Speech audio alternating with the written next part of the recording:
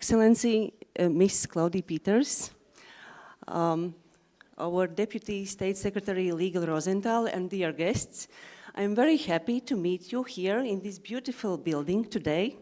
And it's even sunny, not so much windy, but more sunny, and that's great for this view. And yeah, I think this conference called How Can Local Communities Benefit from Wind Farms are truly important for not only for Latvia, for all other countries, European, whatever, world countries, because I really don't know any person who would be happy with wind turbine in his backyard. And yeah, I think you will enjoy. We'll get many good ideas how to communicate with municipalities, with wind farms, which part you are representing. And I would like to invite to open this conference the head of the Latvian Wind Energy Association, Toms Naburgs.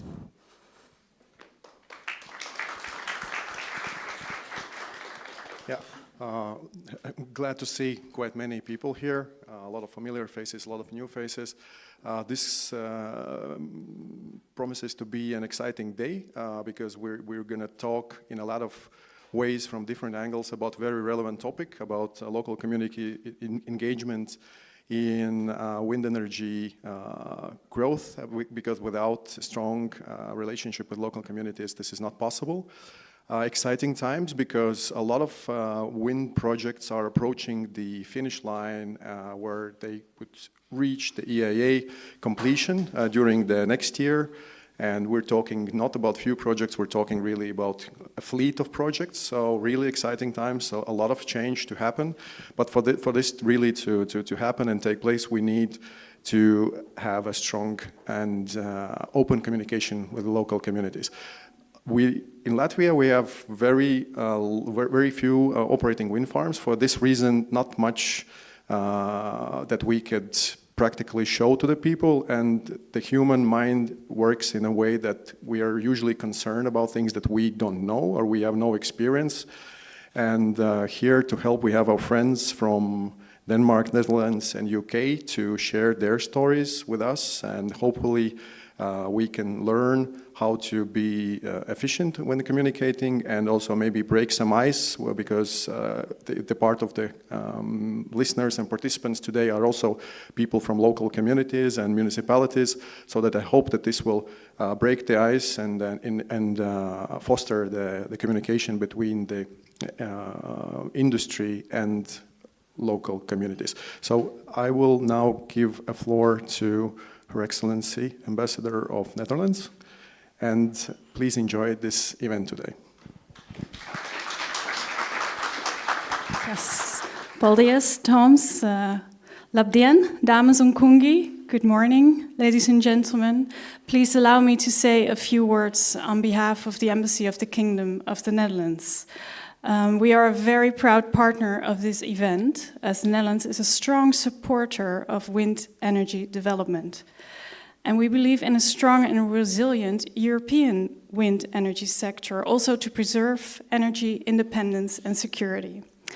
And we have a long-standing experience to share with renewable energy and wind parks. So I'm glad to join you in breaking the ice today and to continue this sharing of experience. My government wants 40% of the total electricity used in 2030 in the Netherlands to be supplied by wind.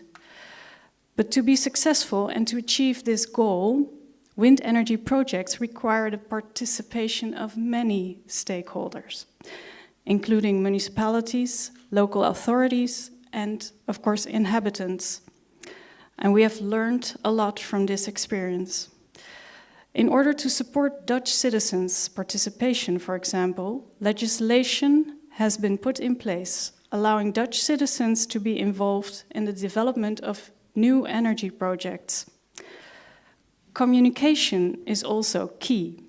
Tools are available that can keep citizens informed and involved so that they are not simply onlookers, but can become active supporters of wind park projects going forward if they so choose. And Dutch research studies, such as a recent one for the province of North Holland, have also shown that wind parks increase the revenue of local businesses and are a boost to employment in the short and in the long term.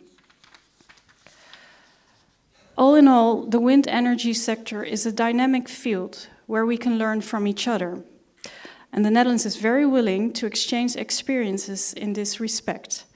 I'm therefore pleased to have the participation here today of Jan Eggenkam from the company Witteveen and Bos, who will share the good practice of cooperation between wind farm developers and the local community in the Netherlands. Let me conclude by congratulating the Latvian Wind Energy Association and our British and Danish embassy partners in making this wind energy seminar such a success. I wish you all a very productive and enjoyable seminar. Thank you.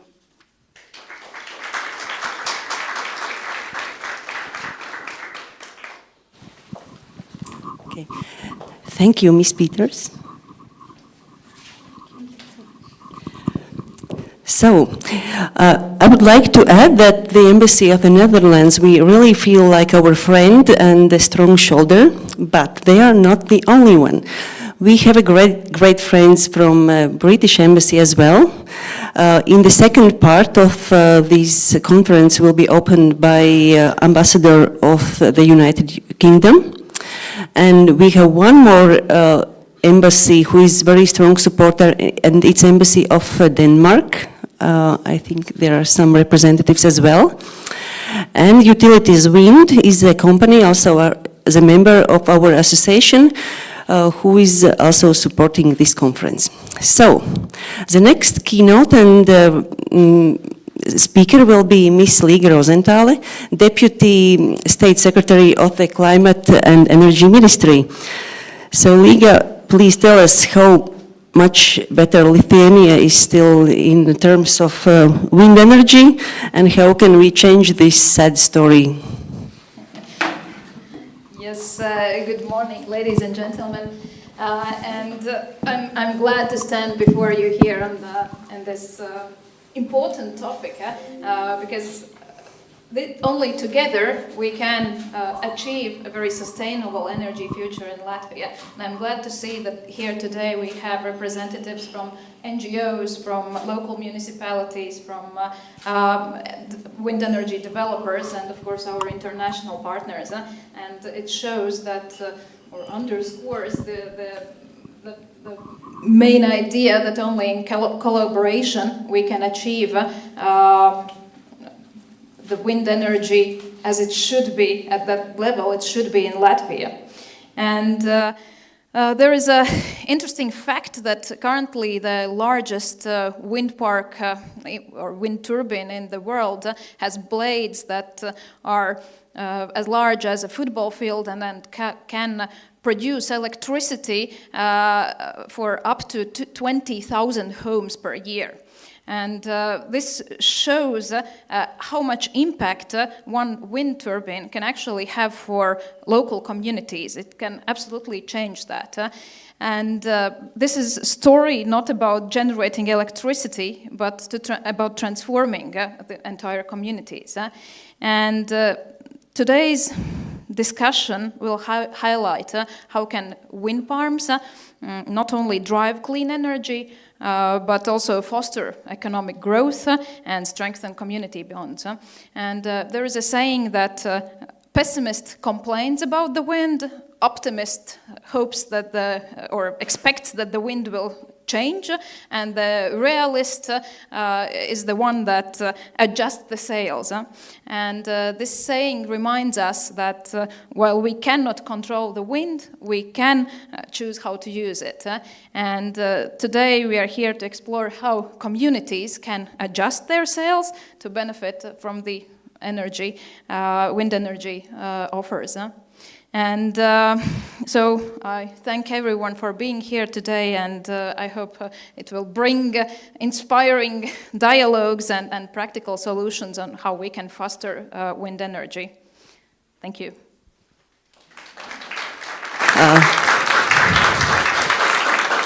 Thank you, Liga.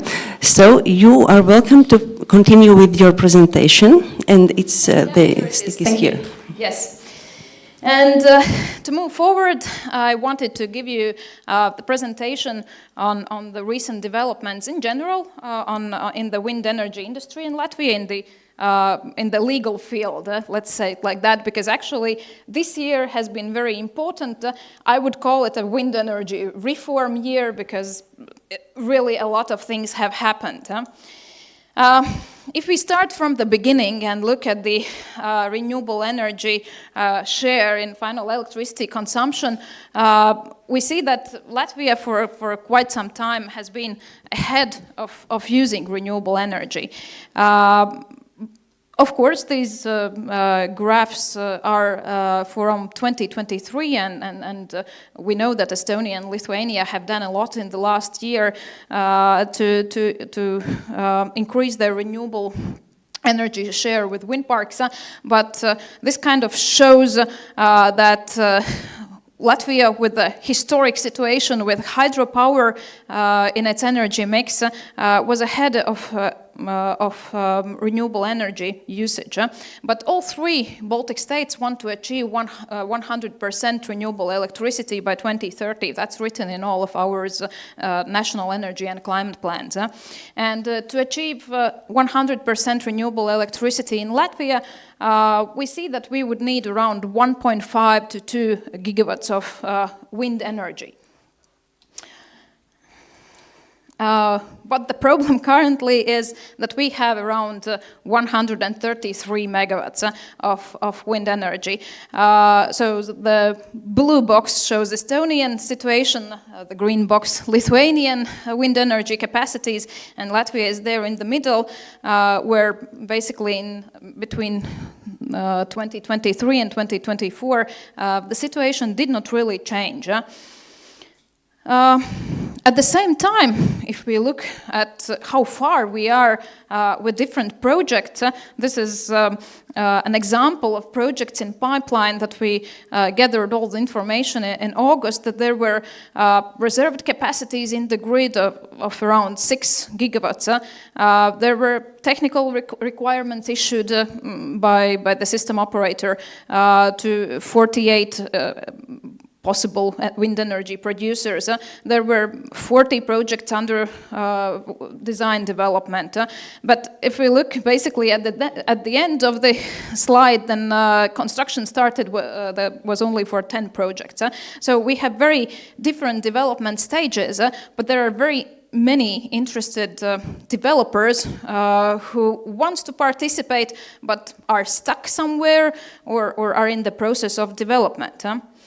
And then we think, well, why do we need any new regulations? Because, well, we have 6 gigawatt renewable energy bookings for electricity grid, but we only need around 1.5 to 2 gigawatts of renewable electricity additionally. So why should we change anything?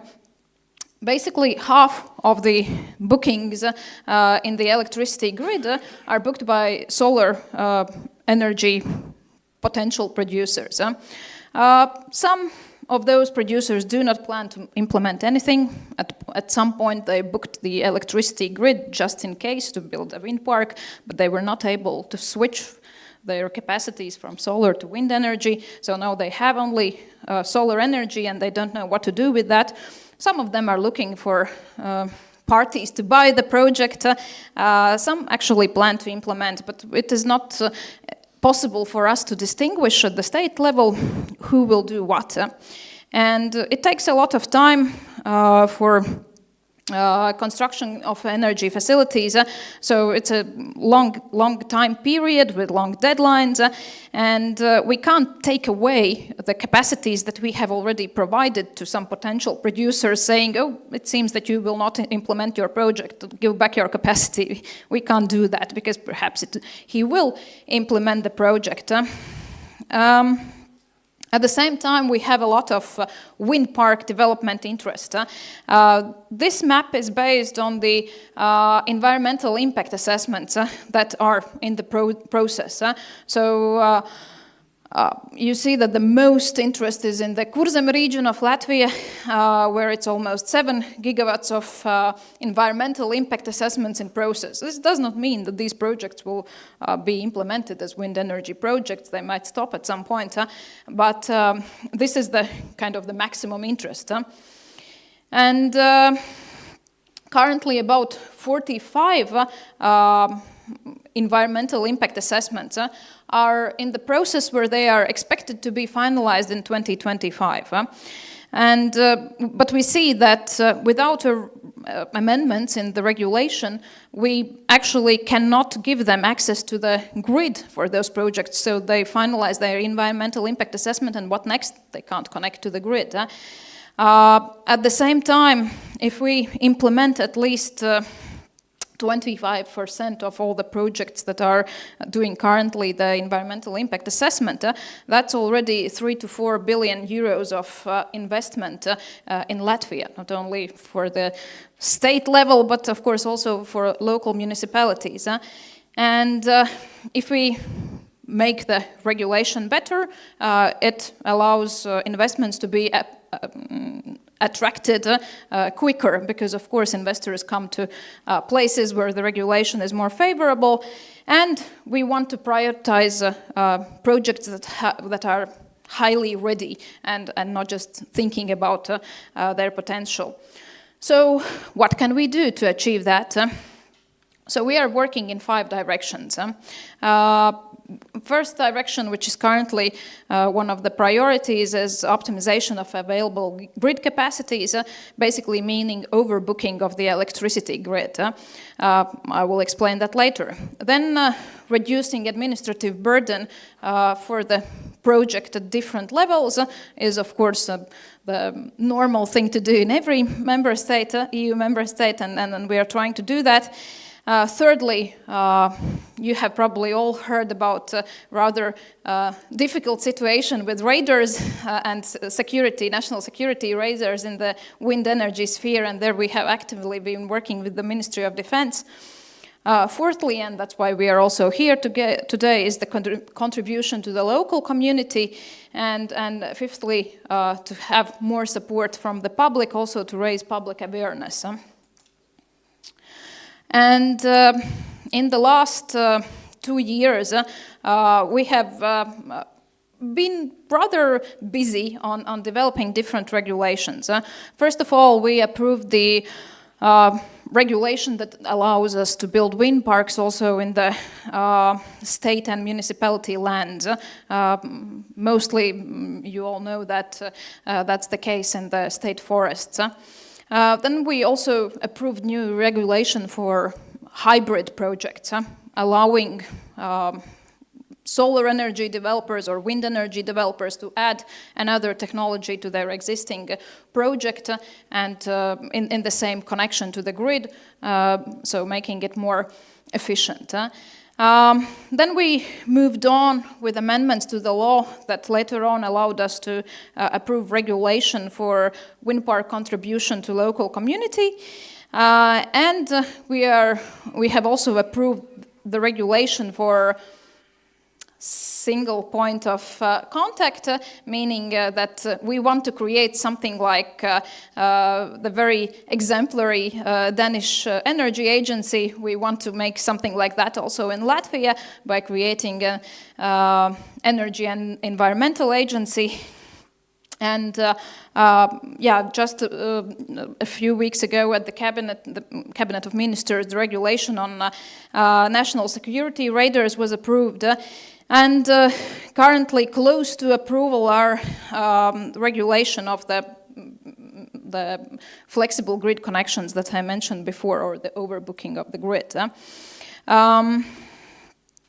What are the flexible grid connections? Well, most of you know that, but to quickly sum up that, if we have a project that has, let's say, 100 megawatt solar park, then it's an option to put at the same connection point also a wind park, because we know that the solar park will not produce as much electricity during winter time or at night. So it's a way how to optimize and use the grid for different project developers by adding their projects together. That's a more efficient way of using the grid, so also the network costs become lower. The developers do not have to wait for us to develop, for the transmission system operator to develop the grid further on, and it increases the competition.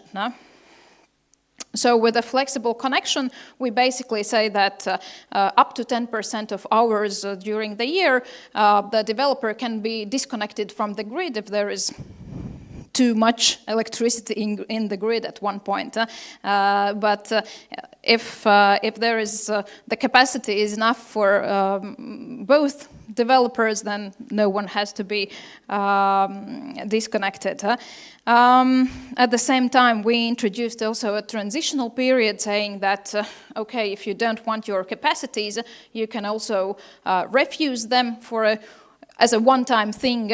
You can say, okay, I don't want to develop my park anymore, and you can get your money back both from the system operator who asked for a booking fee and also from the ministry to whom you paid the booking fee for the permit. But that's not all what we did with the amendments to the electricity law that are currently under approval. We also tried to implement what Renewable Energy Directive says to us, that renewable energy has an overriding public interest, or basically energy and environment are actually equal, and that environmental aspects cannot be treated as more preferential as the energy part. But that doesn't mean that environment is not important. It's absolutely important.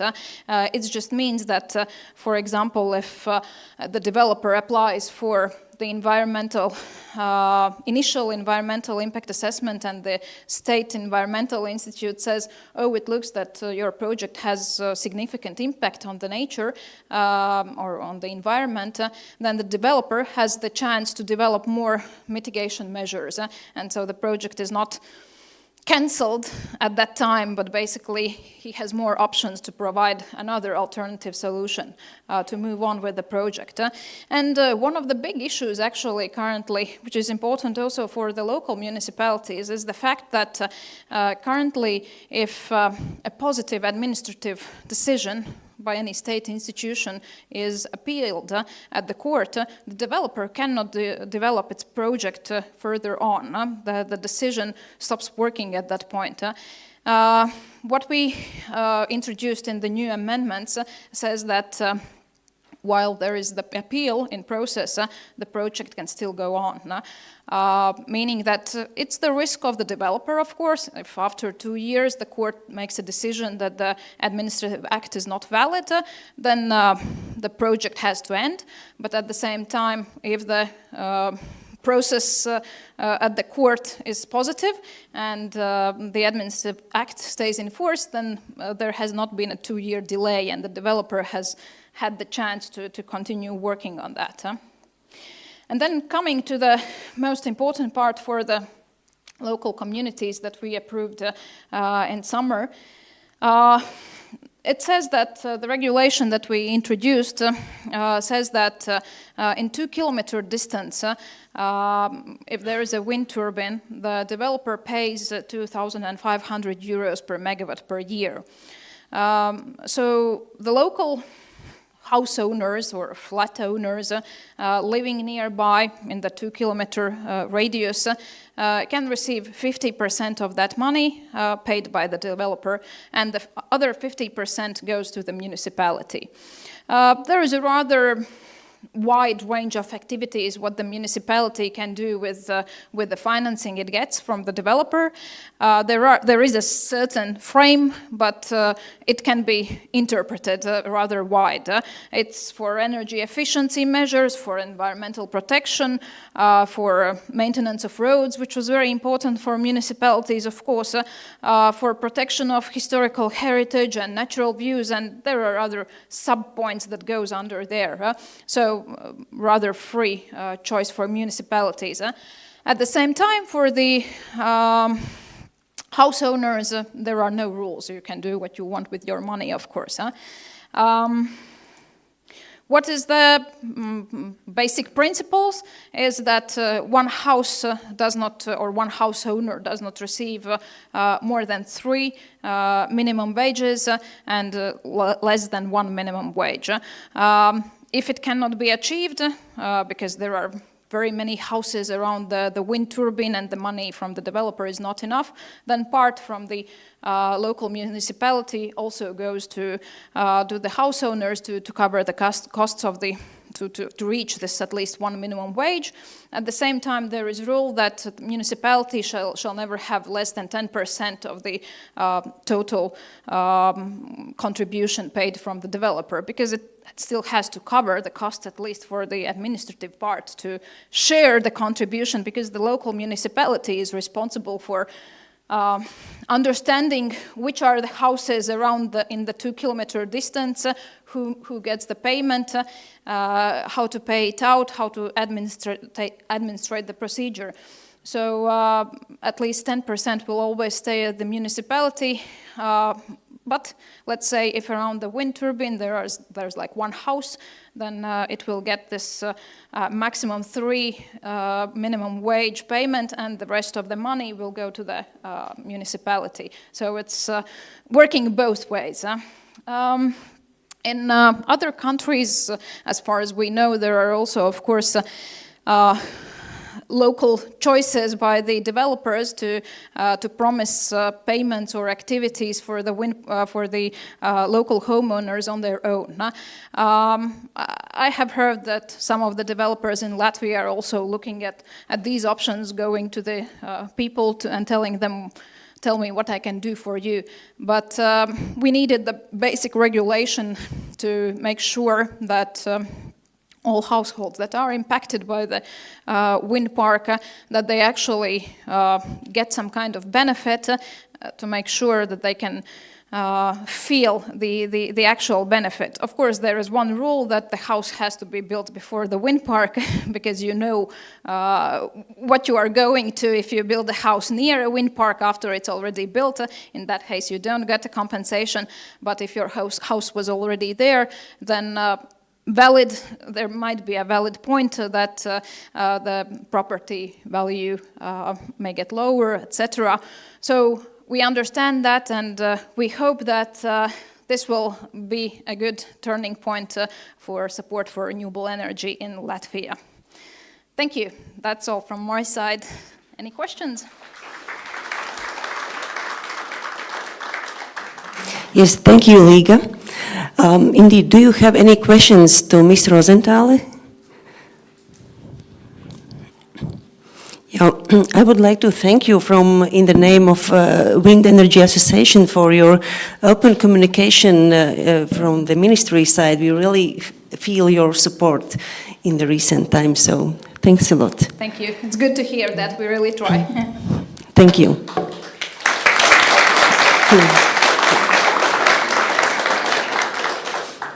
So our next speaker has been traveling from Brussels, from Wind Europe Association, where he is advisor for environment, community and engagement issues. And Guy Williams, he will give us a broader vision where we need to go within the wind energy in Europe, what are the benefits from wind farms, and what are the best practices in the Europe for communicating between wind farms and communities. Please. This one? Well, first of all, good morning, everyone. Thank you to the Latvian Wind Energy Association for hosting this event. I'm also very happy to hear that finally things are starting to move in Latvia. So let's get started a bit. Maybe for you who don't know who Wind Europe is, we're basically the European version of the Latvian Wind Energy Association. We represent over 600 companies, and most of our activities take place in Brussels, but like today, we also go to many national markets. Let me start off by setting a bit the context for all of this. So where are we when it comes to wind energy right now in Europe? So we have around 278 gigawatts of wind energy capacity installed all around Europe. That's not just the EU. And that makes up around 20% of all of Europe's electricity already. Now, when we look at where that capacity is installed, you'll see that the most capacity is installed in Germany, but we also have some high numbers in the United Kingdom, in the Iberian Peninsula, France, Italy, and the Nordics. However, when we start looking at how much wind energy contributes to the national electricity systems, we see a bit of a different picture. Denmark with over 55% already, Ireland is over 30%, again the Iberian Peninsula. But even when we zoom in to your region, we've already had a bit of a snapshot into that. We see that Lithuania actually has quite a lot of wind energy in their electricity system already, Estonia as well, and as we know, Latvia is, of course, not advancing as fast. But where do we need to go? So I'm moving back to EU numbers here. We currently have, I think it's 275, I can't read it from here, gigawatts installed in the EU. The majority of that is onshore. The light blue bit is offshore. It's only around 20 gigawatts. To reach our climate targets, we need to go to 425 gigawatts in total. Again, the majority of that will be onshore. However, we will run short of that, as you'll see here, by around 75 gigawatts, which we will probably not install. Now, this has multiple reasons.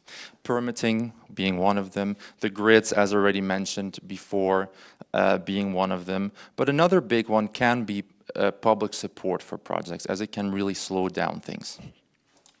And that's where they come in, the communities. Luckily, when we look at the average around Europe, support for wind energy is high.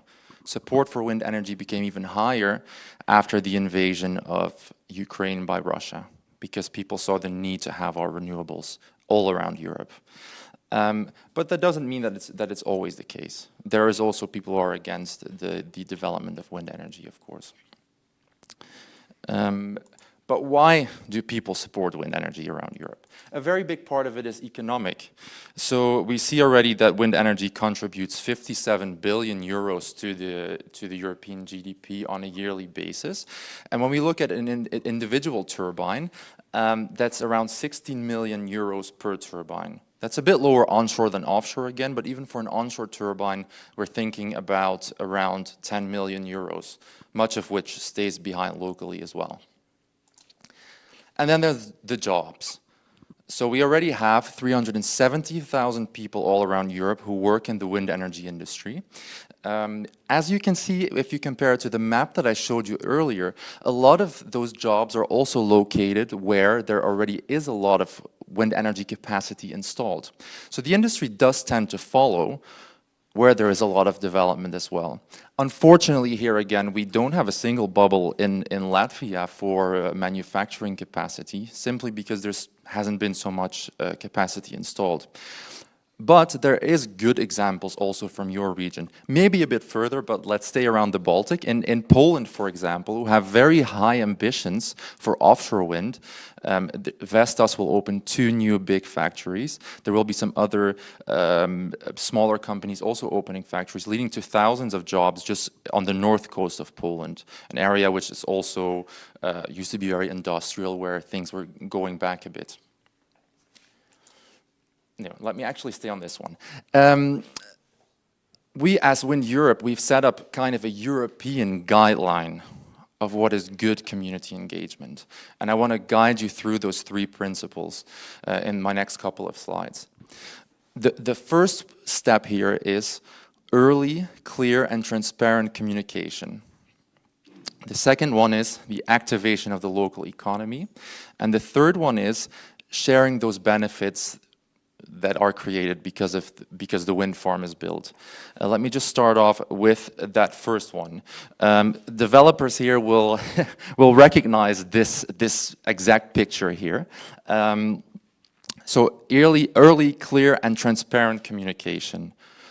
Really, it's up to developers to start as early as possible to speak to communities who will live around wind farms. It's very important. Be transparent about things. This transparency also counts for municipalities. We have seen, especially in Southeast Europe, I don't know how relevant this would be for a Latvian context, that transparency from local municipalities can sometimes be very bad. Everything happens behind closed doors. This is very bad for the support of the project in the long run, of course, and this really should be avoided from both ends of the situation. Also, why I'm here is to share some good practice examples which could especially be useful, both for municipalities and for developers. The first one that I would like to share is exactly on this topic on early, clear, and transparent communication, and that's this wind farm from Wales, Pen y Cymeth, if I pronounce it correctly. And basically what they did, so Vattenfall, the developer there, they already started engaging with the community before official contacts were established with the municipality. They already started. So since the pre-application phase, basically, to find out what needs are there in this community, what is lacking there, what can they do. And they really made sure that everyone in the community, also those who were hard to reach, which is very often the case, were involved in this process. And they did that by, for example, using free-form posts, local events, workshops, advertising on local buses that these events were going to take place. They also had this online campaign. And in this online campaign, they asked people what is important for you on 4 different topics.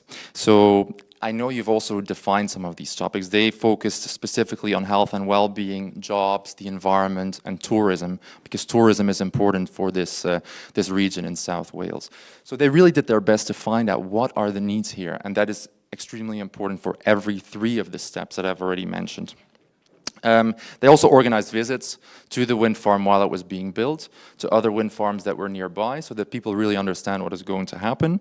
And they went to schools, where they answered questions for local children, basically. We move on to the next one.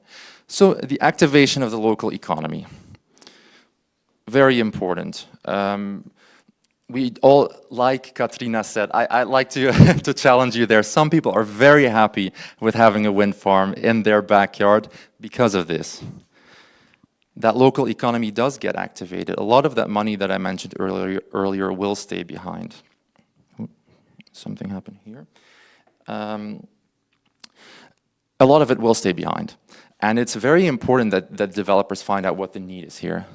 How far is it possible as well that you can use local people to work in the construction phase, to use local materials to use in that in the construction phase, to make sure that people are really involved in it from the beginning, and that ideally as much stays behind there as possible. Now, I personally love this one example here. This is the Mörsdorf wind farm in the southwest of Germany. And you might be wondering, why am I looking at this expansion bridge here?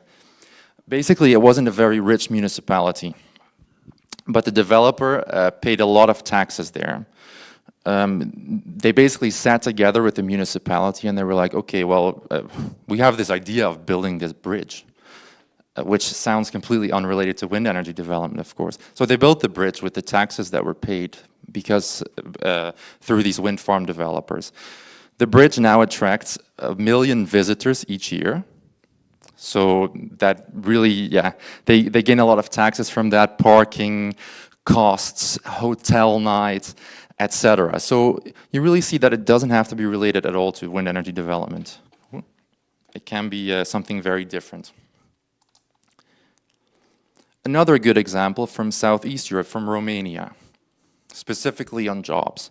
This is a region that used to have a lot of coal miners, coal mining. Some developers set up a re-education, re-skilling center here. They then also built the biggest onshore wind farm in Europe, here in Romania. So they tackled two issues here. They reskilled over 5,000 people already a couple of years ago. To be honest, I don't know where we are now. I know they're still open, but so 5,000 miners already got reschooled in 2020. They now all work in the wind industry, so all around Europe. This wind farm also was in a very poor area, and this municipality now kind of boasts about the fact that they have some of the best roads in Romania, simply because around the wind farm, well, you need to have good infrastructure, of course, to build these wind farms, and they have to be kept up. They also renovated the local church. They give money to the local school, and the whole village, the whole town, actually a couple of towns around here, really got an economic boost just from having that wind farm there.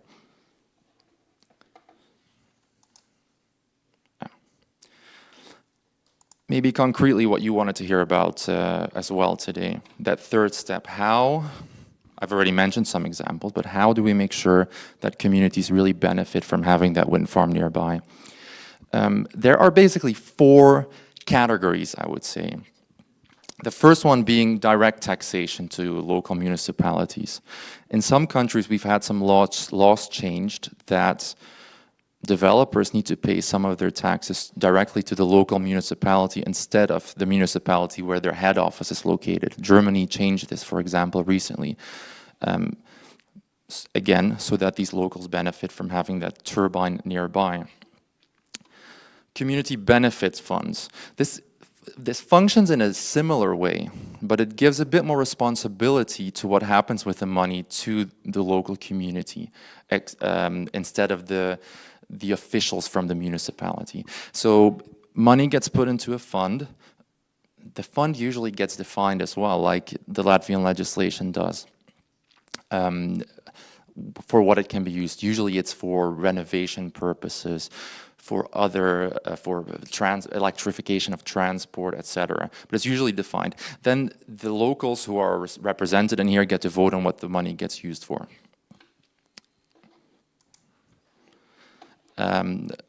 Benefits in kind. So that's some of the things I mentioned already before as well. Sometimes a developer will build a local pool. Sometimes a developer will build an expansion bridge, like I showed before. But there's also, of course, many smaller options possible. Giving stuff to daycares, supporting schools. But again, developers need to know what the needs are in the community to actually know if this is a possibility. Then the last one is co-ownership. Now, co-ownership usually is only possible and fair if a local municipality has the resources to do this. If the local people have the resources to do this, otherwise it might be a bit unfair. But it is a way to share directly again with local people the profits that come out of a process, out of a wind farm. But it doesn't always work. Denmark, for example, had this as an option in their legislation, and it kind of backfired there. So you have to be careful with this one in specific. Again, I want to share some good examples from some countries here. This one is from Margonin in Poland, and this was one of the poorest municipalities in the regions. Then they built one of the biggest wind farms in Poland there, and what happened is that 25% of the municipal budget then came from taxes from the wind farm. And now they're one of the richest municipalities in the region. This can really make a big difference, essentially. Galway Wind Park is located in Ireland, and they do something very interesting. They have a kind of a community fund, like I showed you before, but they have a specific focus on education, and they've already sent around 30 people to university, which in Ireland can be very expensive. So not everyone has the opportunity to pay for that, but they pay for around half of their tuition fee on a yearly basis. So that really makes a difference in these communities that are very rural. Here you see the Irish Wind Energy Association always hands out a prize for the wind farm that does the best job in that year on community engagement, and they won it one year. So really made a difference there as well. They have a bigger purpose with their community fund, but this I think is the nicest outcome. Now, to end the presentation, let me focus a bit on the laws in other countries. First of all, I think Latvia did a really good job on putting this law into place. Maybe one comment before I look at other laws across Europe is, again, focus on transparency. We have seen, and I recently spoke to an MEP who used to be the energy minister of Greece, and he said, I made the biggest mistake ever by not putting transparency clauses into this. Local municipalities need to publish what they do with this money or let a third party take care of it to stop corruption taking place, but also to make sure that locals know how they are benefiting from that wind farm being there, so that it's very clear how they're getting that money, what it is being spent on. Extremely positive thing for public support for local wind farms. Anyway, on that note, let's start off with the biggest country in Europe, again, Germany. So Germany recently introduced this law, and they did a bit of a different approach from what they had before.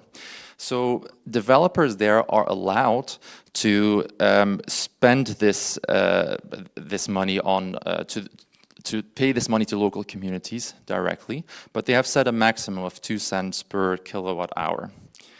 They can get a discount for this when they lower electricity bills directly for people who live close to wind farms. So again, a direct payment here. Denmark. Denmark's done a lot of experiments with this. They really have a long history of community engagement, of community benefits. They used to have a system which didn't work very well, but they changed it recently to also a system with more cash benefits. And on top of that, they also want to compensate people who live close to wind farms if their homes lose in value. They have established the limits of that a bit differently. They looked at the heights of wind farms and look at the zone around it in a different way. So for the housing compensation, for example, 6 times the tip height on the floor. If you're within that circle, then you're eligible for compensation. And also, again, cash benefits for local municipalities. In France, they're also doing something completely different.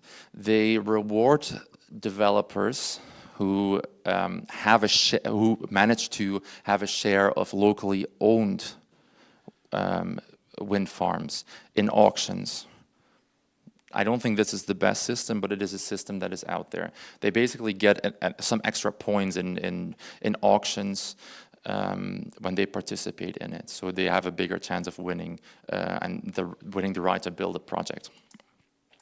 Now, Scotland is also focusing on community ownership. They want to have around 2 gigawatts of wind farms being community owned by 2030. They put in place some money from the government side for that in the form of loans. So they framed it in the way that this is it comes basically from an innovation fund, and money is put available at a lower price than normal market rates for people who want to invest in wind farms. There are many other countries who just focus on property taxes or municipal taxes. So for Finland, you have to pay 30,000 euros per wind turbine, to the local municipality. For offshore wind, this will be 3 times as much, to make sure that the local municipalities are positive. In Greece and Portugal, they're again looking at percentages of the local turnover of that wind farm. So the amount can differ year per year as well. And then last, which I think might also be useful for Latvia, is that Romania and Poland have set up good practice guidances, basically. They really enshrined what developers should do. Maybe, again, these 3 steps that I've mentioned already before could be a good idea. And to agree together, this is the baseline of what we're going to do when we're approaching municipalities. In those countries, it works very well. Now, I'm very happy that, that right before we had some mentioning of permitting, because this is another one of the topics that I work on. But I did want to highlight it because it can be quite important for public support as well, and that's clarity on all procedures. And I'm happy to hear that Latvia is making work of implementing the Renewable Energy Directive principles already. It will just give much more clarity to the whole procedure if you do this well, and also be positive to public support. Maybe I want to end up on a positive note. But also a message to the Latvian industry, and that is that we as an industry are responsible for public acceptance. We need to take that good approach. We need to use those good practice examples, and we need to use those 3 steps that I've mentioned before, because if we don't do it well, if we lose the support of communities, it is harder to get it back in the future. You're still at the beginning of this process. Let's make sure we do it well from the start, and continue like that. Yeah, let's end like that.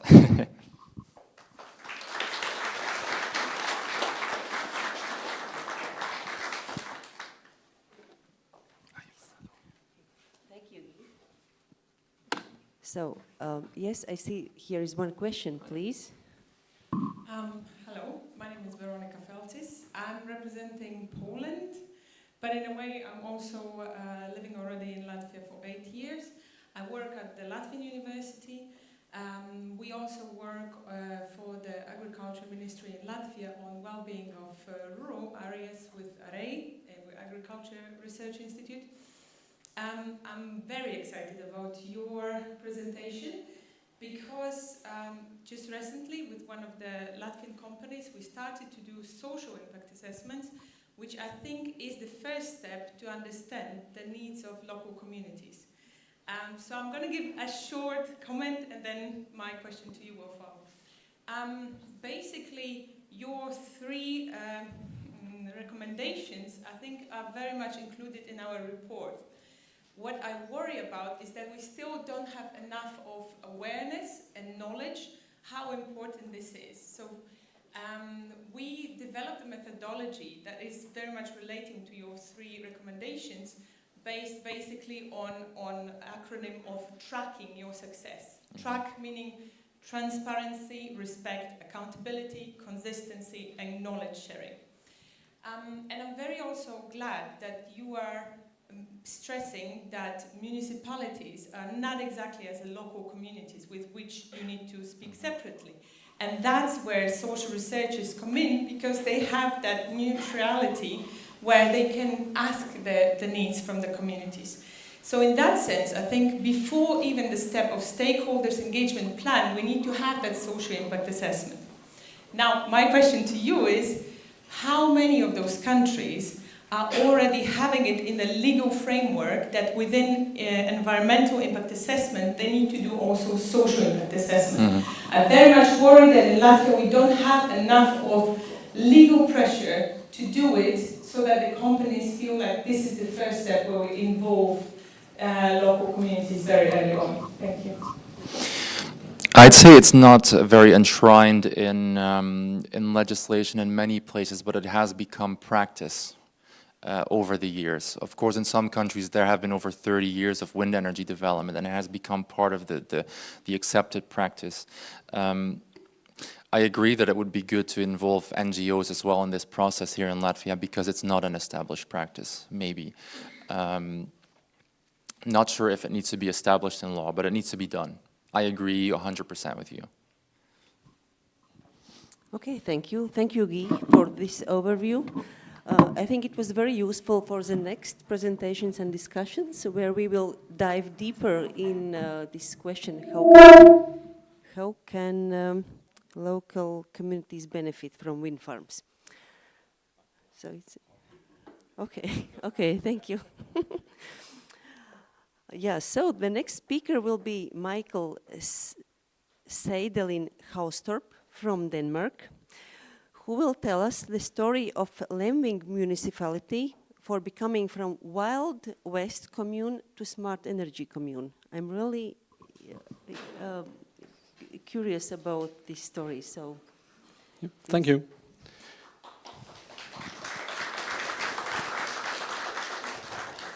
And thank you also for having me here.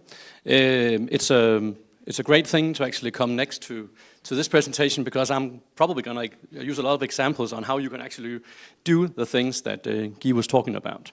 I'm a planner in Lemvig municipality, and I've been working with renewable energy for the last 7 years. I work with a lot of other things, but renewable energy is of course something that takes up a lot of time in our area, and also a lot of space.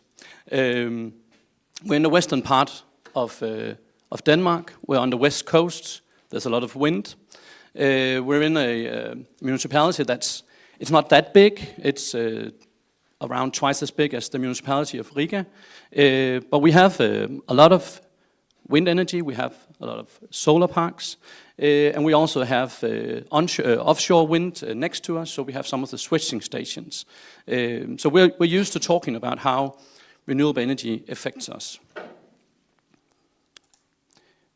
When we look on how our municipality is filled, you could almost say, with wind turbines, you look at noise. So this is a map that shows the noise coming from wind turbines. The blue areas are our urban areas, and it is getting quite difficult to get more wind into our municipality. So it takes a lot of time right now to make new plans for wind turbines, not only because it's difficult with the local communities, but also because it's technically difficult.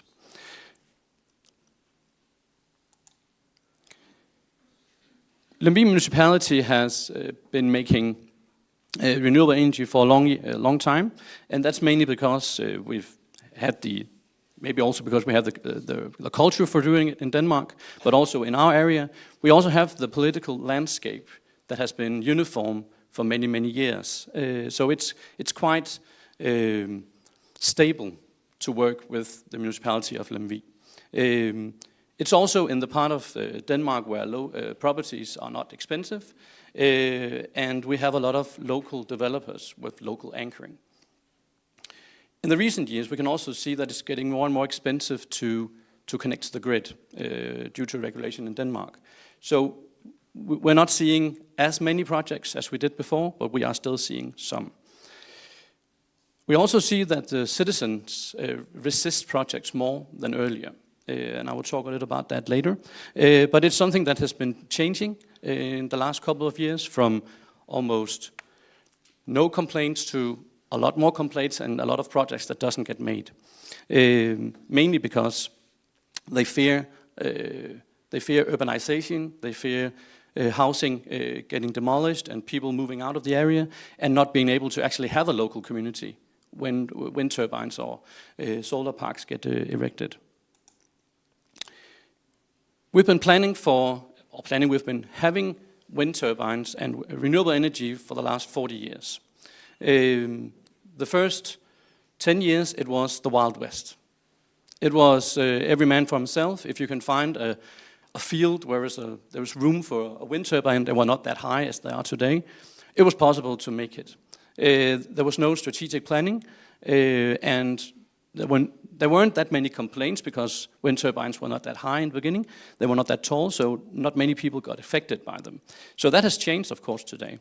But when you look upon the next 10 years, we come into the 90s and the early 20s, we see how it changes. And we also get some national goals for energy, and we kind of look into how are we able to reach that. So we start our look into some strategic planning, but we also still see a lot of expansion of wind turbines. But still just wind turbines. When you get to 2008, we changed direction, where we also put more emphasis on the strategic planning. And we do that because we have a lot of old wind turbines at that point that needs to be changed, but we also have some big projects that we need to find some place for. So in that part of the years, we do a lot more strategic planning, and I will show you on the next slide how that actually works for us. We also put into place and kind of like a local regulation that you need to have local acceptance of the projects. So that's something that we actually implement in 2008, and we've been working with that since. From 2016, we see the first solar parks. So that's the change in that era also. In the latest years, we are, of course, still working with our strategic planning. We've also implemented a form of application round where new projects only come in when the application round is open. If it's closed, you're not allowed into it, and you can't get your project through. We still have this focus on local acceptance, but we also have a new definition on it, so we also act more on the local support. So it's not just enough that you can accept it, you also need to be positively engaged in it. So that's the new part. It's the one word that I can see I have missed on the slide. But this is working okay, I would say, for us right now. We also have this idea of focusing on more than just energy. And that's, of course, part of the local acceptance. This is our planning concept. This is the zoning, the strategic planning that we work with. We have a red zone and a yellow zone. The red zone is a zone where the landscape is it's too valuable to us to put solar power or wind energy. The neutral area, the yellow area, is an area where it's possible to put in new parks of different varieties. It's not that it has to be in there, or it has to be in the yellow, it can't be in the red. It's not that it's possible if there can be a village, there can be some nature you have to take into account. If nothing speaks against it, it's possible to place it in the yellow. But the new part that we implemented last year, it's only possible if you have local support also in the yellow. So local support takes up a lot of time and space in that area. One of the things that I think also Guy talked about is aligning expectations with the developers. It's also making clear to them, what do we expect from them? What do we find necessary in order to fulfill the criteria of local accept? So we start out, of course, with saying you have to be in the application round. You have to follow this red and yellow map. You also have to do a lot of work before we see the application. You have to have a project that is positively received locally. So we actually say that to the developer before we see the final application from them. We need to make sure this is a good project locally. So we actually give them the job completely of securing this. So this is not something everybody in Denmark uses. This is a thing we locally have chosen to do. And I think this is something that has worked for us. And of course, we still have to develop on it. So we look into that in the future also. There's also another thing that we actually want the developers to do, and that's to do all the documents themselves. So all the planning documents, the environmental documents, they need to do that themselves. So that's kind of like all the expectations we provide them with. The first application round provided us with 750 hectares of solar parks. So they applied for that, and we have planned for 2/3 of it. In 2023, we did another application round, and we got 1,000 hectares of solar plants, solar park into on our desk, and 10 to 20 wind turbines. And we can see now, because we also have this local acceptance criteria, it's getting very, very difficult in our parts of Denmark to create these projects. We are quite full with renewable energy. So to make new, it has to be a very beneficial project. And we're kind of we're looking into the next week, where our council are deciding on which of these projects are going to get a positive feedback. And it looks like it's only going to be 25 hectares of solar power in this new application round, and some of the wind turbines. So that's if it's a success story, I don't know, but we have the criteria of local acceptance, and if you don't have it, then it's a success. We don't. The communities like the idea of not getting anything they're not happy about.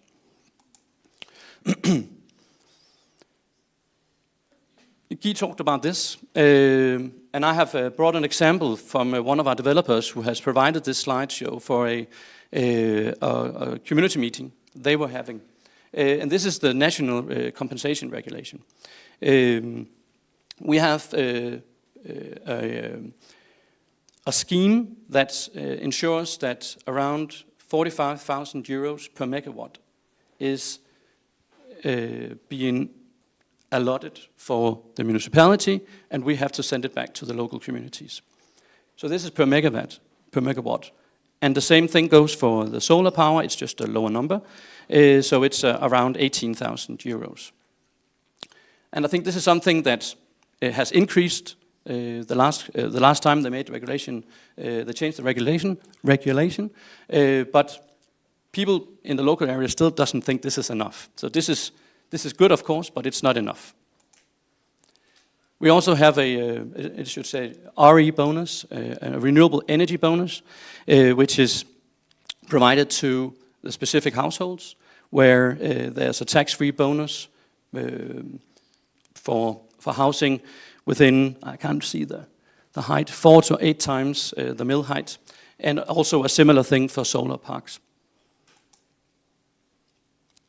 There are also regulations to ensure that people who live close to this area and who loses value on their property get reimbursed in some way, either get bought or has the option of getting bought, or getting reimbursed for the valuation of the property. And this is, I think, kind of like some of the things you have seen earlier today. It's kind of like the map on how you can see the regulation on the proximity to the neighbors. And now to some of the examples we have. And we have many. I could have come with 20 different kinds of projects. And I've chosen a few where I think this is it's interesting to look on how is it actually working. This is the biggest wind turbine in the world based on commercial terms. It's 266 meters high. It's placed 1.5 kilometers from our second biggest town in Lavie municipality. It's put on a harbor, and it's owned by 2,800 local people. So a fifth of the inhabitants, of the adult inhabitants in Lavie municipality, owns a part of this. This is quite easy to get acceptance for. It's a very beneficial project. There's a great return on your investment, and we had zero complaints on this project. Absolutely none during the planning process. Everybody was happy. We made this plan in, I think, less than a year with all the papers. So this is a project that was very interesting to see. Of course, we don't have this situation many places. So this is kind of like a dream project. But it's still interesting to see that if you find a place like this and you have the opportunity to invite the public in, you can actually get quite a big investment. This wind turbine, I think it cost around 25 million euros. So, and when they auctioned the shares, they could have bought 2. So a lot of people really wanted to invest in this. We also have smaller projects, of course. This is a 90 hectares solar plant next to a wind turbine park. We accepted this. We went through with this in our 2019 application round. And the reason why we did that to this area, because it's also in a landscape area. This is an area we didn't really want to go in there, but the developer had a plan for also making PTX, actually power to ammonia. And in this project, they have demonstrated how to use power to make green ammonia. Green ammonia is one of the ways we have to go in the green transition. And we can actually also see now that jobs are being created due to this. There's 2 companies being placed next to this area with 160 jobs in the future. This is something we didn't have before. So we can see the idea of making solar park next to a wind turbine, next to a PTX project. Very interesting, even though there actually was some kind of, the public wasn't that happy about it. When they opened this PTX plant, 2,000 local people attended the meeting. So I think that speaks volumes for how good the project is. Of course, there are still public issues. A similar project to the wind turbine, we have a 50% owned project, which also was easily planned for with no public comments because they wanted the project. The 50% is owned very local in this part, I think within 3 kilometers of the solar plant. So this is also very interesting. I think they gathered 115 Danish kroner, what is that, 20 million euros to help this project. Another concept we're also working on is the climate park, we call it. And it's a park that provides more than energy. It's a park that, although it's a solar park, it also gives us a lot of forest, a lot of improvement of the local nature. And this is not something, it hasn't been built yet, it's been planned, it's being built from next year and forward. And we're looking into how plans like this can be applied everywhere. So we not only get maybe PTX and growth and jobs, we also get growth and better nature. But it's not all fun to work with renewable energy. And this is not a picture of a project that's going to be made. This is a picture of a project that's divided. In this case, we have a project of only 60 hectares of solar power and 1 wind turbine. And we have signature collections, both for and against the project. As you can see here, the red triangles are negative opinions to the projects, the green are positive, the yellow are neutral. It was a community in total disorder, not happy about anything. This was very difficult to work with, and our council are probably going to say we need to have more local support than what this map shows us. Another project we have is a solar and wind turbine project on the border between 2 other municipalities. We're looking into cooperation with those. So we've made a partnership. We call it Klog Energi. It means smart energy. So this is where we are ending today. We're ending with a smart note. We're trying to say how can we help. We're on a border between municipalities. People don't live. That many people don't live on the border often. So who's going to help those people? So we're looking into that 3 municipalities help them. And we also look into how can we help ourselves as a whole when we're planning for big projects. So we're hoping that a cooperation between 3 municipalities can help in the future with both community work, but also with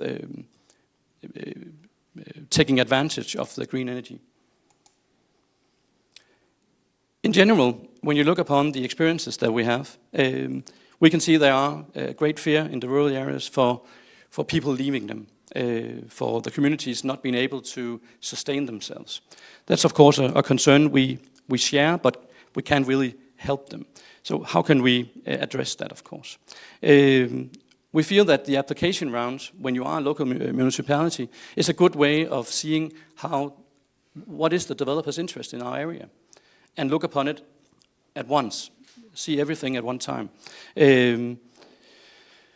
Local ownership, you mentioned it also, Guy, it's, what is it in the future? We don't know. Is it possible to use that everywhere? Probably not. It's expensive, and the local community can only sustain so much themselves.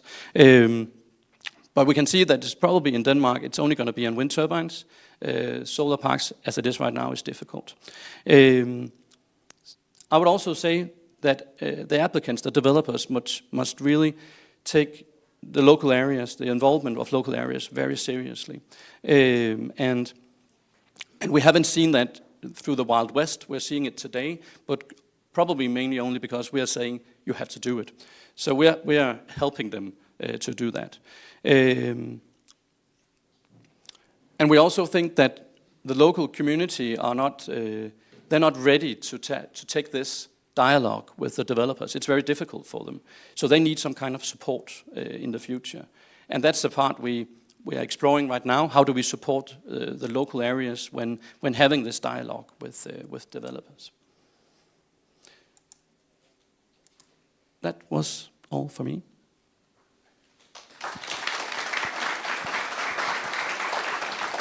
Okay, thank you, Michael. We can have one question from your side. Do you have any, or we can transfer it to the panel discussion? Okay, thank you. I had several questions, but you covered all of them, so thanks a lot. Okay, so the next speaker will be Mr. Raivis Kalējs, this time from Latvia, from Dienvidkurzeme County. And I think this county has the highest density of potential wind turbines in Latvia. So it will be very interesting to see how you are looking for balance between interests of wind farms and communities. So please. So you called yourself like trailblazer for wind energy. Okay. Or this one. Okay. Hello, everyone. Thank you for inviting me here. Coming from Dienvidkurzeme County Municipality. Yes, I put a bold, let's say, statement or a title that says that the Dienvidkurzeme County Municipality is a trailblazer in wind energy in Latvia. But it's not all about, where is this? Oh, here.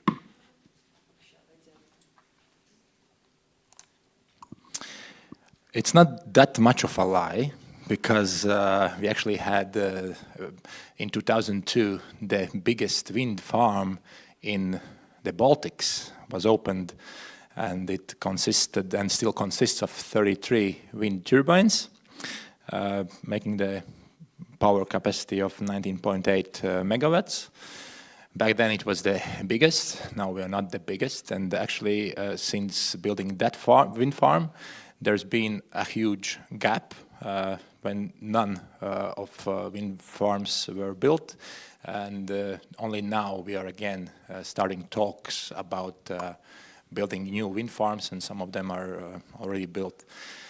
Yeah, but about the first wind farm, I think it also revealed a lot of oddities in the project, and I think all the Latvians know the term mandatory procurement component, which was included in the electricity prices, and Latvians actually paid 3 times much than the market price for electricity. And I think that's the reason why the negative attitude grew in the society, and now we have to, let's say, turn it to the positive way. So that's well, we were the trailblazers, but not.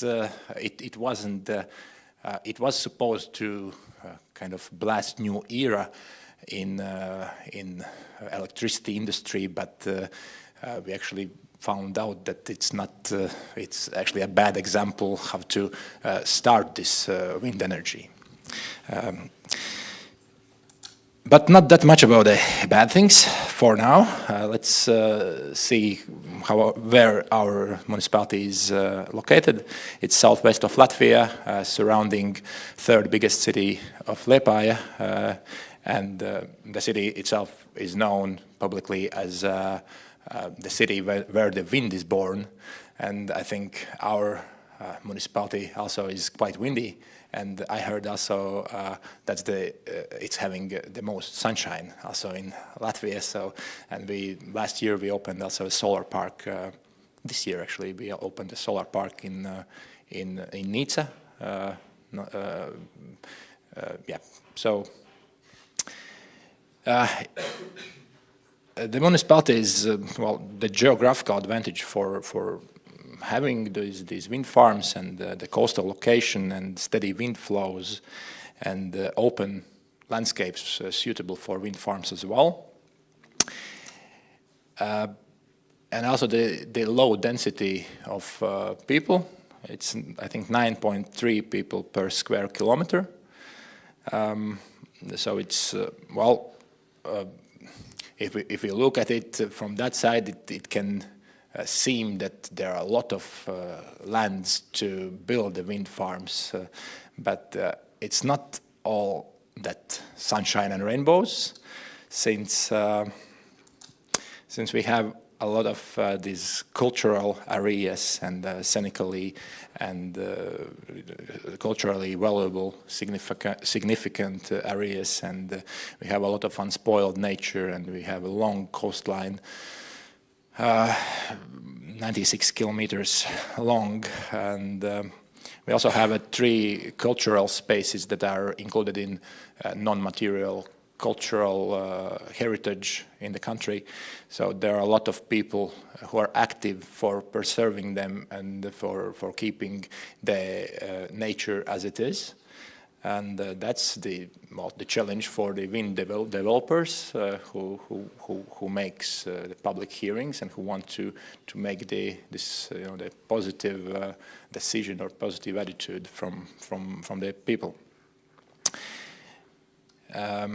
So yeah, but just shortly about the municipality, we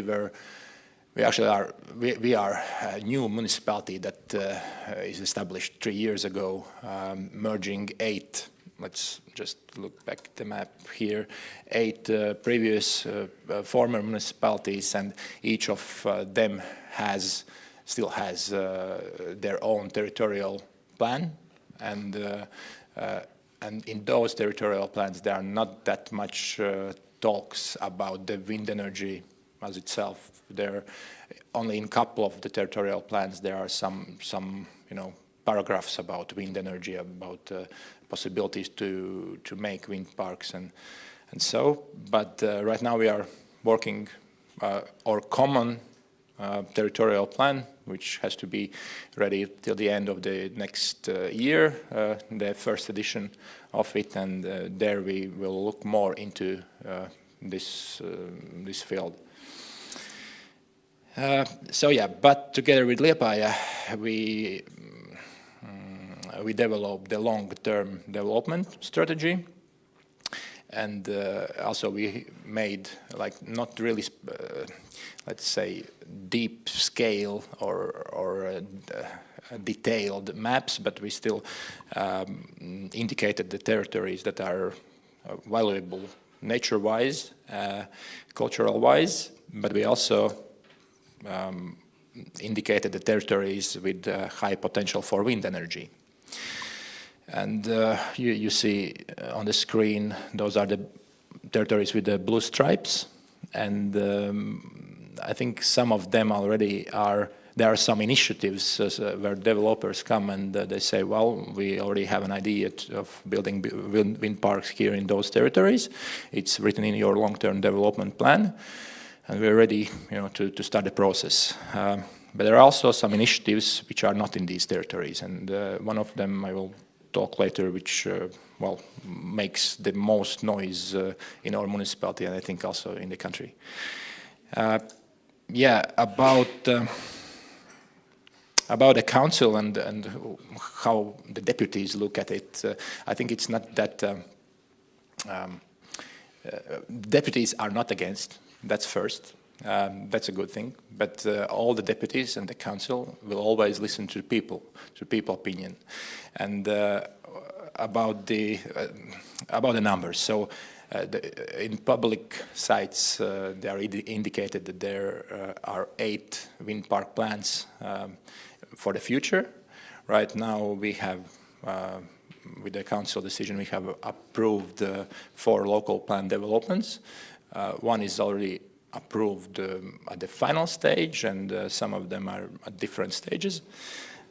And actually yesterday there was like one of, I don't know who presenter told that there is this positive experience, positive practice about making the pre-meetings before actual like the environmental impact assessment meetings and so.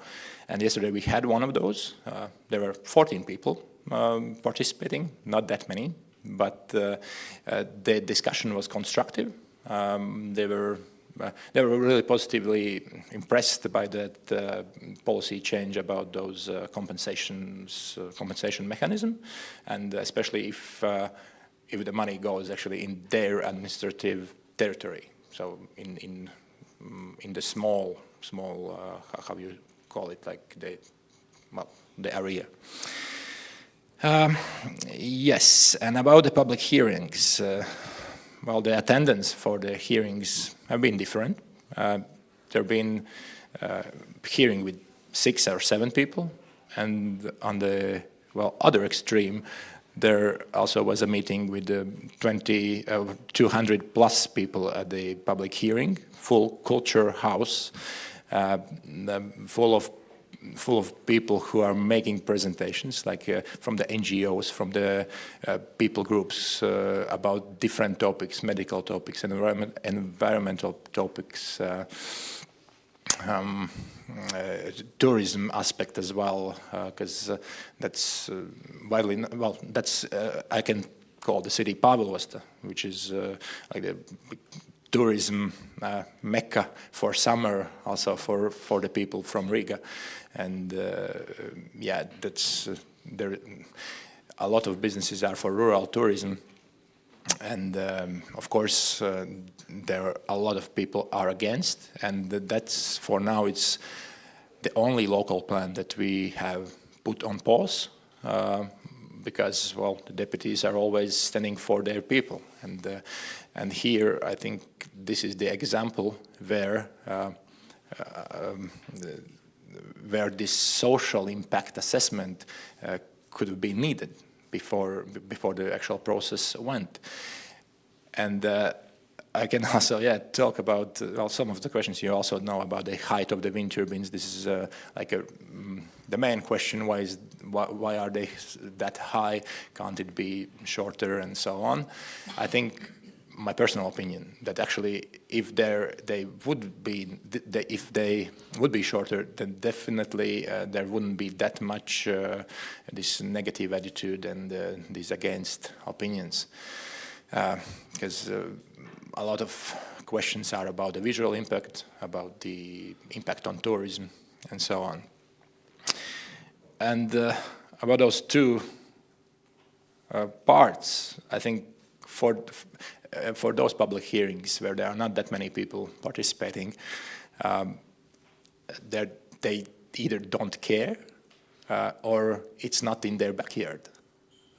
So they are okay with that. The wind energy is fine, or energy independence is needed since the war started. And I think also there was that SKDS survey where there was a question about do we need wind and solar energy, and like 87% or somewhat said yes, we need, and that's our way to the energy independence.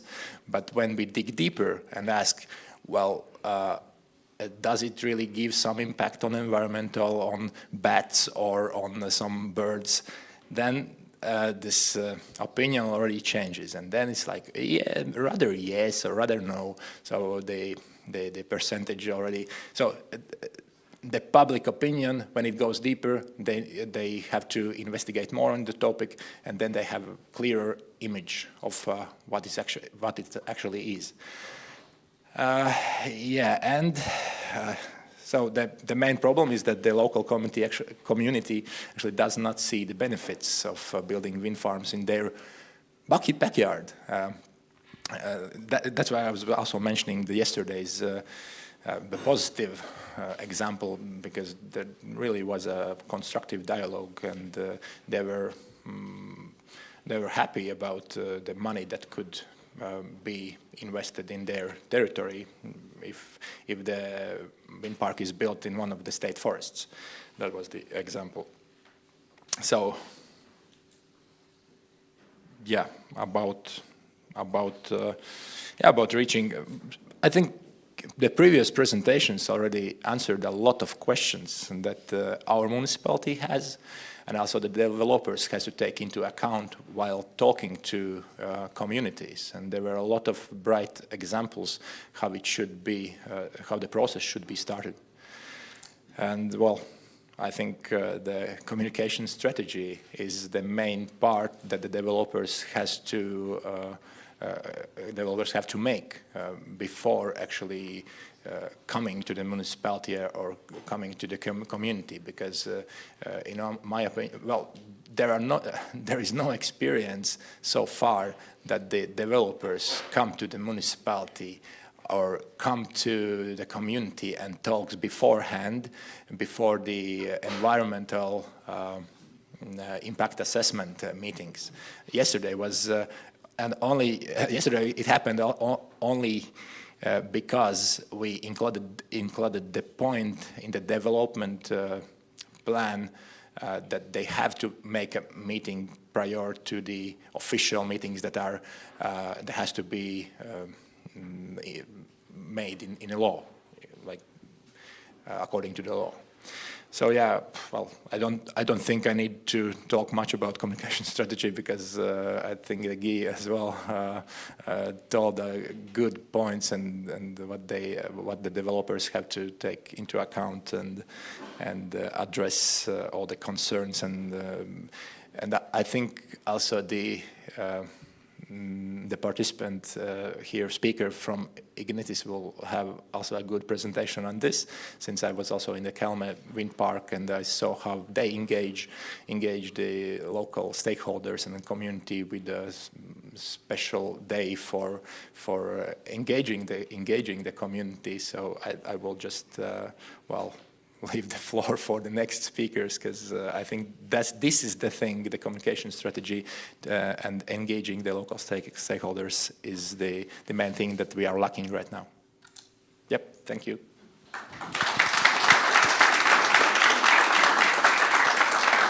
Any questions? Yeah. Okay, thank you. Oh. Yeah, please, maybe one question we can have. Hello, I have a question regarding the distribution of sums you're receiving as a municipality from wind developers. So I assume everybody heard already. So do you have any mechanism already developed, and how to convince those people living in different areas that the money given by developers will be distributed among those people living in a particular municipality, let's say in Nice or in Pāvils, etc., etc.? Thank you. Yeah, thank you for the question. No, we don't have developed it yet, since it's a quite new regulatory act. Yeah, well, you never know. Next year is an election. You never know how they will decide to. Well, my personal opinion is that part of this money definitely have to go to this exact territory. I'm not sure that all of the money, well, because it can reach, I don't know, 1 million or 500,000 for the territory where there are only 200 people live. So yeah, we haven't talked about it yet, but I think that's in the order of conversations. Okay, thank you. And when are you expecting the next wind farm in your region? Well, it's not in our force to kind of do it faster, but one of the local plans is already accepted. So it's all about the developer speed of work and about the technical issues that they're facing, or yeah, the things like that. Okay, thank you. So I think you can stay here and take the seat Okay. on one of these chairs. And yeah, we will follow with the discussion. And we will have opportunity to ask questions to our speakers. And yes, I would like to invite Artur Storms-Plesch, who will be the moderator of this discussion.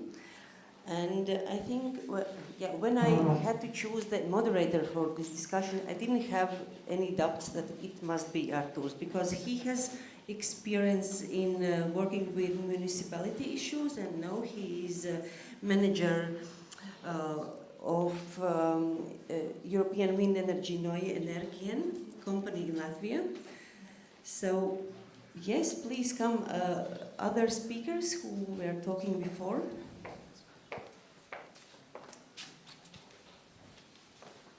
So, Michael is here. So everybody is here. Thank you. Thank you, Katrina. Hello, everyone.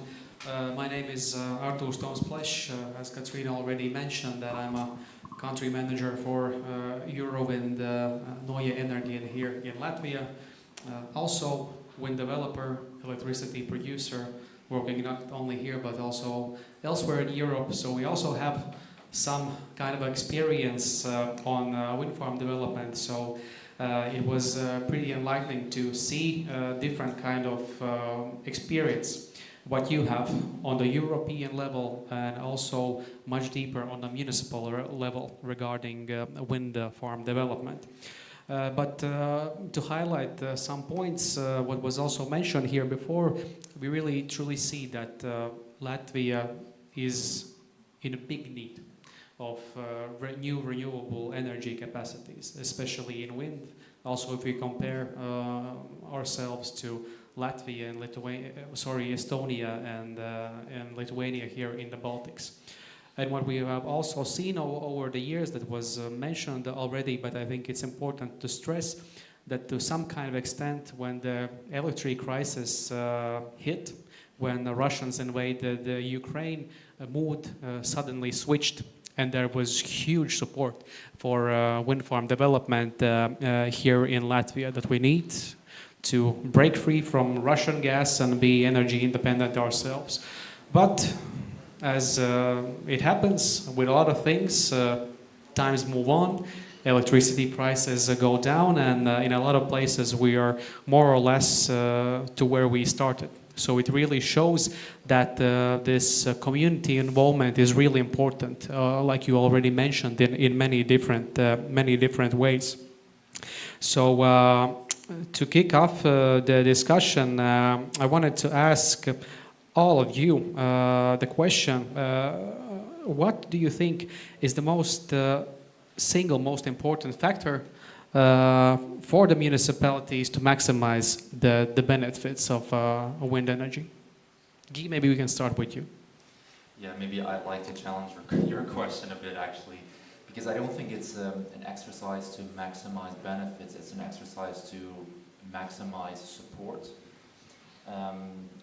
So I would phrase it a bit differently myself, because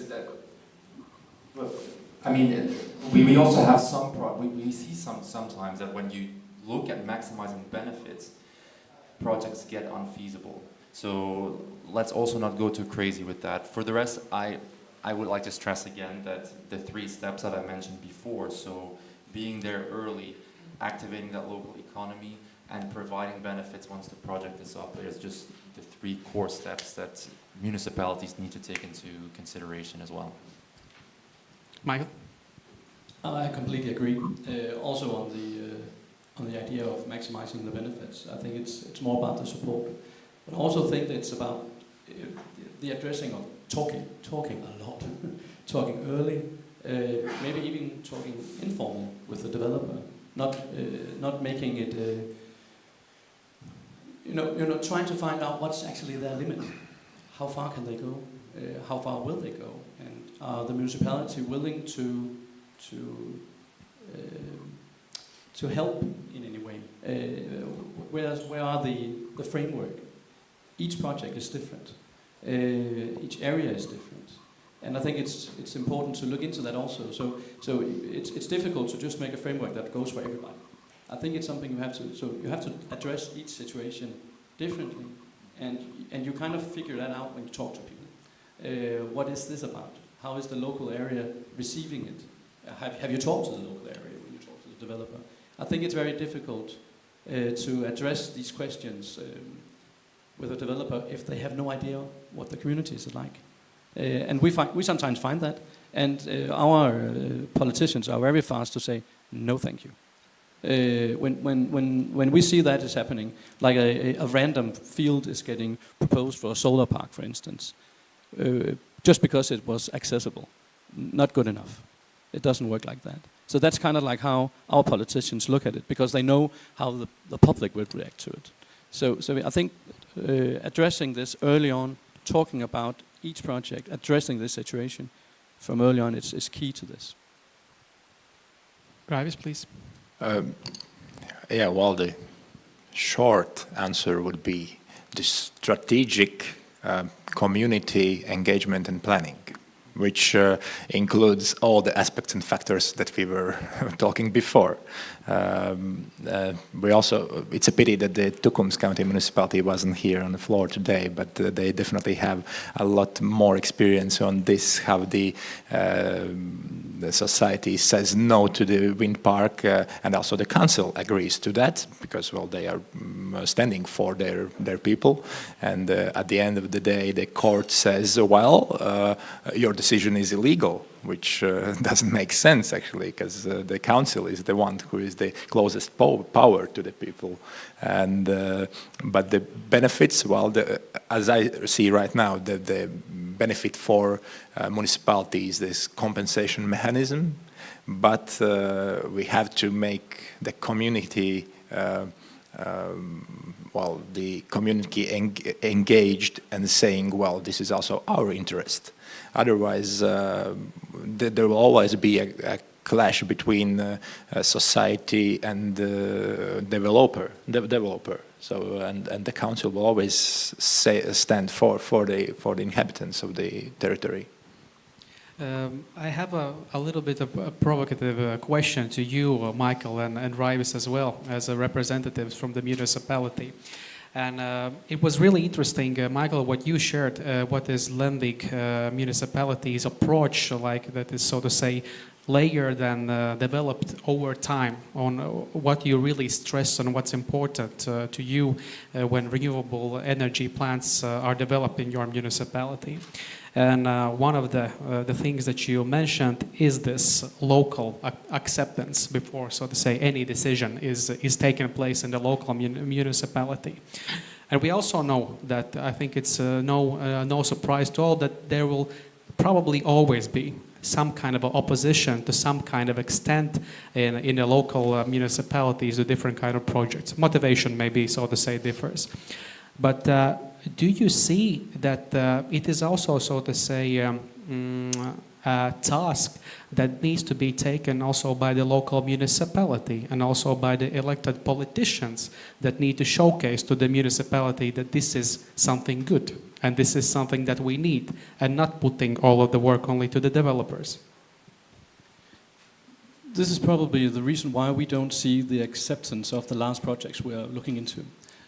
Because as a whole, the council hasn't, they haven't said, these are good projects, we want them. They have just said, do you want them? So they're actually giving the veto right to the public, which doesn't, if the developer isn't good enough at talking to the local areas, they won't get the knowledge they need to maybe say yes. Because as mentioned earlier, when you don't understand the project, you often say no. That's normal business, everybody sees that. So I think the idea of having politicians maybe committing a bit more to the projects early on is a good thing, but that only happens when you have a debate with the developer. I think, I think mainly that's the point. You need to have some kind of commitment from the politicians. The only commitment that the politicians in Lemvig municipality made in this was to say, look into these projects. These projects are okay to look into, public. Here you go. That was a lot of a responsibility to give to the local communities. And maybe that was too much. We look into it now, we think it's too much. It's difficult to support the local communities in that debate. And it's difficult to give them that much power if the idea was to create more renewable energy. So in terms of, in our municipality, we live up to national goals. We don't need to make more in order to live up to national goals, but we have the area to do it. So if the idea was to make more, we should change our way of doing it. We can't just solely live on the idea of local support. And also, of course, just as you mentioned it, how much support is enough? That's also a political question. Yeah, thank you for a comment. I also had a chance to visit Lemvig municipality, and great experience. And well, we went up to Lemvig municipality, and then we went down to Abenra municipality. And in Abenra municipality and around it, there are no wind parks. And the question is, why there are no wind parks? Because there is no public support for it.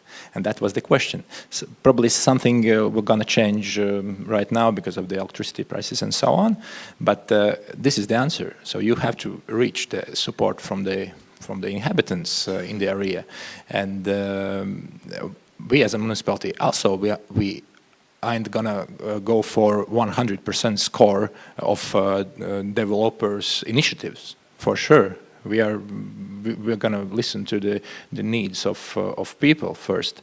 And here is also, there are no guidelines how to developer talk to the municipality, how they should talk to the community. And there's no, well, there are no guidelines from the Wind Energy Association, there are no guidelines from Climate and Energy Ministry, and so they don't know what are the steps, where to go, what to talk to, and so on. And so they just go a technical way and they do the things that are written in the law.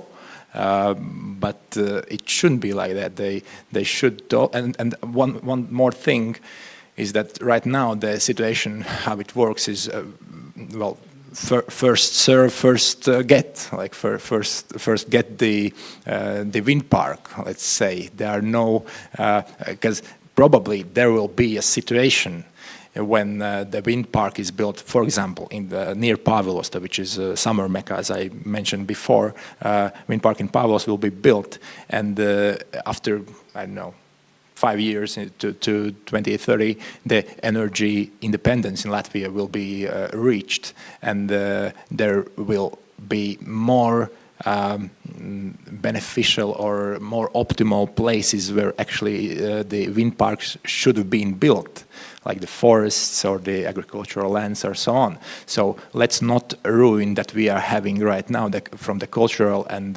landscape wise, and well, from the municipality side, we are not gonna let everybody build whatever they want and wherever they want.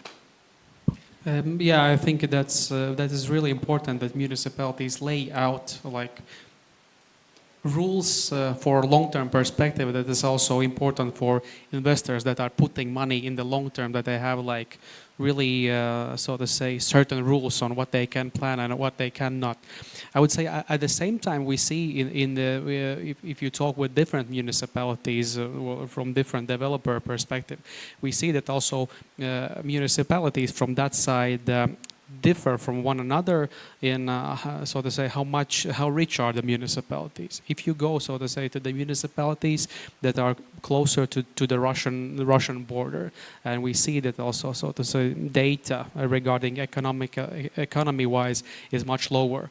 We see that they are like elected officials, also municipalities are taking active role themselves in convincing inhabitants together with the developers that this is the way that we need to go, because it will bring some benefits, like Guy also mentioned in the presentation, to the local municipalities. Do you see that this should somehow also maybe be regulated or not?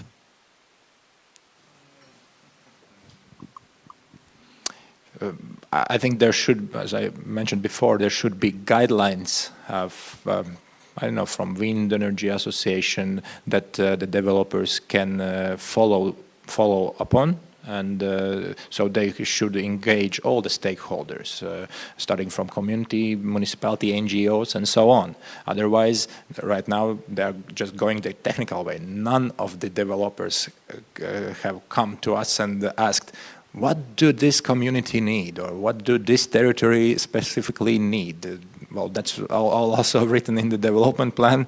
Every one of developers can get acquainted to it, but we haven't got these talks, and that's a big thing that is missing from this communication side. Keith, maybe what's your input from the European level? I think guidelines work much better than legislation in this specific area. Especially because the things that we have been saying already, every community is different, every community requires a different approach. If you start legislating this, you take away a lot of the creativity of the process as well, and you will always guide it into a certain direction which might not be the right way of doing it. We have seen in some countries that there has been over-regulation. A very concrete example happened recently in Scotland, where it was really already about the financial compensation that developers would have to give. And the rules that they made basically made 80% of the projects that were in the pipeline unfeasible economically, because they just said, okay, let's put these rules in place. They didn't have a look at individual projects. So definitely go for guidelines here. And sharing of good practices always work very well here, I think. Mike, please. You can also look at it in the other direction, because where I'm sitting in Lemvig, where you have we have a lot of wind power, and if we have to make more, because we have the area for it, we need to have local acceptance, and national government is trying actually to stop it right now. They're making regulations to stop these projects of local benefits, because they want to have a uniform way of doing it all over the country. And that's probably necessary in some of the municipalities in Denmark where they don't have wind power. But we have the access to the great wind. So if we want to make more in an area where we're filled, we need to be creative. So I think it's all about the framework. You have to make, not the regulation, definitely. Given that what Michael said, I'll give one additional question to you regarding here. As we in Latvia are basically now starting out and learning what works, what not, we have a regulation in place regarding community benefits, so we only see how the money will be used and what kind of projects will be supported. From this point where we are at the moment, do you see some specific examples and specific experiences that we can build upon that were working good on a European level? I think the most relevant might be the ones that I also mentioned during my presentation in Poland and Romania, on establishing those guidelines and however you phrase it. I think they called it a code of good conduct or something like that. In those countries that worked very well, because it also takes away a bit the let's say the competition aspect between different developers, and it creates guidelines that all of them can follow. I think that was very helpful there, and that could definitely help here as well. But for the rest, I mean, the examples that I gave you were also all very different. And again, every community in Latvia is also going to be very different in what they need. And that's something that we always need to keep in the back of our mind. And you shared a lot of good examples here. What did work and what developers, so to say, really gave to the municipality. But I think as a lot of developers are also here today, can you share, all of you, can you share some bad examples and bad experiences in your, so to say, work, and how those bad experiences, examples could have been avoided?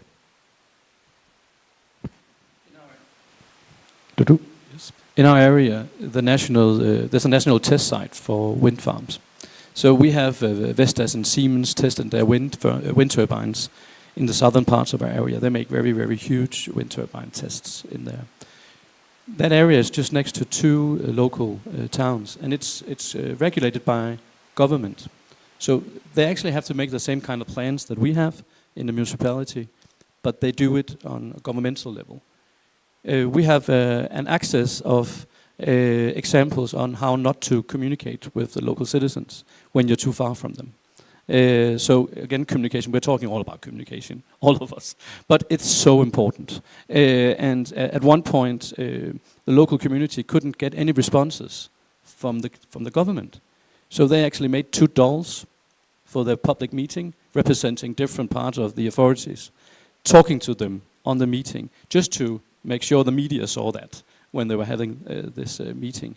So that area, they have the wind turbine, and they also have a few benefits from them, but the process was terrible.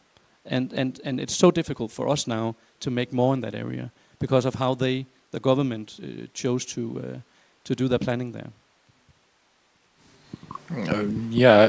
Well, I already mentioned the example where the developer actually failed to engage the local stakeholders, failed to engage the residents of the community. They just came and put the society in the corner and said, well, we will build the wind park, which arise the negative attitude from the society, and all the presentations about all the impacts followed. If there would be, well, the much talked about the pre-meeting and the social engagement and all the priorities overlooked before the project, probably it would be different. Now we don't know how the project will go, because as I told, this is the only one local plan that is set on pause right now, and I think till the new territorial plan will start, well, be valid, till then it will be on pause. So it's as minimum, well, first it's still the next election, because well, that's one thing, yeah, but that's the bad example as well. But we haven't also talked about the military zoning that is also here quite actively talked about in Latvia. And if at the beginning of the year there were some red areas that somewhere in a hallway I heard that these red areas already changed to the yellow color, which is also interesting. And also somewhere in the hallway a bird was chirping and said that that this radar system or this radar monitoring for the military will be funded by the state budget, which is totally nonsense, which is like the private business and developers will use the local residents' taxes for building up their let's say, the gadgets. So that's not well. That's just this is a broader view from my side. Yeah, maybe 2 concrete examples, and the first one is a whole country example, and it's from Greece, like I was mentioning during my presentation as well. The perception of corruption there is so high, and there is so much corruption there when you look at these concrete practices, that support for wind farms is also extremely low. So transparency here is just extremely important. Another example I could think of is from Denmark, actually, and it's the previous Danish legal system, let's say, or the legislative provisions that set out the rules for community engagement, and that was concretely related to public ownership as well of wind farms, because basically Danish developers had to offer actively to communities active shares in projects, and we saw there in quite some municipalities, poorer municipalities, that actually no one could participate because it's not a feasible solution for them financially. So that doesn't always work well. But those are developers are not very often willing to share. They're very bad examples, of course, which is also understandable. So, but those are just 2 concrete examples I could think of. Those examples in general are important also for municipalities to understand how can they tackle these, so to say, problems, and also for developers to learn from other mistakes. Because I think jointly we are interested in developing wind power, renewable energy in general. But now we actually have some time to take some questions from the public. Can someone help with the mic? Please state your name and talk to the mic, and if you address to someone specific in the panel. Hello, yeah, my name is Dmitry Skonanovs. I will address everybody. I want to address the bigger question, the correlation between the industry and the energy prices. As we know, the industry tends to move to places with low energy costs, like Volkswagen did move to US last year, I think. And Latvia has specific problem with industry. We have very low industry penetration compared to Finland. We consume 7 times less energy per capita. Do you think educating population about the need of attracting industry and thus attracting more renewable energy production in the country could help with local acceptance of the wind farms? And if it could, then who should be responsible? Should it be the government? Should it be the municipalities, the NGOs, the developers themselves? Yeah, that's my question. Who would like to take it first? Please. I think it's a very relevant question, and it's a problem that plays everywhere in Europe. Maybe in the Baltics a bit more because of your extreme fluctuation in pricing as well, and very high prices. Germany. Let's take this discussion to Germany, because after the invasion of Ukraine, we really saw a paradigm shift there. Of course, they have a lot of industry, and their industry is really suffering right now. They're not competitive with America, with China. So I feel like the societal perception of renewables has changed there, and that has come from politics as well. They spoke about it a lot there. They spoke about the importance of their industry. Companies are going bankrupt in Germany, or they will go bankrupt in Germany, and they're very proud of their companies. So that is happening. It's happening all over Europe. It's a discussion. It's something that we are also talking about a lot in Brussels, and maybe should indeed be applied here in Latvia as well a bit more, because of course renewables are the solution here to bring those prices down. I'd say politics have a big role to play here, and media in general too. But obviously you have, so to say, nearby a big port that seems booming in the future, like placing a bet on becoming a big green energy hub. Let's hope that happens. Let's see. After Liepāja metallurgic company went bankruptcy, there was a lot of unemployment in the city, like I don't know, 10, 15, something percentage could be. Right now, there are a lot of Danish, Swedish companies that went are in the city, and just because of the cheaper labor force. First, we are not talking about the electricity prices and so on. But I will just continue with the provocation. If a wind developer will come and say, well, together with the wind park, we will bring the Siemens to us, or Volkswagen for producing for new labor places and for new employment, then I think the society will be just in a happy mood. Yeah. I'm sorry, but I think the developer will just go to the other country where he doesn't have to go through these whole hurdles. They will just invest in the country that already has that covered for them. Yeah, exactly. And now I can't answer the question, should the municipality go to the company and say, well, if this wind park will be built, could you please come to our municipality and build a company? So this is discussable, but it's a good thing that, well, if, as I said, if the wind developer will come and say, well, this will be a great great place for companies to come and use our energy, and the energy prices will be cheaper, which is not the thing, because well, the energy goes into the grid and, well, in the market, and you never know what the price will be. Michael, how do you see that synergy in lending and in Denmark in general? I think it's quite clear that in Denmark we've been thinking about that for a long time. This is normal thinking for us. But also, I would say, like probably the last 15 years, we've kind of not addressed it as much as we're actually probably going to do right now.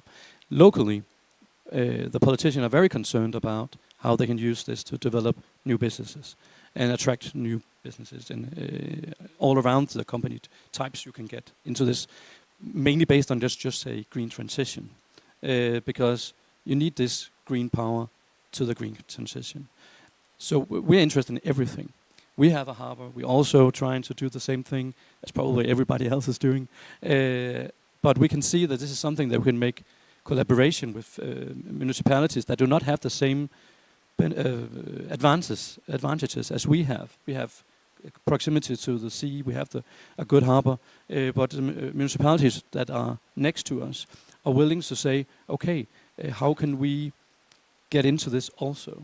So they're making their land available for the solar plants or the wind power in order for a hydrogen plant or ammonium plant and some kind of shipping on the harbor front in our harbor.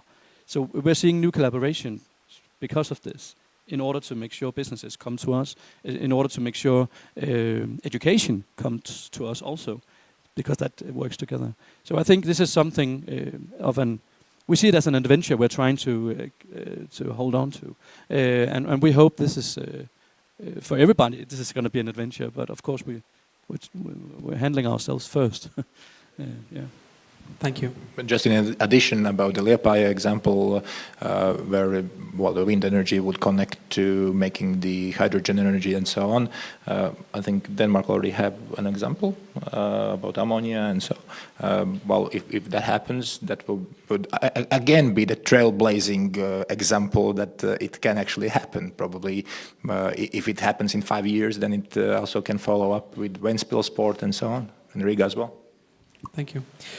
We have one more quick question. There's possible for that, and then we have a coffee break, lunch break after that. Katrina, am I right? We can continue discussions after that. Please.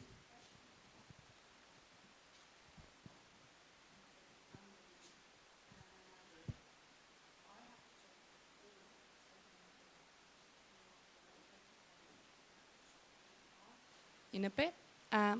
So we're talking about local support here, and that Latvia is in its beginning stages of developing wind across the nation. So if we're looking at the big picture, is the figuring out local community support, is it the most important part of the whole development progress, that then all the infrastructure investments will follow, all the national security questions will be figured from that? Or is this like a baby step in one? So essentially I'm asking, how do we make sure that we get this transition really booming now across the whole country? Yeah, I think the first presentation from the Climate and Energy Ministry was more based on the technical side and how much we will get the wind energy. So from municipality side, our main thing is that community is happy, and that's the thing. So if you, and also I think I already mentioned that you need to find the optimal places where to build the wind parks. So it doesn't happen that you build in the places there are too many people or too many environment disturbance and so on. So that's the thing. We need to find the right places at this time. Michael, from planning perspective, how do you see that? Yeah, and I would probably take, I would talk from the 40 years of experience in the municipality. And you don't have to make these Wild West assumptions, of course. So you need to take steps that are closer to the community now. We didn't do that in the beginning. And that, of course, also fostered a bit of a resistance to the projects. So I think it is necessary in order to continue to do projects. So maybe the first one goes well, but that could be a random thing. If you need to make sure you can be able to do it again and again and again, you need the community-based projects. I'm pretty sure. I can't really say it's not possible to do anything else. So even though it's a small part of it, you can't change the opinion of people if you don't start there. Guy? I'd like to look at it from a more of a systemic approach, because of course it's only a small part of the puzzle. And I think we can only start with this small part of the puzzle if we have a clear government framework that already sets out what we're going to build, where we're going to build, what is good spatial planning, can we get permitting right, do we have enough grid? I don't think it's the starting point. I think it's further on in the process, but of course a very enabling factor within this big puzzle that we need to solve, and is definitely not easy. I think that all of these different things have to work together also a little bit from the developer side, that of course without community engagement you cannot do serious business if you are not accepted with the locals. Also it differs very much from developer to developer what kind of a business strategy they have. But in general I think what we heard today almost all the time, communication is the key for success. And as you see, as the earlier you can get and talk to the local community to understand their needs, what are the problems that the developer can solve, the higher chance for the project success there would be. So I would like to say thank you for the panel. Let's have a round of applause for them.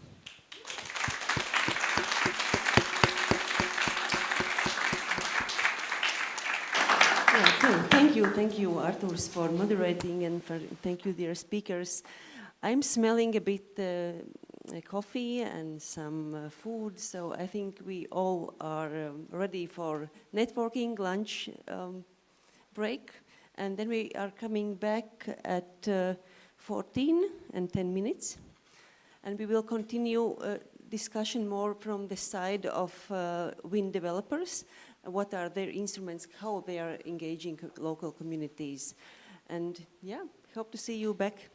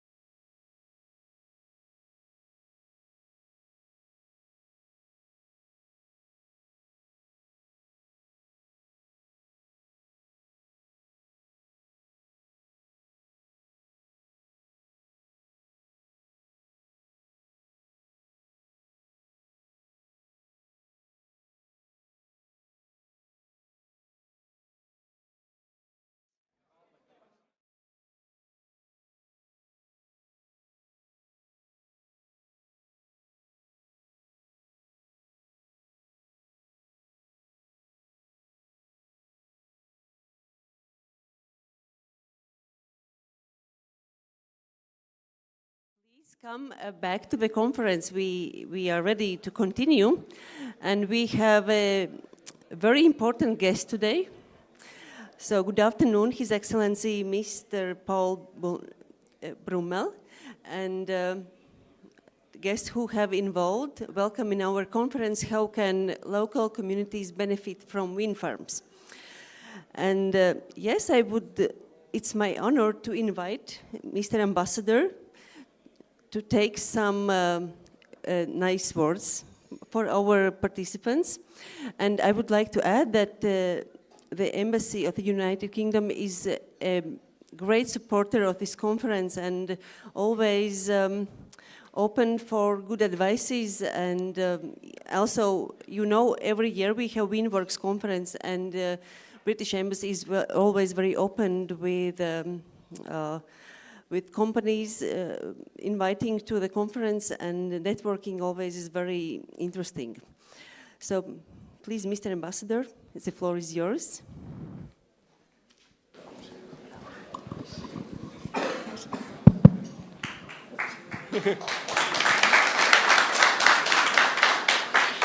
Katrina, thank you so much, and it's a real pleasure to be joining this important event. I'm really delighted that the British Embassy has been able to support this conference on communities and wind energy, and we're delighted that Scott Hamilton from GMC has joined us, and I think will be giving a keynote speech in a moment.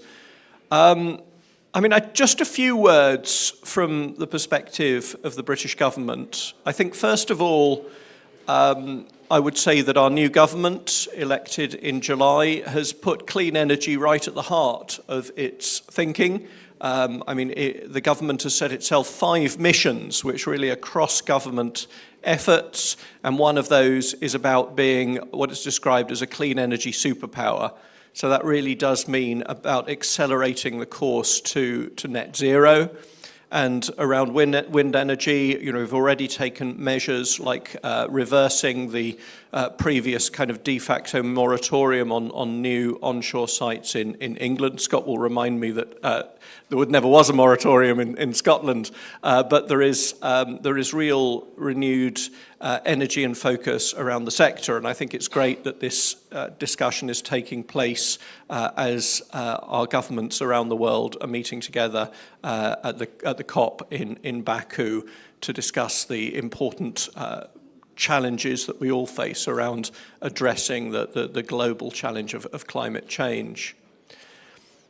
I think when you look at wind energy and the case for wind energy at a global level and at a national level, it's obvious and absolutely compelling, that we do have to make our energy cleaner. That's vital for the survival of humankind. That's vital for our energy future and our own futures. But the challenge has always been at the community level, because I think wind farms are the classic, the classic example of the NIMBY syndrome. Everybody wants clean energy, but they just don't want clean energy to be generated in their communities. And that's true of onshore. It's also true of offshore, and complaints from coastal communities about the sea views and so forth.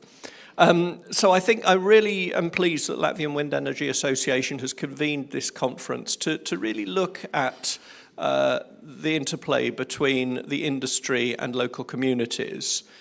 And it is partly about legislation, and it's partly about getting the kind of financial measures in place to build community buy-in. But I think for me, it's actually much more than legislation. It's really about seeing the relationship between power and communities in a much more symbiotic rather than confrontational space, and to really explore the ways in which communities can buy in and benefit from this energy that's important for all of us. So I'm so sorry that I'll be unable to stay with you for the for the afternoon.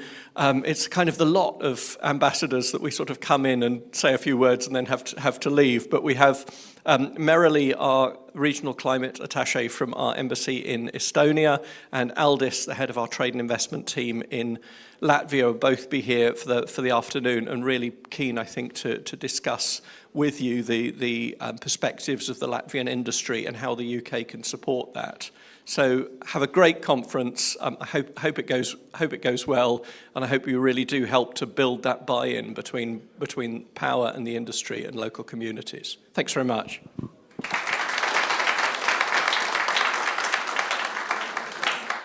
Thank you, Mr. Ambassador. So, Aldis, you are staying, right? No, you're leaving. Yeah, and thank you for your warm words, really. We appreciate. So, and thanks to the British Embassy, we have a very interesting speaker today here from Scotland, and his name is Scott Hamilton, and he will talk more about different UK experiences regarding engagement of community in the process of wind development in the UK. So please, Scott, I haven't seen your presentation, so will be very interesting. Very much. I want to start by saying thank you for inviting me back. Getting invited the first time was a privilege. Getting invited back the second time is a genuine honour. So thank you very much for having me back here. Hopefully it'll be worthwhile, and there'll be something that's useful that comes out of this. I guess this slide's generally, who is this guy and why the hell should I listen to a word that he says? I have been in the renewable energy industry for the past 15 years. That's been mostly on and offshore wind in the UK, Scotland, but also establishing businesses in the US, in Australia, in Japan, and I am currently working on projects in Brazil and Colombia as well. So renewable energy projects in new markets is kind of my area of expertise, I guess, my speciality. That's what I tend to focus on when I am, I guess, doing my work in various projects and things. So it's all about understanding where have we been before in the industry, where have we seen problems like this. It's very rare that you get a brand new problem that hasn't been encountered in a very similar way in another market. So it's looking for those similarities, looking for the ways that, to be honest, when we were doing this in the UK 25 years ago, we probably got it wrong the first time, and then trying to short circuit some of that and get it right in new markets the next time round. So I'm going to start with the inconvenient truth of renewables. I've just noticed that text a little bit small for this. That will come out afterwards. So there's not a huge amount of money in renewable energy projects. They don't make that much cash. And the way that the financial model works for a wind farm or any other renewable energy project, if you put cost in at either the capital expenditure stage or during the operations stage, that very quickly becomes apparent in the cost of the electricity that comes out the other side. It's a circle, it's a loop. So either the end consumer pays for it or the government pays for it, or however your PPA and your offtake is structured, that is how it is paid. There's no free money here. There's no endless pot of cash. And there's very specifically some cooling towers in that picture, because wind is different from traditional energy projects in that there are not a lot of jobs in the operations phase. You know, you might build a nuclear power plant or a combined gas cycle plant somewhere, and it's ugly as hell, but the local community gets generations of jobs. This is going to be 30, 40, 50 years of people going out, working there, putting food on the table and paying their mortgages because of these. The reason wind energy is relatively cheap compared to these is because we don't have that requirement for vast swathes of people working in the maintenance phase. And the difficulty of that is asking for local communities to be your host when you're developing a project. What is the return that comes back on that one? Because the jobs that would normally be there with other projects aren't the same on this one. So this is why it's so incredibly important to really focus on what other benefits can be brought to communities, because there is an imposition from the project on this host community, and there has to be some sort of return there, some sort of quid pro quo. So it's good to see that this conference is on to focus on this specific issue. So in the UK, we have a couple of different measures that we use here, but the actual The standard for this is a community benefit fund. There is £5,000 per megawatt installed paid per year to the local communities. That is best practice. It's not legally required. There are ways to value this that are different. It doesn't have to be a check up front. There can be investment into the community in other ways, provision of facilities, provision of services, etc. It used to be illegal to give discounted electricity because it was kind of playing into monopoly, but there are now moves towards providing discounted electricity to local communities as well. So there's various forms of what that community benefit fund should look like, but that is £5,000 per megawatt per annum. That number has been the exact same for the 15 years that I've been in this industry. It has not been indexed, it has not gone up, and that's largely off the back of the fact that the price that we're paying for the wind energy has gone down and down and down. You know, when I joined the industry, we were hoping that we might get the cost of on or offshore below £100 per megawatt hour, and the PPAs that are being signed now are somewhere between £50 and £70 a megawatt hour. So the price has crashed, but that means there's less money again to put into some of these wider elements. The other thing that's there is community ownership. It has been pushed very hard by the government in Scotland, but it hasn't been taken up an awful lot. Now, I will look at a case study towards the end of this on a specific project, but all projects, when they go into planning, do have to make a meaningful offer to the community around community ownership.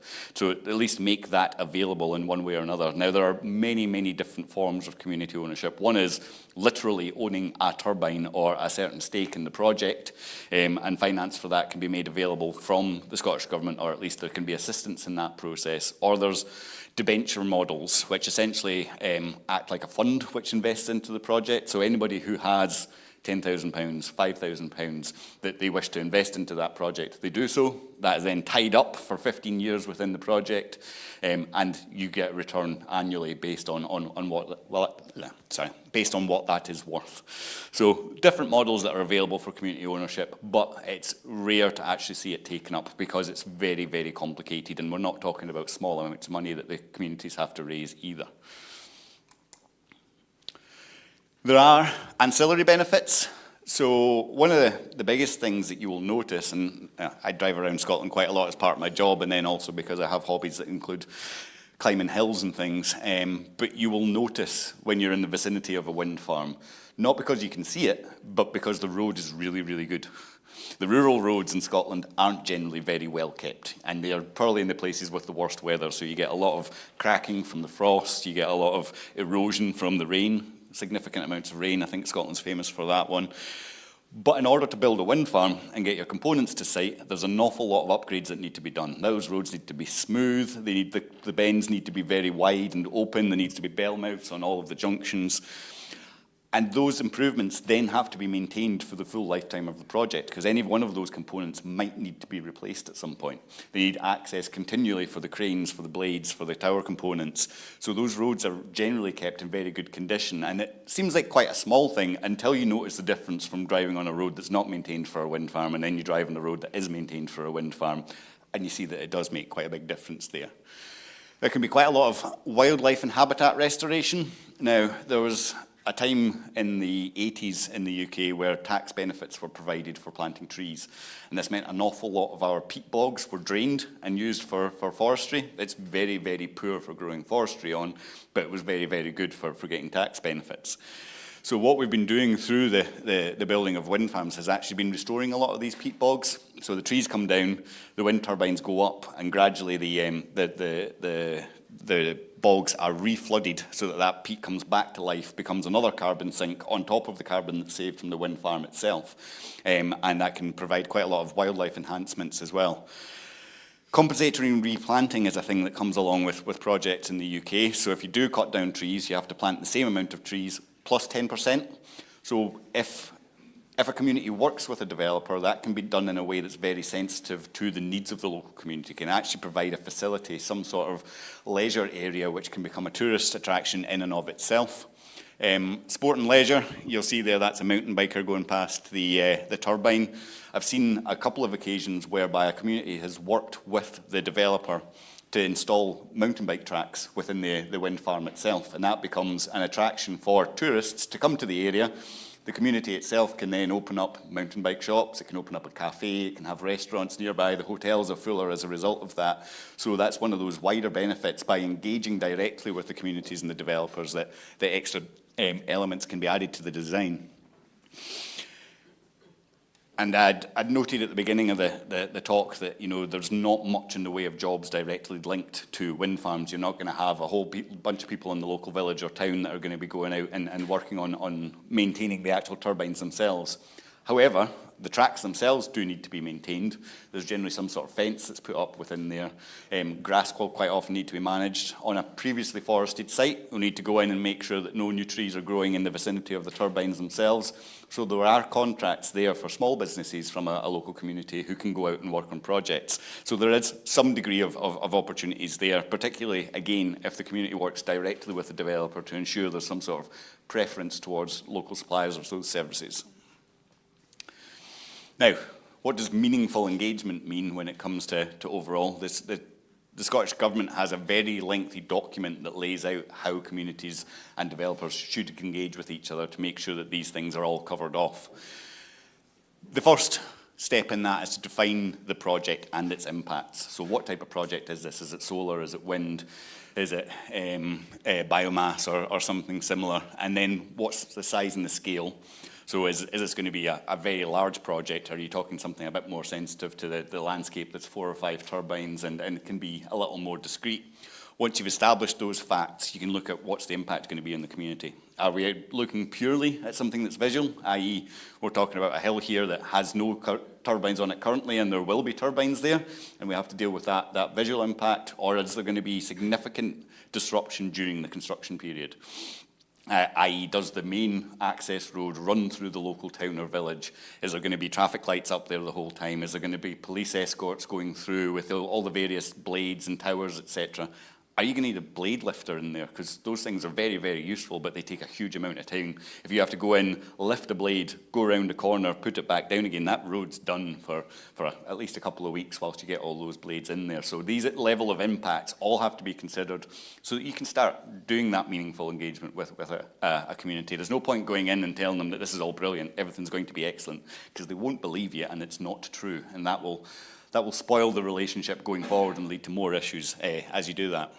The next step is to define the community. Now, sometimes that's as easy as drawing a circle around your project and just saying, right, anything that's in that area is going to be the community that we deal with. Usually, land boundaries aren't quite that straightforward, so you're going to have to do a little bit more work, discover who's where, and as I mentioned before, when you're dealing with access, there could be a community that's 10, 15 miles away from your project, but is most severely impacted during that construction phase, so you're going to have to add that extra layer in. And then the benefit. What is the benefit? What are you willing to offer here? Now, as I said, in the UK, Scotland, this is quite prescriptive. We're told what we should do. That's years of experience that have brought that together to make sure there's that link between the two.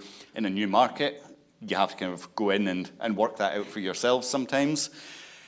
And you have to be aware of, I guess, what's the extra that can be added in? You're going to go in with your first offer to the community. That's probably not going to be your final offer to the community.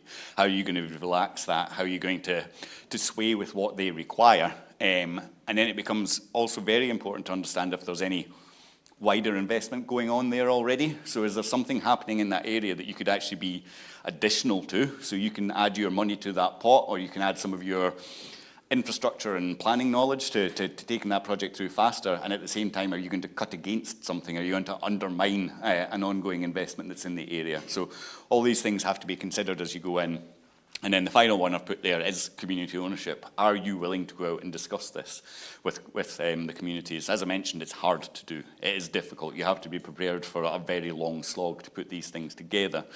However, I do think developers should see it as both a benefit and also an opportunity that's in there, because you should really look at it in terms of if there's going to be a greater impact or benefit to the community, then they can take a wider impact from that as well. So you could be looking at a much bigger project that's available if you're prepared to share some of that ownership with the community. So I think it is something to have on there as a potential. Finally, a bit of a case study here. This is literally 10 miles from where I live, and that's just purely by coincidence, but there's a community in Scotland called Fintry, And back in, I think it was 2007, they became really the first community to take on community ownership within a project. The project was developed by a developer known as Falk at the time. They changed their name to Renantis a couple of years ago, and they changed their name again to Nadara this year. But they are an Italian developer, but have been present in the UK for a very long time. And what they did as part of this was, rather than expecting the community to take on the risks associated with one specific turbine, they sold them a virtual turbine, i.e. one turbine's worth of electricity. So they put one turbine's worth of money into the project and for the maintenance of that turbine, and then they took out one turbine's worth of electricity, or the revenue from the electricity that comes from that. Now, up until 2023, they've been largely paying off the debt on that. So there's a lot of debt that comes alongside it. They finance their turbine in the same way that you guys would finance a wind farm project itself. So that over the 15-year period, they were paying down that debt, but for the last 2 years, that's now debt-free. So all the revenue that comes in from the wind farm is a lot higher. And one of the biggest things about that is that coincided with the same energy crisis that we've had all across Europe. So the prices went really, really high. The price then for the electricity from the wind farm went high, and the wind farm itself decided to offset the impact of that on to the local community by giving every household within that community £1,000 a year towards their electricity bill. That was what they did to offset the energy crisis. So there was a real tangible benefit there from having an energy project nearby, being able to offset some of the impacts of the energy crisis. They have had huge amounts of success with that. They now invest into a lot of sustainability nearby. It's one of the, I guess, most upmarket communities, which it wasn't at the time, but there's been a lot of investment into the area. There's a lot of community-owned restaurants, pubs, these sorts of things. There's a sports centre with a gym, and you're talking about a village of about 1,000 people. You don't normally get that level of facilities in a small community like that. So, finally, the golden rules of engagement, I would say you have to listen. You have to be prepared to change. You have to understand how far you will change your plans. And most importantly, you have to understand who's going to pay for that change. So if your plans vary in some way based on your engagement with a community, does that offset some of the benefit they get in return? Or are you giving them more benefit in return for not changing your plans?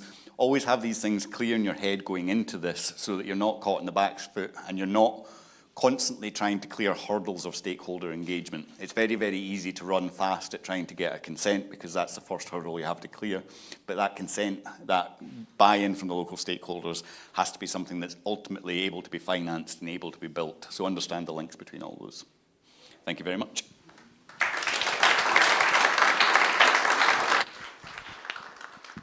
Okay, thank you, Scott. Please stay a bit. Maybe we have a question from the hall.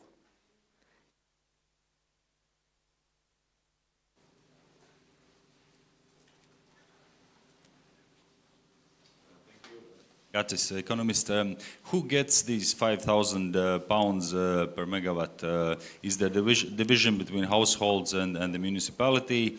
How is it distributed? And can you do like ex ante sort of projections, cash flow projections? You know, when you go present the project to local community, you say, well, this is the projected cash flow will be generated by this project, you know, and basically, you know, you'll get whatever, $500,000 or as a selling point, because I think the problem also with Latvia is show me the money, you know. No, totally understandable. So we have something in the UK that's known as community councils. So most communities have some sort of informal council. This isn't the same as your town council or your state council. This is just the community itself comes together to talk about the things that are most important to them. And usually those are created to deal with planning applications, whether it's a housing application or whether it's for a wind farm or similar, then that's why these are formed. And those community councils generally become the organisations which will disperse those funds. Funds are paid to them. They then sit and agree on what that money should be spent on, and it's gone out. I think you really could go in with a cash flow projection and really say to a community, and I think it would be useful when you're talking about the size of a project, as in saying, look, we could build a 20 megawatt project. The spare cash that's available is small if we do that. Whereas if we build a 45 megawatt project, then there's an awful lot more cash flow. Therefore, we can go from, say, £3,000 per megawatt installed to £6,000 per megawatt installed. It's quite substantial there. So I think that could be useful. Again, it's one of these complications in the UK around you're not allowed to give financial advice unless you are FCA registered. So it's difficult, and sometimes you have to bring in an accountant who can sit there and give these talks and these sorts of things, but I'm not quite sure what your position is like with that here, but it's definitely a useful tool, yes. Okay, thank you. Thank you. I think you gave us a little bit different perspective. So no problem. A lot. So we will wait you for the discussion. And so then our next speaker will be Jan Egenkamp from the company Witteveen and Bos from the Netherlands. And he will talk about some really simple, but I think genius findings regarding these communication instruments between community and wind farms. So please, the floor is yours. Thank you. Good afternoon all. I'm also very happy to be here. I will shortly introduce myself. So my name is Jan Eggekamp, and I am a spatial planner from a engineering and consultancy firm from the Netherlands called Witteveen and Bos. And today I'm going to talk about how you can cooperate as a wind farm developer with the local communities. And I will do this in two parts. So first I will try to sketch the situation, because I come from a Dutch context, and that may be, of course, different to your context you're dealing with. So that's what I will do, and then I will go into the best practices. So first let's start sketching the context. So first of all, the Netherlands is a very densely populated country. That means that we don't really have the luxury to keep a large distance between wind turbines and the nearest house. So for example, wind turbines can be up to 300 meters from houses. That's quite close. If a tower of 250 plus meters is so close to your home, people feel quite strongly about it, which means that we are kind of forced to also talk to to them and see how we can change the plans, or how we can let them understand how it works when we develop wind farm. So I kind of simplified the way wind farm locations are developed in the Netherlands into 5 different steps. First step is the Dutch government has a national target. So they say by 2030 we need to have this amount of gigawatts installed capacity. When that target is set, then the whole country is split into different RES regions, so for renewable energy systems. So every region has between 8 and 15 different municipalities. These municipalities get a share of the installed capacity they need to meet by a particular year. So they have to come up with a plan. So within that, in that region, in which municipality are you then going to build the wind turbines? So that's the first moment where they actually have to talk to the local community. Then a developer is chosen to build the wind farm, and then all type of EIA studies are going to commence. So in red you can see in which stages the local population is also engaged. But I'm only going to talk about the development of the wind farm from in step 5. So why would we even start engaging people, besides it being ethical and living in a democracy? So from the perspective of a developer, you have all type of different steps you have to go through, and every time you complete a particular step, it means you have a smaller chance that your project fails. It also means that your risks become smaller. And local residents can influence or object to particular plans, making your process longer and more costly. So in every step, you want to take the people with you. So what do we have? So I'm going to focus on the planning phase. So that's the moment the wind farm developer is chosen until the moment he gets its permits to actually build what he planned. That takes 3 years, which I find to be quite long. And in these years, many studies are being performed. So you have ecological studies, energy yield, looking at the foundations. a lot of studies that are being done. The point is, eventually you have to engage people who have their own lives, who are not specialists as we are, and then we ask them in the Netherlands, it's 6 weeks from the moment a plan is becoming public until the moment they have to hand in their reviews or they can say something about it. So that's quite a short time for them to go through thousands of pages of documentation of constructural calculations, and then they have to develop an opinion on it. That's kind of hard. So we have people who are non-experts, who are both emotionally also connected because it's impacting their own living environment, and they all can be concerned or worried, and they have their own interests. So how do you do it? Then I will go into the best practices. So one of the things we do is we separate the level of engagement. So naturally you have to engage, give everybody the opportunity to engage within such a project. But what we are doing is we have an exclusive group. So it's a small group of people who are going to invest their own time during the whole 3 years where they can actually be involved almost as part of the project team of the wind developer. So you have to make arrangements on what they can and cannot do, what their role, tasks, and responsibilities are. But in that way, you can guide them through the process. So you need to think of who is going to be in this particular group. So you have some representatives. So for example, you have a particular area with all types of small villages surrounding your wind farm, and maybe there's an industrial area there. So you try to take people from all the different communities, so it's representative of the people who are actually there. And it also means that they're some type of ambassadors to the local community. So it helps you in two different ways. It makes sure that they are informed, and you also get your own, they also provide input to the project. And the second is the public. Of course, these are overlapping people, but it's the rest who you also inform when you make particular steps within your process. And they also can provide local knowledge. So what do you do with the exclusive group? So you have to assemble them early. So take 1 month, for example, when you know as a developer when you can develop a wind farm. Take a month to make a participation plan. So think, who am I going to involve, in what way, how frequently, and then make a whole list of that and assemble these people early because you want to show them how you develop a whole wind farm. So then you have to be early and so they can see all the different steps. So I said, make the sure diverse and complete. So these need to be representatives.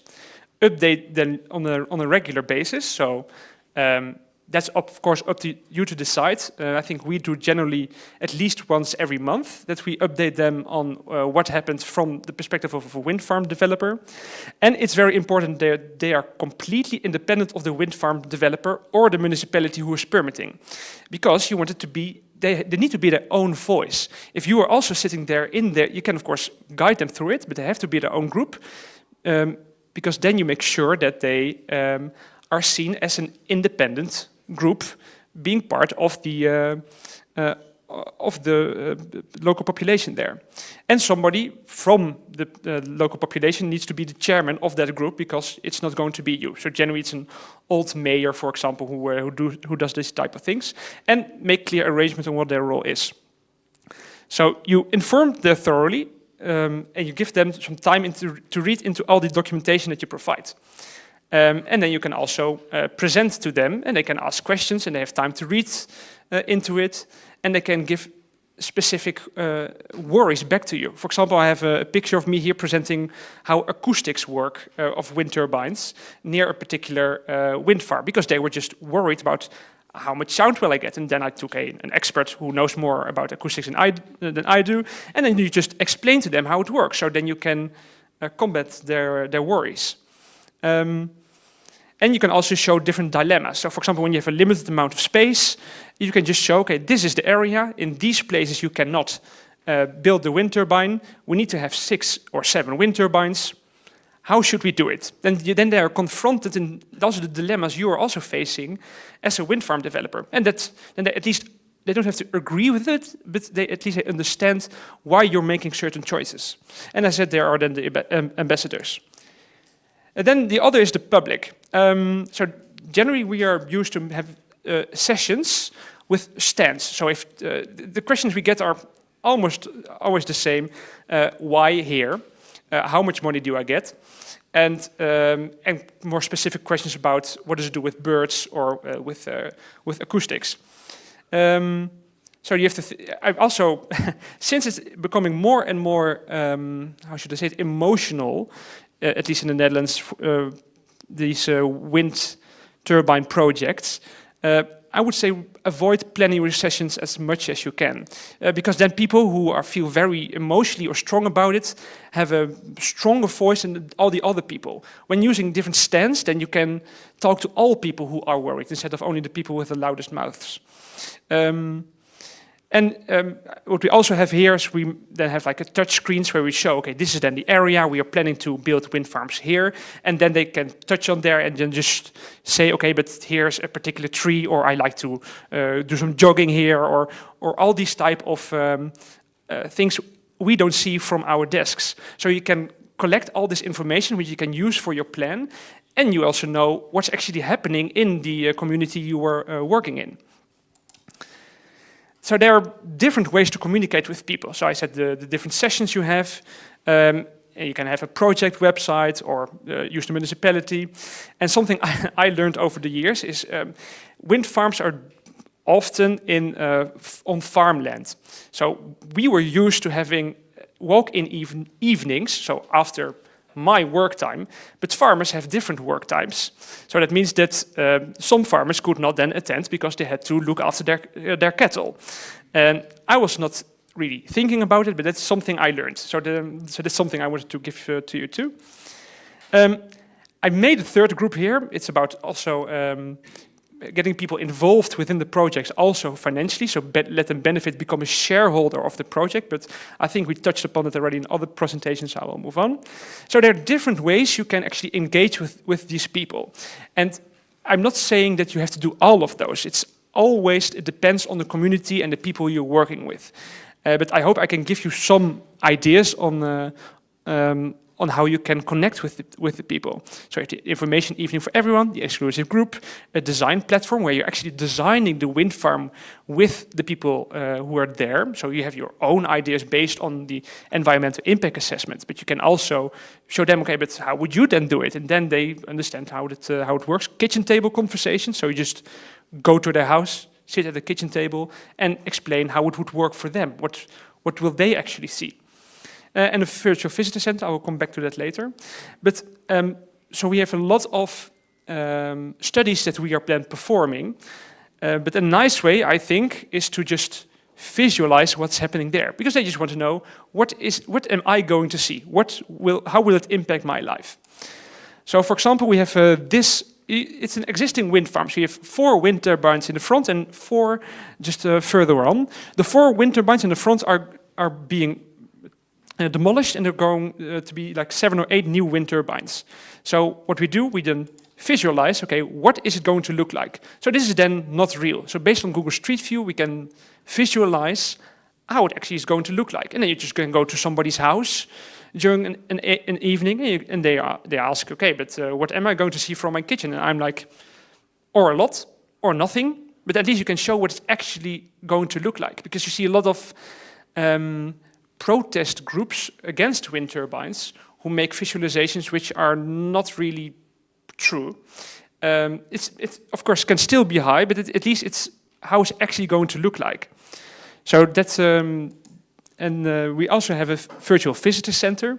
So it's kind of a website where you then can look around, you can ask questions, you can look on the map in your own time. You can see what is the timeline of a particular project, so how is it going to develop. Then there's a map, and then they can, for example, just see from different perspectives what will it actually look like, this particular wind farm. So this can be pre-programmed or not. But this way helps people understanding a lot on what impact it will have on them. So a lot more visualizations I have here. And the way you do participation, it's not set. There's no law, at least not in the Netherlands, which says that you actually have to do it. Well, it's to a certain extent, but it doesn't say that you have to follow a particular structure. So I have a map here. It's quite an old map already, I think for more than 10 years ago. But you see which areas there are large wind farms which had to be built there. And I think in most of them they are built, but no wind farm procedure is the same. We all have. I showed you all the different tools that you can use, and there are of course more, which other speakers also touched upon. But eventually, it's not one way to do it. It's most important, which I very much agreed with Scott.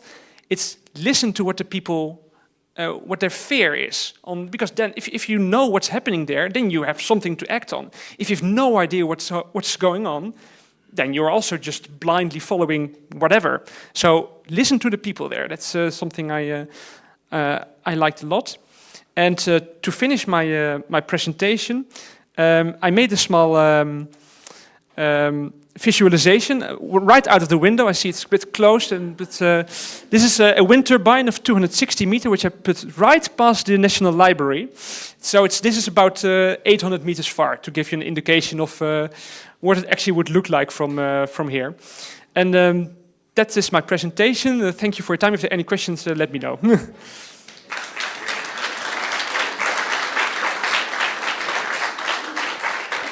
Thank you. Yeah, this was really great. And I remember when first time we met online, you told you have to understand that the wind developer who is working in this industry for 10 years or more, there is a huge difference between understanding of just normal local people who doesn't know anything. So yeah, these bridges and communication is still very important. Yes.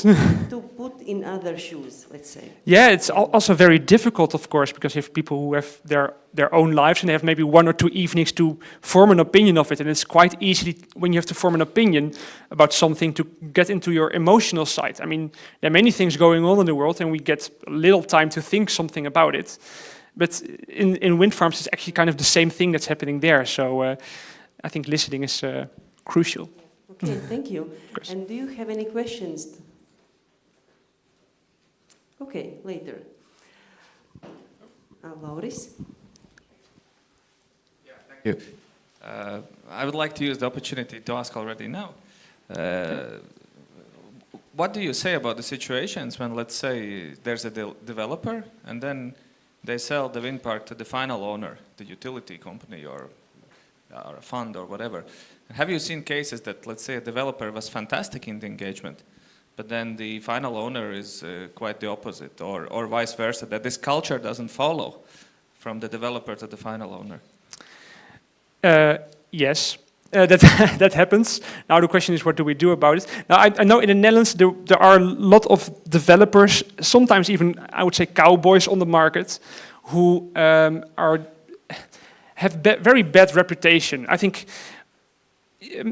why are we engaging people even in the first place? It's you can say, I'm not going to engage everyone, I'm just going to get my permits and build it. Maybe that works once, maybe twice. But eventually you're building up a reputation and hopefully you can do more types of projects. And I know that there are developers who didn't do it, and I still get quite some angry farmers when I talk to farmers with me, because they were, I would say, strangled, but they were kind of forced to sign different contracts on land leases or these type of things. And that makes me very sad. Yeah, can you do something about having the final owner having the same kind of reputation as the developer? I think it's also a bit up to the municipality and the developer to know who you're going to work with. So think who you're going to work with in this industry, because it's not all about getting as much wind turbines there or making as much money as we can. It's about how can we make towers of 200 meters high fit within communities, and not only physically but also socially. Thank you. Okay. Right, thanks. Thank you. Okay, so our next.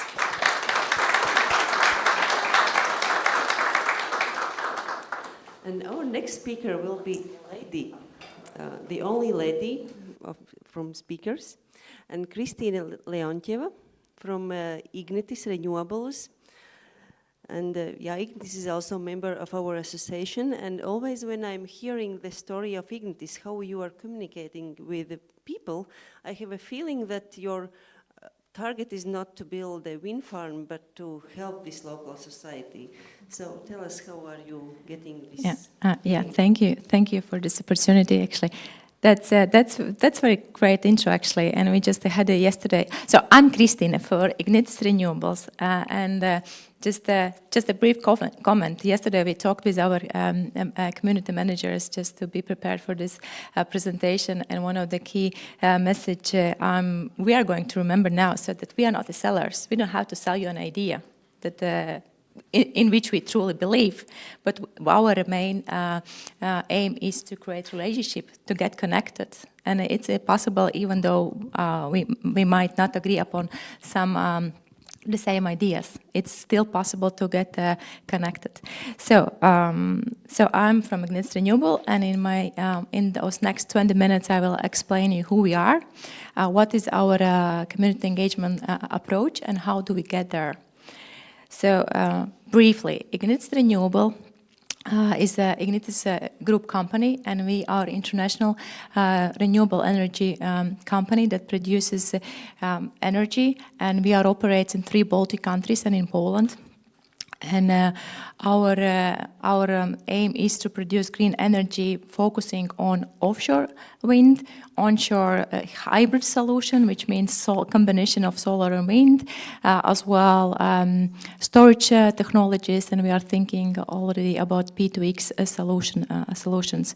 And by implementing and developing new green energy projects, we are helping to reach our strategical goal of Ignitis group to install 4 to 5 gigawatts of green capacities till 2030.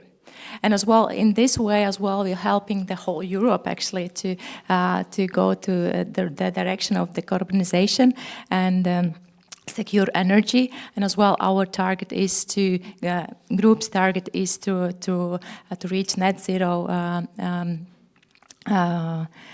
emissions till the latest 2050. So it's a great ambition, and we can do it because we are an international company and fastly growing international company. For now, there are 250 employees from 10 countries, but we are, as I mentioned, fastly growing.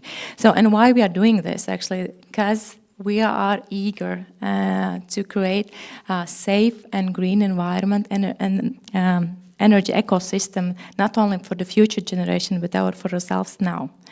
So this is who we are, and what is our, and actually you will hear a lot saying me we, and depending on which stage of the project we are, there will be different colleagues involved, because we truly believe that community engagement actually it's a team effort, and either it's development phase or execution phase or pre-development phase, you will see many colleagues involved. However, today, mainly I will speak about we, and by we I mean community managers. So for now in Latvia, not in Latvia, we are 7 in Latvia, I wish for, but there will be more.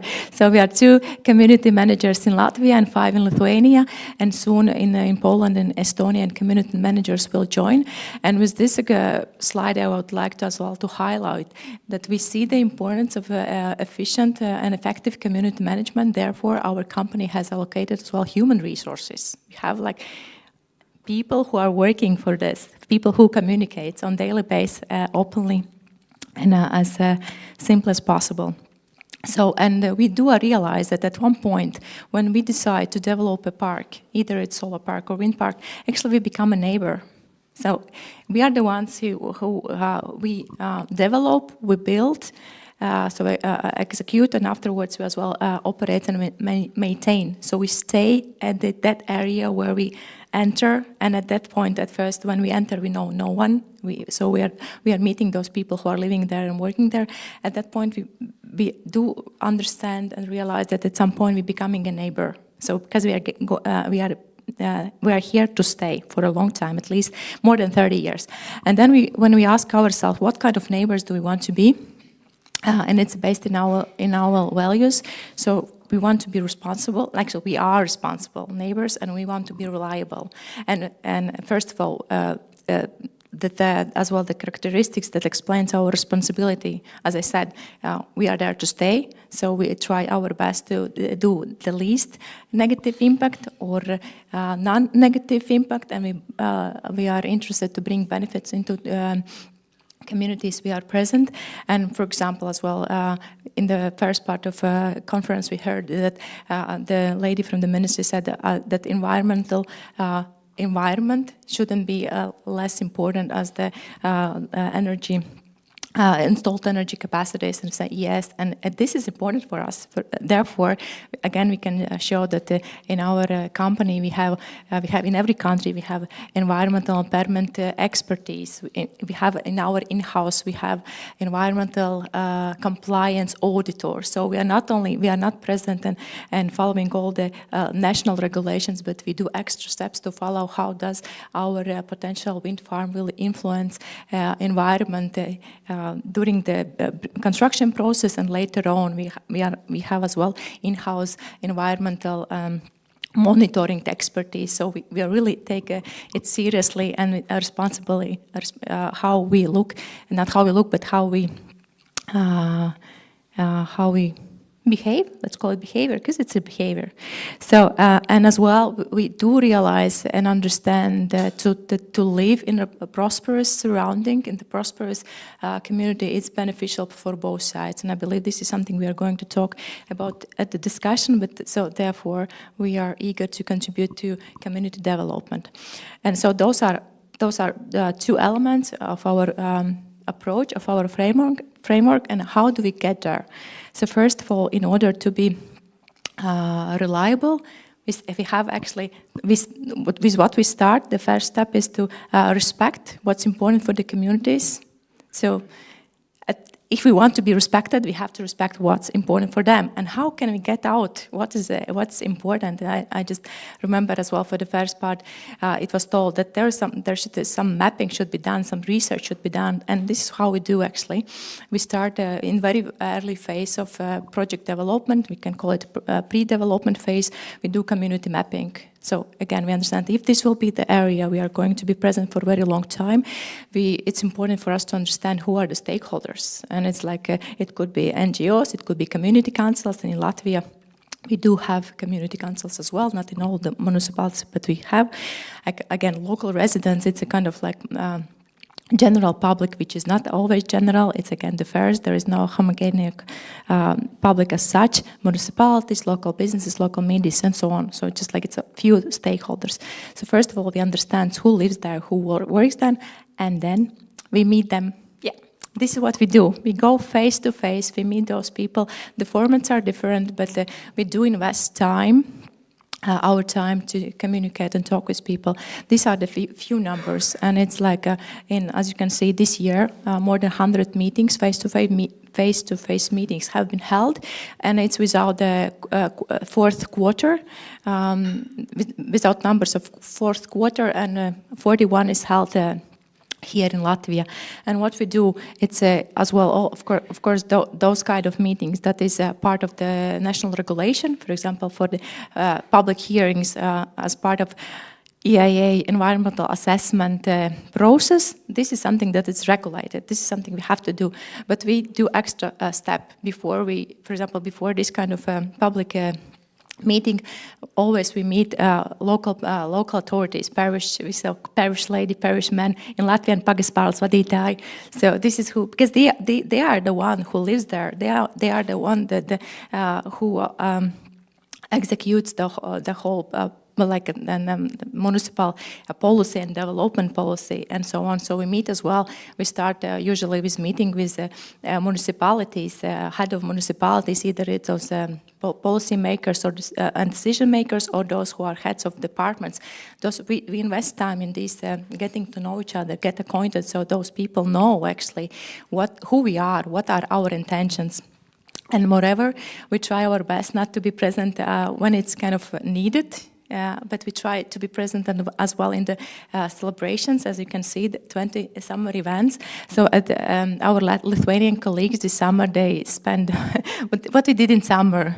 We celebrated together with our communities. We celebrated either sport events or parish events. We were present in order to get acquainted, to tell who we are, what are our intentions, what is renewable energy, and why you could benefit out of this. So we are eager to be this kind of neighbor who is invited to celebrate as well, not only to hear the complaints, concerns, and ideas, but just to spend time together to find out about each other more.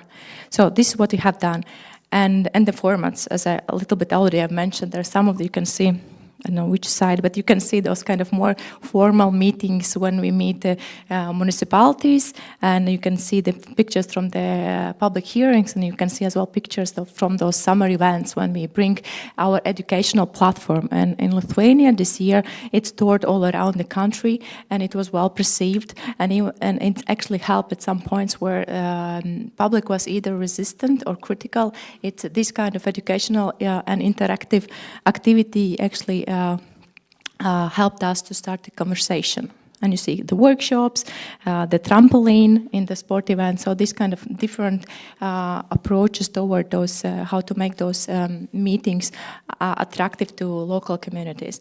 And as well, we usually face that we faces the contrast, and both either it's an event where 100 of attendees are present, as important, as crucial that as those events where only like 10 people attend. Because for us, again, it's important for us to connect, to get to know those people who are living there, and to find out their concerns, ideas, and actually dreams as well, not only concerns and comments. So yeah, so we face contrast, which is very normal. Yeah, so this is the first thing, how we do our best to be trusted. We start to get to know each other, get acquainted, and we try to find out what's important for the communities. The second element is we try our best to communicate on timely manner, and we do realize that there is still a lot to learn. And thank you for all the examples and ideas how we could communicate efficiently. However, what we have done so far, first of all, we do not hide. So there are community managers, you can find our mobile phones, you can find our email addresses. So we try to communicate complicated information as simple as possible so people understand where we are, what our intentions are, what we are going to do next, and so on.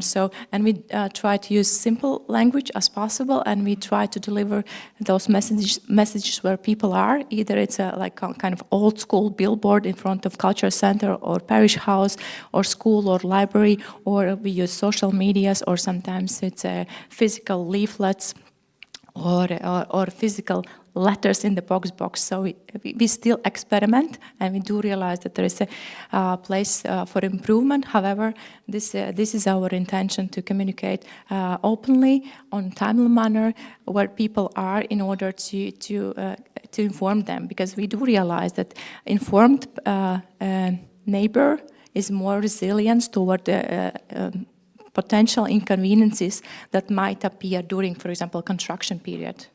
It's better that they know that in 1 week there will be deliveries, and there will be some some inconveniences. So this is the element of that we try implement in order to be a reliable partner. Second big milestone of being a good neighbor is contributing community development. And as we were presented, finally we know the framework, national framework, that there is this mandatory payment for developers, but this applies from the moment when we start to produce electricity. However, we understand that actually we are present earlier, so much earlier. So we are present from the moment we get, from the moment we start to communicate about our intentions, we are present. But like real changes and impact, people already see from the moment we start building process. Therefore, we have our own voluntary financial support model. So. So what we do, we contribute to community projects. So it's annual open call for those legal entities that are NGOs, for those legal entities that operates near the communities or at the communities or near our wind parks or as well solar parks. And so you see the 4 themes, either it's economical prosperity or physical and social well-being, culture diversity and identity, or environmental protection. So those are 4 themes, and actually under these 4 themes you can put many different projects that actually are beneficial and important for the local societies. So we have been doing this for 3 years, and this year it was the first year when it was piloted in Latvia as well, near the solar parks we are developing here in Latvia. And if last year for Lithuania and Poland we allocated 350 euros for those projects, this year the number has tripled, and soon we will find out which projects have been approved, will be approved, and how we will contribute into communities development. Yeah, this is what we do voluntarily, because we truly believe that this prosperity of the environment we are living is important for us as well.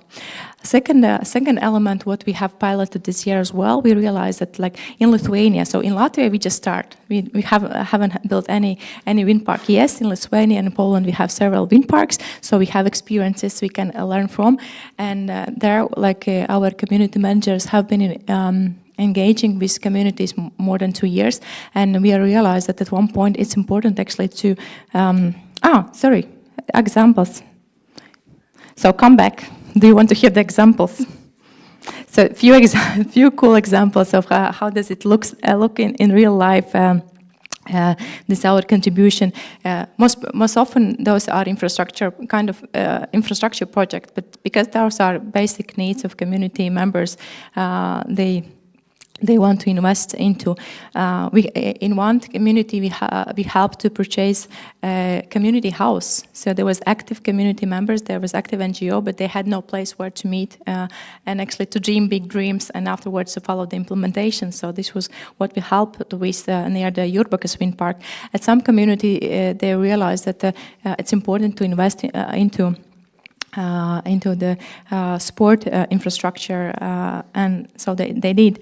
But I would like to highlight one example of Tauragė, because even though most of the projects are related with infrastructure, either it's light or environmental accessibility, there are some so-called soft projects, and this is one of the great examples when we see that the environmental NGO decides to use the opportunity of the fact that wind farm is there now present.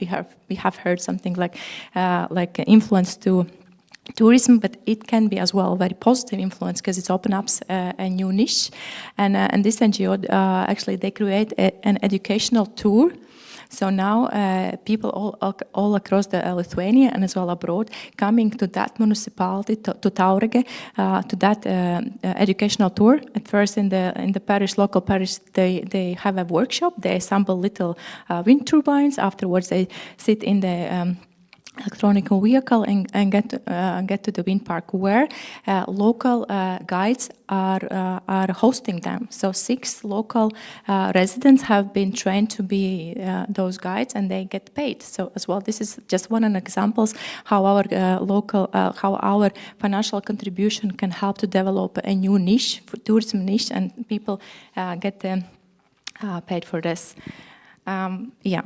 This is how it looks in real life in Lithuania. Next year, I'll tell you about Latvia's examples as well. So again, coming back to this, so what else do we do? How else we contribute in community development? We try our best to share good practices. As I mentioned, so Lithuanian colleagues, they have experience of engagement for 2 or 3 years with communities, and we decided to bring those communities together. So they actually meet each other. Therefore, this year, we piloted an event, a community gathering event in Lithuania. In the end of summer, it was a full-day event when we brought representatives from 22 different communities to meet each other and to meet us. Again, as I mentioned, it's a team effort. And even though that community, most of the time they would face either community managers or project managers or site managers, but there are so much more people working for this to become true. And therefore, we use this opportunity, this community gathering as a promote fellowship, and create this relationship as well for our colleagues from Renewable to meet those people for whom actually we are working, as well for the engineer, either it's a civic engineer or electronic engineer, just to meet those people as well. It's very precious and valuable experience. As well, as I mentioned, we brought people together to share the good practices and success stories of this benefit we offer. How can it be implemented? It happened. So one community borrowed the idea from another community, because sometimes, you know, this saying that you don't have to find out a new or create a new bicycle. It exists. So, like from all your experiences, many cool things already exist. Let's take and adjust to our realities as well. It's helped us a lot to display myth. So this is like, you know, it's look bigger, louder, and scarier in the picture. Jan, in your visualization, who are you? Where are you? Your visualization with the library. Wow. So it's better maybe like one time to see. It's better than 100 times to read or listen about this. So therefore, this as well helped us to dispel some myth, so those people could come and see how the erected VTG actually look like in real life. How loud is it? Is it loud at all? And as well, of course, it was our creativity. So we just explored as well a new formats of this longer term. New format, how to build new long-term relationships. Yeah. So from the number perspective, as I mentioned, 22 communities, 87 representatives, and all of them would come again. And therefore, next year we're going to organize this event again in Lithuania. Almost 90% of all participants and attendees, they said that they see a value of this kind of gathering, and 15 colleagues from Renewable, Ignitis Renewable took part, which is well important for us. That those ambassadors, or those, let's say, faces, Ignitis Renewable faces, are like 7 community managers plus all the project managers, but that there are more. So it's as well for us. It's important to give it this human touch to Ignitis Renewable. So in conclusion. In conclusion, I mean, this will actually I believe it's all about what we mentioned, how important communication is, and we truly believe, and we have actually it's not about belief, it's about something we have experienced and tested, that people truly trust experiences of other people, and let's make those experiences positive. So I'm Christine. It was my privilege to share our experience with you. Thank you.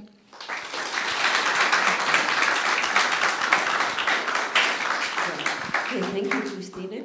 I have one practical question. Have you ever calculated how many new workplaces have you developed in Lithuania or in one region or parish? Mm-hmm.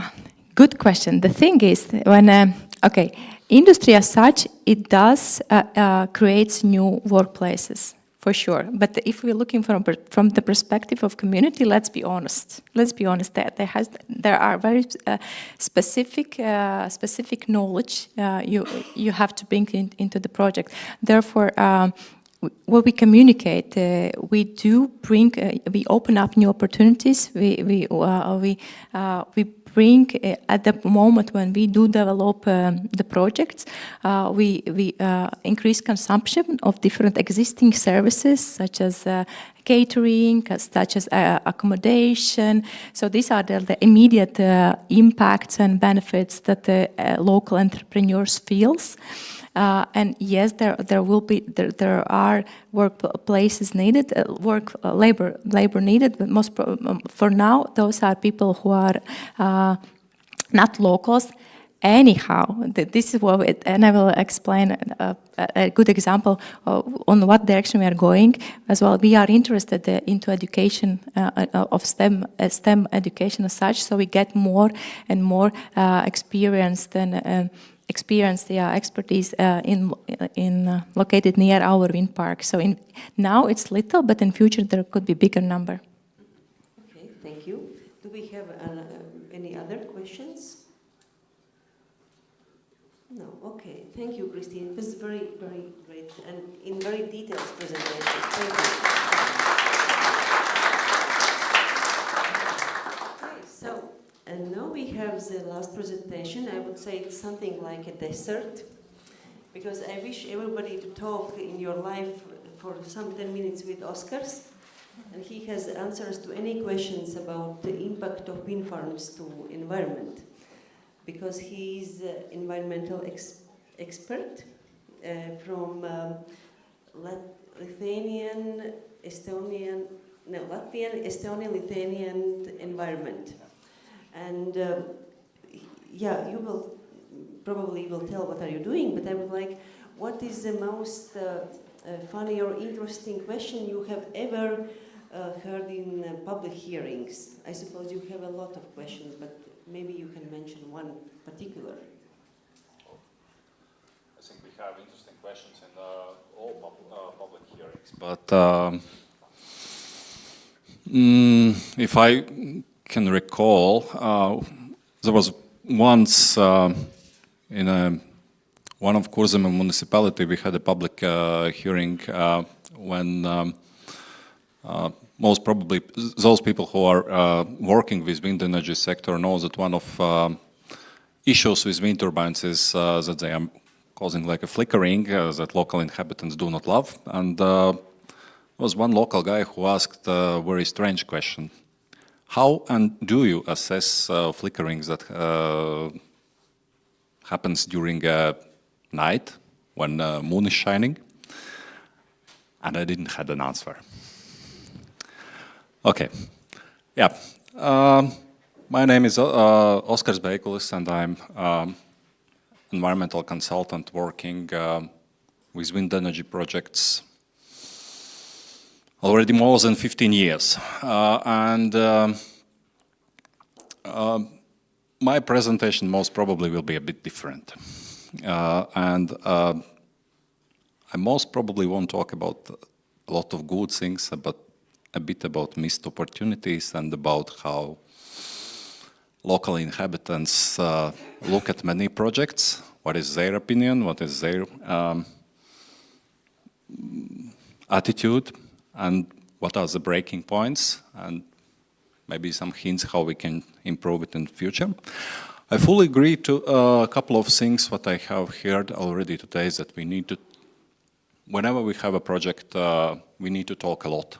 We need to talk with the local inhabitants a lot, and trying to explain them not only why do we need this project, but answer to most complicated questions raised by local inhabitants. And just in the last 3 years, we have counted that I have participated in a bit than more than 50 public consultations, and so I have some collection of public experience. One of the first things what I would like to talk about, I would like to pay your attention to, I will have in each slide, I will have a small picture. And this is actually pictures generated by ChatGPT. When I'm asking ChatGPT to generate picture with some questions that usually local inhabitants are asking during public consultations. And in last, I would say 3 years, number of wind energy projects have increased dramatically in Latvia. Officially, we have something like up to 50 running wind turbine projects at the moment. Non-officially, most probably something like 60, 70. And this is not just a number of projects. It's a size of projects. If 5 years ago, majority of projects, reasonable size projects, like up to 20 wind turbines, maybe a bit more. And with every next project, we are talking about a bigger and bigger projects. Like onshore projects with 100 wind turbines, it's okay. Or, I don't know, 40 wind turbine projects around one small village. It's okay. And here comes actually one important question. I think I have heard it in all public consultations. How much actually do we need? And I like a few very important things what I would like to highlight in this perspective. Today in the morning we have heard excellent experience from Denmark about the planning. Where do we plan? How do we plan wind turbines? And we have heard experience from Netherlands, where it's planned from top to down. And for illustration, what is actually situation in Latvia, what I have feeling of this, and what many local inhabitants have, we are in this wild west stage. And it's a bit like a rat run when we have around 20 active developers, majority of them with several projects who are trying to develop their projects, sell their projects, and get them ready to build. And it's not like a slow increase that we are building one wind farm every year. This is much more easier to accept that you see that this development is going on, but we have it like a silence for 10 years, and then it's boom. And there are a couple of perspectives when we are talking about planning. About the planning, where I see that it's like missed opportunities of Latvia that can improve communication with the local inhabitants and communities. One thing is answer how much do we need, and we have seen in a morning presentation from Ministry of Climate and Energy that our target to 2030 is to reach up to 1.52 gigawatts of wind power. And in the same presentation, we saw that in Kurzeme we have applications around 7 gigawatts. So it's a bit more. And another thing is location. We don't have, I haven't seen any like strategic planning in national level or in regional level about areas where we want to see the wind farms.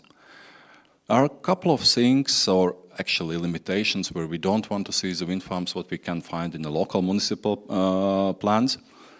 But based on my experience, like almost 20 years working in the environmental consultation field, if you have like a vision on a country level that we need to do this, and on a regional level that we are doing like a small part of it, and an even smaller part on like a local level, it really helps to communicate with local inhabitants and communities. And this is something what we are missing. And to be honest, I think that this train already passed. So we will still be in Wild West for next, most probably few years. Another thing, what is important, and what we hear in all public consultations, there are tens of different myths around wind energy sector, about the nature, about the impact on the public health, about the risks, about many other things. But actually, we have a lot of evidence on many of these things. Like a lot of researchers, wind turbines are not a new thing. They are in other countries operating already for decades.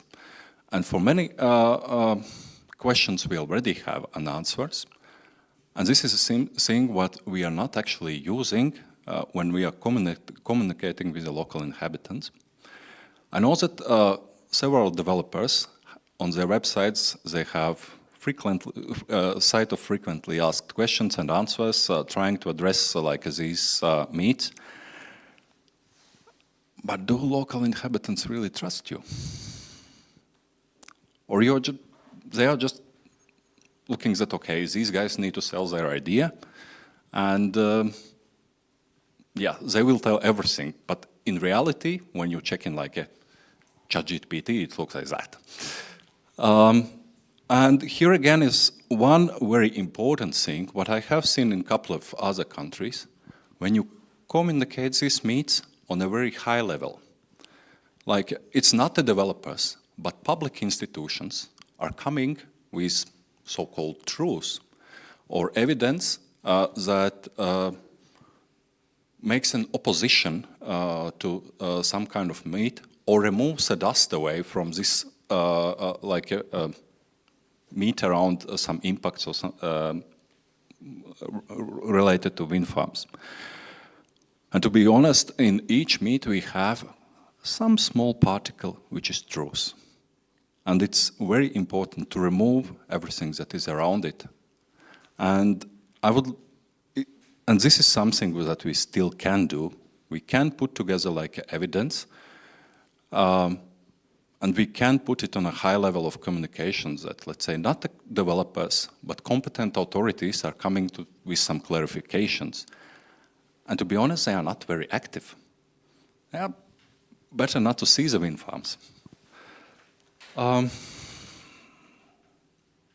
this is not just about the meets. Another thing what is important when we are talking about public consultations, we should tell the people truth, and this is important.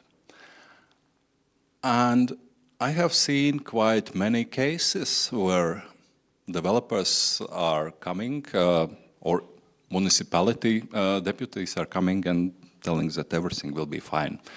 But to be honest, development of wind farm will cause a lot of changes in the environment. And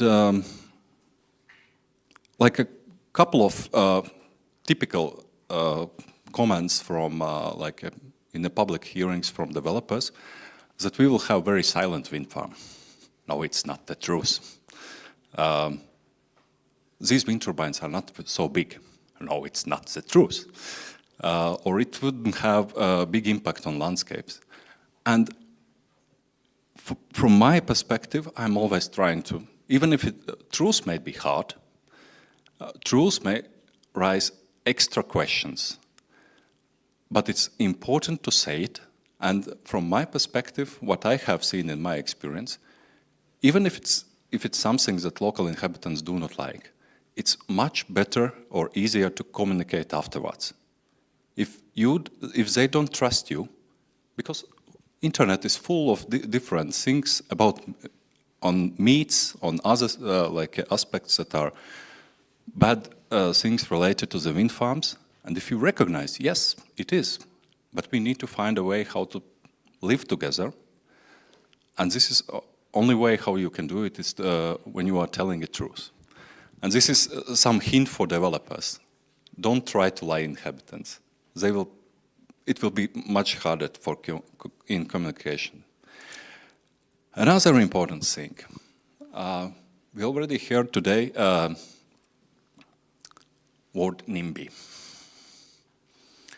And it's nothing what is very specific for wind energy sector. We have people in NIMBY state in many other development sectors. We can try to build a road, locals won't be happy. We can try to build another factory, locals won't be happy.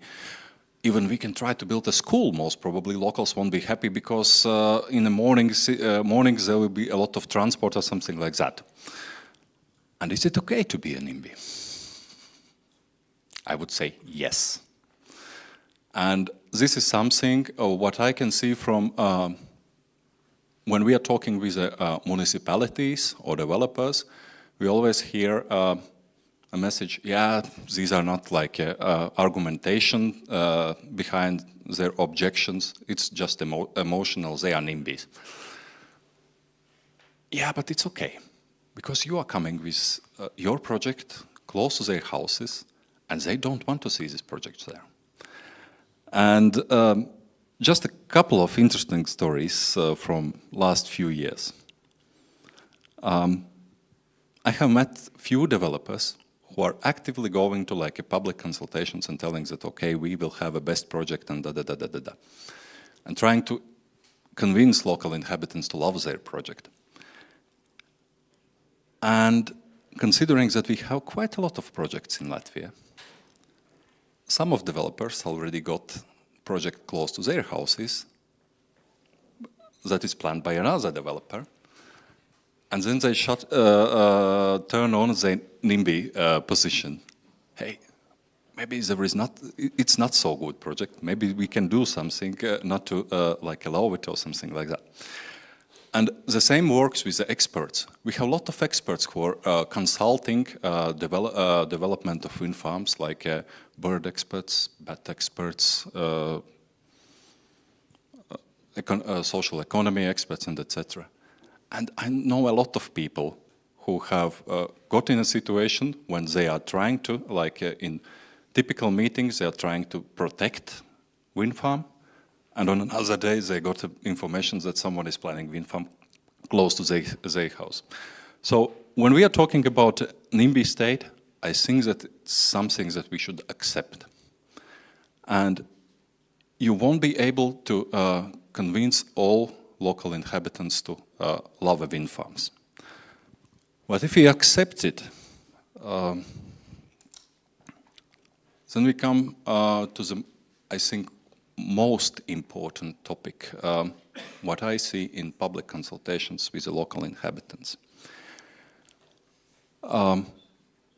Officially, when we are doing environmental impact assessments, we have 2 public meetings. In most of the projects, this is the first time when local inhabitants see developers, and they really like approach of Ignitis when they are going and communicating with the local inhabitants even before these public hearings.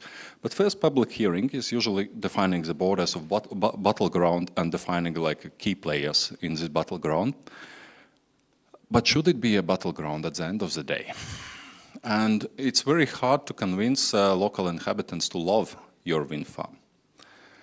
But from my perspective, it's very important to pull them over to the line when they say no to wind farm and get them in constructive discussion. There are no perfect wind farms. Each wind farm can be improved, and it's very hard to get public opinion that and get to the stage that, okay, they say, you're coming with initial idea and telling them, oh, I want to build 40 wind turbines here. And at the end of the day, you can get to conclusions that in discussions with public that, okay, we don't accept 40, but with 20, maybe it's okay. And this is a very hard part. And as long as you stay in these public consultations, like in each party staying in their own trenches, it's very hard to discuss. They don't trust you. And if you get them out and get on a discussion how to improve the wind farm, it's a huge success story. So I wish you more success stories.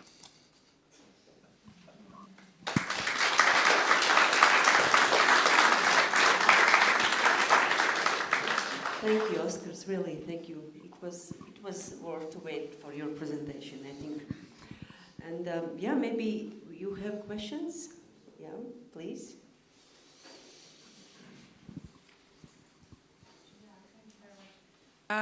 So Latvian situation is particular, so we're now starting to think about the social impact assessment. And as I understand, Elle already has some experience in that as well. And obviously it's funny to have hydrology, soil erosion, archaeological research, landscape, birds, bats, everything, and then just like a little tiny expert on social impact assessment. But what I wonder about from the public meetings that you spoke about, do you have experience in how environmental impact assessment not only helped developer understand the situation, but developer was willing also to share their conclusions with the public? Because very often what I understand from the local inhabitants is that they question really are staring around exactly the vision, the first point that you spoke, like how many wind farms do we still need? The questions about their health and safety, about the utilization of everything, right? So those are basic questions that often developers hold. So also speaking today about the public awareness that might be coming from environmental and social impact assessment. So I wonder about timing and that disclosure, transparency of this sort of conclusions.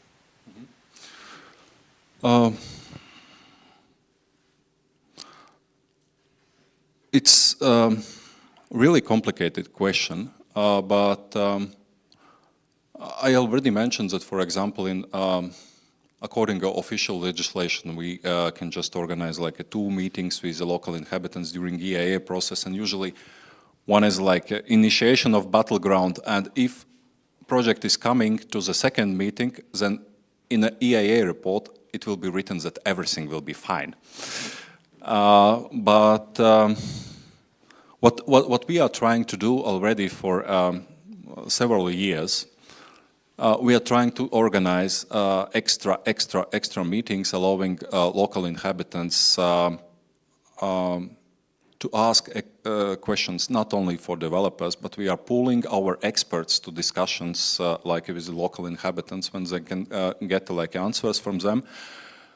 And if we are talking about like a social impact assessment, I would say it's very hard when you are doing it on a level of one single project. It's much more important to do it at a level of like planning documents and strategic environmental impact assessment in Latvia. To be honest, this is such a weak thing, and this is like a formulation of like a vision, what I mentioned in my first slide. It's very important for successful discussions afterwards and successful involvement in public in a project, and there you will get significantly less objections, and this is important. But talking, and even talking about the bad things. It's important to talk about the bad things. Okay, thank you. Thank you, Oscar. Thank you. So we can follow with our second discussion, and it will be still about the same topic, but we would like to wrap up this issue and to make some takeaways from the conference. So please, speakers and our moderator. Yeah. Okay. Our moderator will be Lauris Baltiņš from Latvian project manager, who has quite, I think, huge experience in public hearings as well, and I think he will do his job very well. So.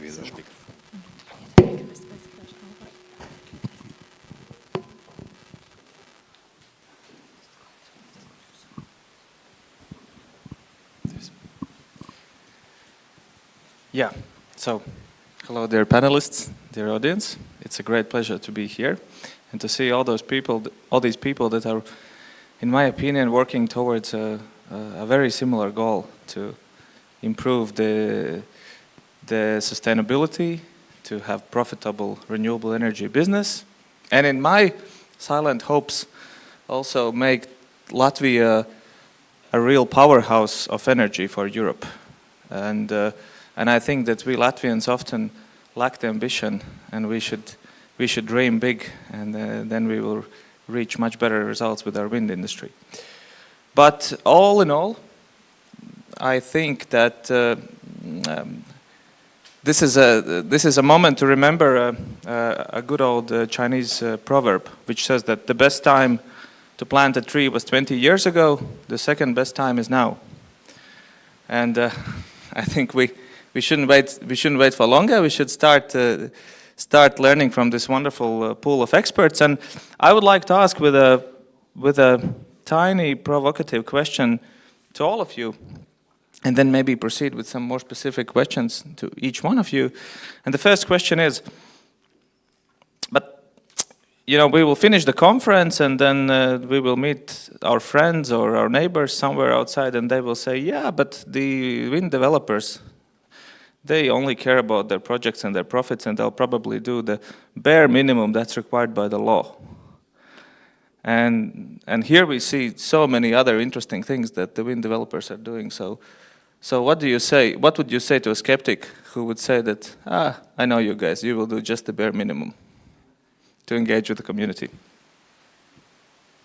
I would say sometimes you are right. Because sometimes they are right, and we have to make sure that they are not right by working with developers. Because I'm afraid it's the case that some developers don't only do the bare minimum to get as much return on investment as they can, financially, not socially. I think that's what I would say.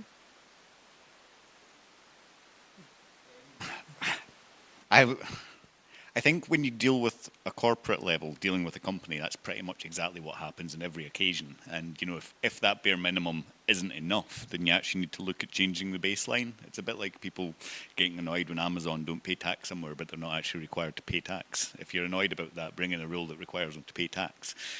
I would say the differentiator there, though, is that this industry, and I've worked across multiple industries at various points, you will find individual project managers and individual team members who actually see this much more as a vocation than they do as just a plain old career. So you will find individuals within companies who are willing to go that little bit further, who will do that level of engagement that's that little bit different, who are willing to take a risk and try to change something on because they are here to actually create positive change in the world. So I don't think you can rely on individual companies and developers to do much more than they're required to, but I think you will find a lot of individuals in the renewables industry who will go further. Or Baltic Group say about that? I would say, come and see. Come and see. Because like us, the community gathering was one of examples when we say, like, this is what we say, and this is what we do. You can actually see from out of the experience of our other communities living near our wind parks or solar parks. So I believe I would emphasize what we have done so far, what are all those extra miles we have already walking, whatever. So you've gone that direction, come and see. If I can give a comment on that. Actually, even in such a small country like Latvia, it's very you might have very different situations. Each community is different. And in some cases, there might be a situation when this small minimum might be enough. Because you won't believe, but there are some places where people accept wind farms. And there will be cases where you will need to do a much more to reach whatever level of success. Thank you. Fair point. I think an obvious question that comes out of the first part of the discussion is maybe the comparison between the Netherlands and Latvia. And we also had a good conversations during the lunch break with Guy and Bastian about that. I did a quick back of the envelope calculation. So Netherlands is 37,000 square kilometers roughly. Latvia is 64. So we would need to have around 28 million people to have the same population density, but we have 1.8. So you would think it should be super easy in Latvia to make people happy about wind turbines. But somehow Netherlands has done a better job with a much higher population density. What's the secret? Very good question. What is the secret? I think we tripped along the way. I think we made many mistakes, and I'm not saying that we did everything perfectly, because that's not the case. However, I think by having failed projects over the years, and also having more and more public backlash on wind on land, I hope we learned and are still learning on how to engage with the people there. And of course, not everybody's happy about what we're doing. I mean, there's still public backlash. Even when we are now doing projects for the Dutch government, we are obliged to have security with us for all public consultations. That's how emotional it still gets. So it's such a hard question, and I find it hard to see that people feel very emotional about something I think they are right about. Because wind turbines are large, they make noise, they have flicker, shadow, but I believe it is at least a less worse option than what we have now. And from that philosophy, I think it's still worthwhile to develop wind turbines on land, and it also makes us as consulting engineers going the extra mile to to try to engage with these people. But yeah, it's a bit of an emotional thing you're touching upon now. It's not always easy. Yeah. So you also had to go the hard way. Well, not the hard way, but the path was not so easy all the time. I must say, I'm very happy I can speak for an audience which are not always very hostile towards me. So that's something I'm very happy about. But that's not always the case. And I think it's always important to still try to connect with these people who feel very differently about these type of projects. I think that would be my answer. Thanks. And going further in the North Sea area, I have this question in mind that I hope the audience also would find it interesting. That let's look at the comparison of Scotland and England, right? It's in one United Kingdom, but then one of these lands never stopped developing onshore wind, and one had a rather sharp political stop in 2015, and hopefully it's recovering now. The question is, did the people in Scotland actually see a higher value from wind turbines than the people in England? Or was there something else? Was the community also a driving force, and why did the community react differently in those two areas? That's definitely a complicated answer, but essentially we have a separate government in charge of planning in Scotland, so that's a devolved matter. The Scottish government has full control over planning and development, and in Scotland we went left with our government, and in the rest of the UK they went right with the government, and it really was a political issue. You know, the right-wing government, the Tories that we had for 15 years there, just didn't like onshore wind. They wanted it gone.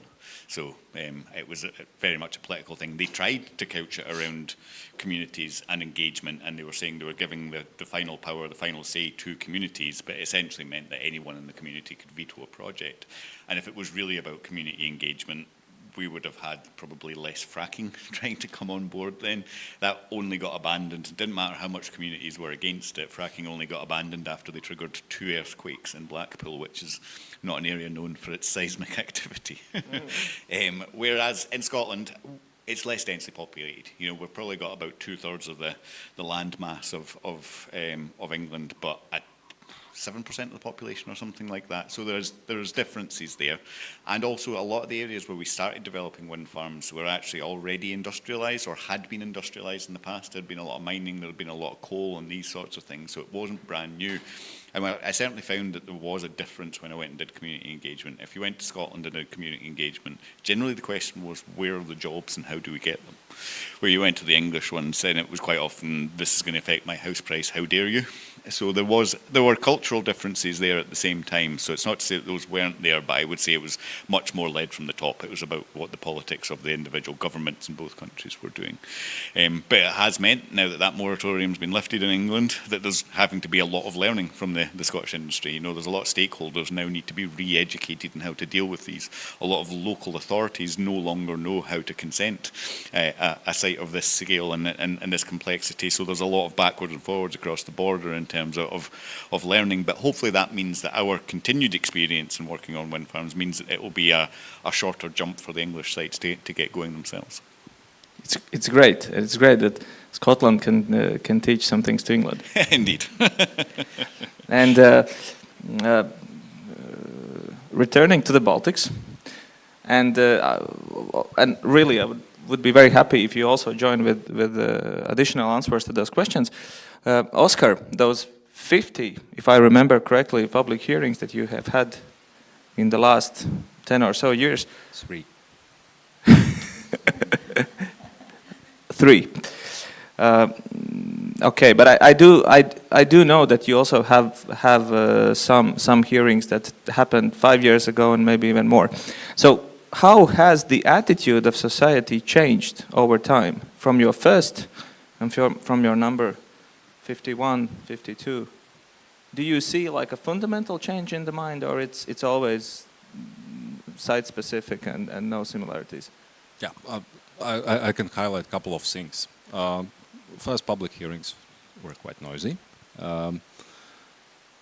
but there were no discussion how many wind farms do we need, because there were just 1 or 2 in them. So it's just about not in my backyard. We don't want it here. And now it has changed. It has changed. And I haven't been in a public consultation when, rather than public or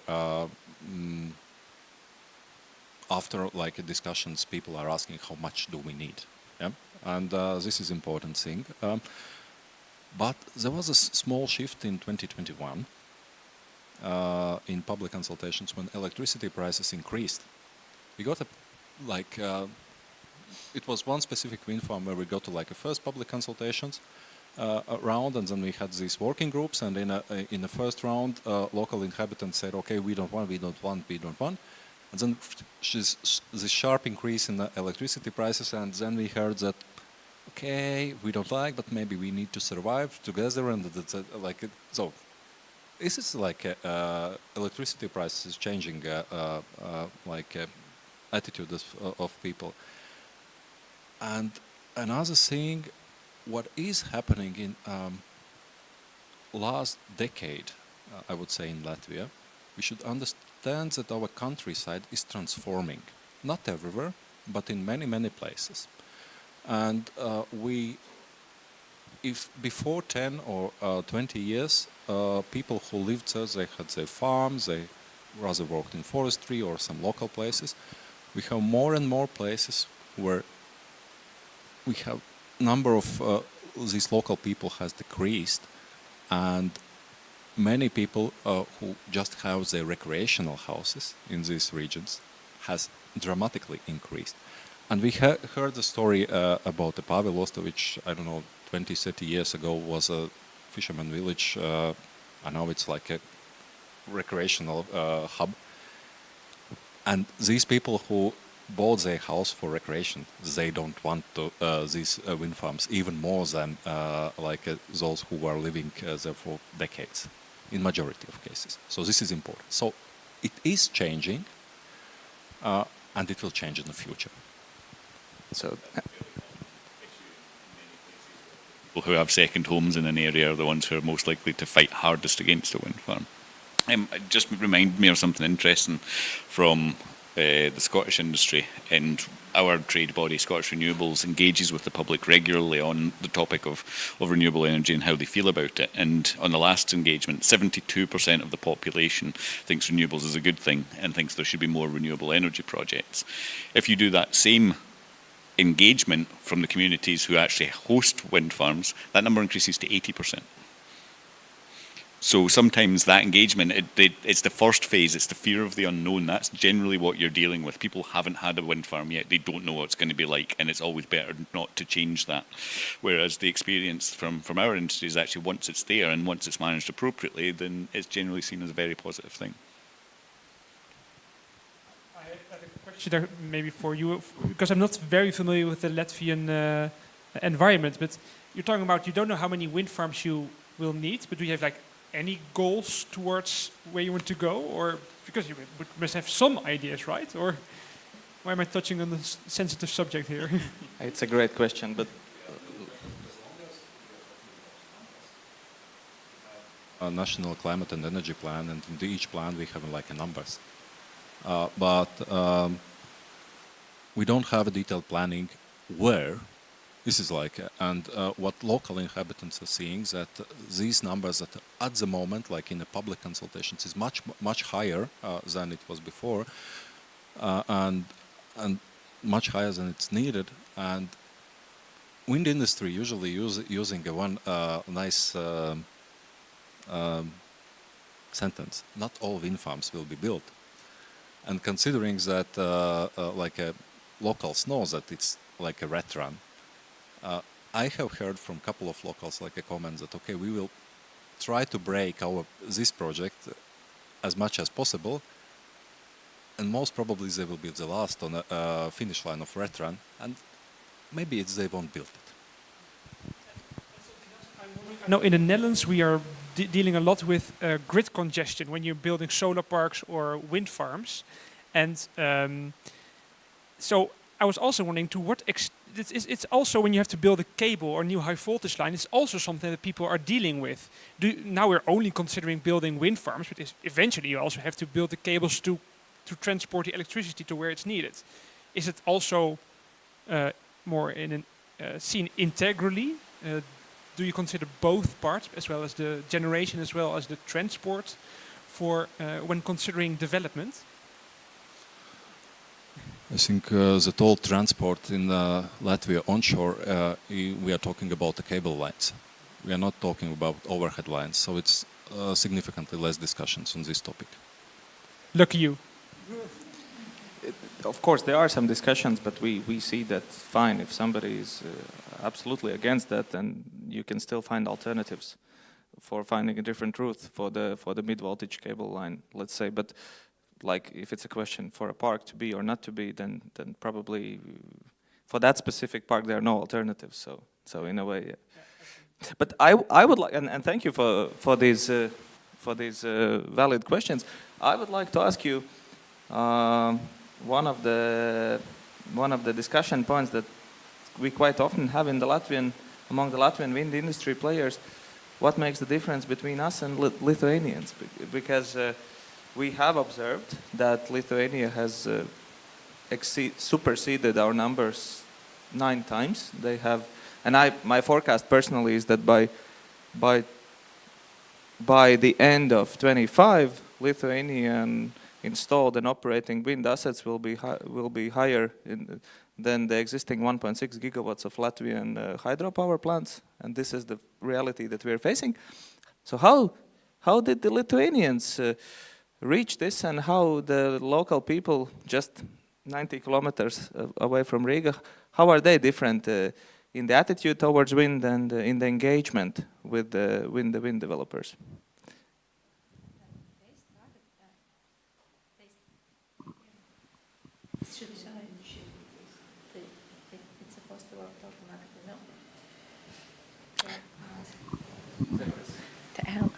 You see, so what did we just exchange? So they started earlier. I mean, the simplest. I mean, kind of. They just they started earlier. So and as well, based on this experience they have gained already, we as like Ignitis Renewables international company, there as well are a lesson learned from a Lithuanian experience from our colleagues who have done this like community engagement for last 2 or 3 years. So and in general, we are planning to.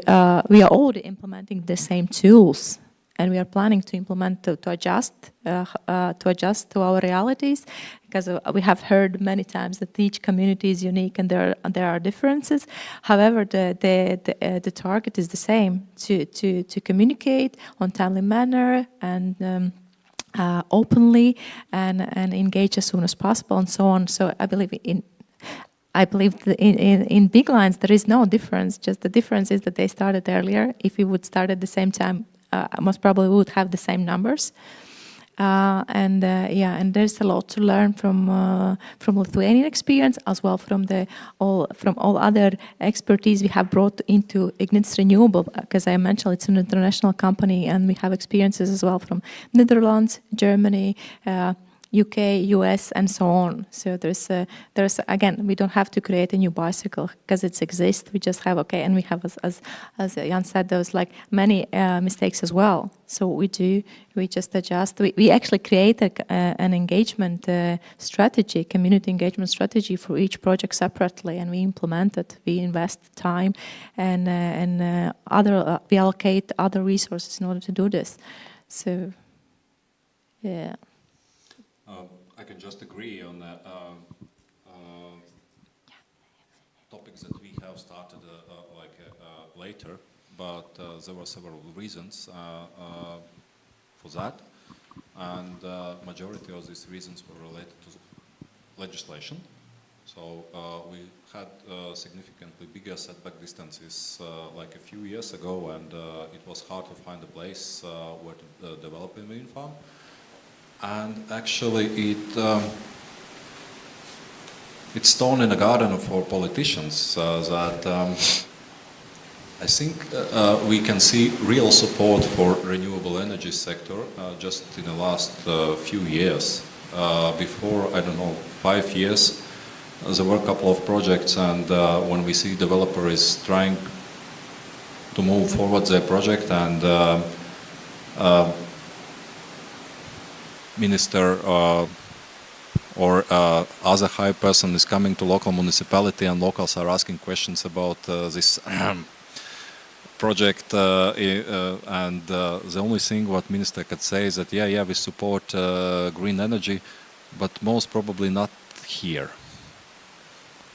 And it's a combination. It's a to get it running, you need a legislation. You need a support at political level, and of course a lot of discussions with local inhabitants. But to be honest, comparing to many other countries, wind energy sector in Latvia is very successful. It would be hard to find in other European countries. That I think at the moment we have 11 approved wind energy projects that got their permits. Just one not approved.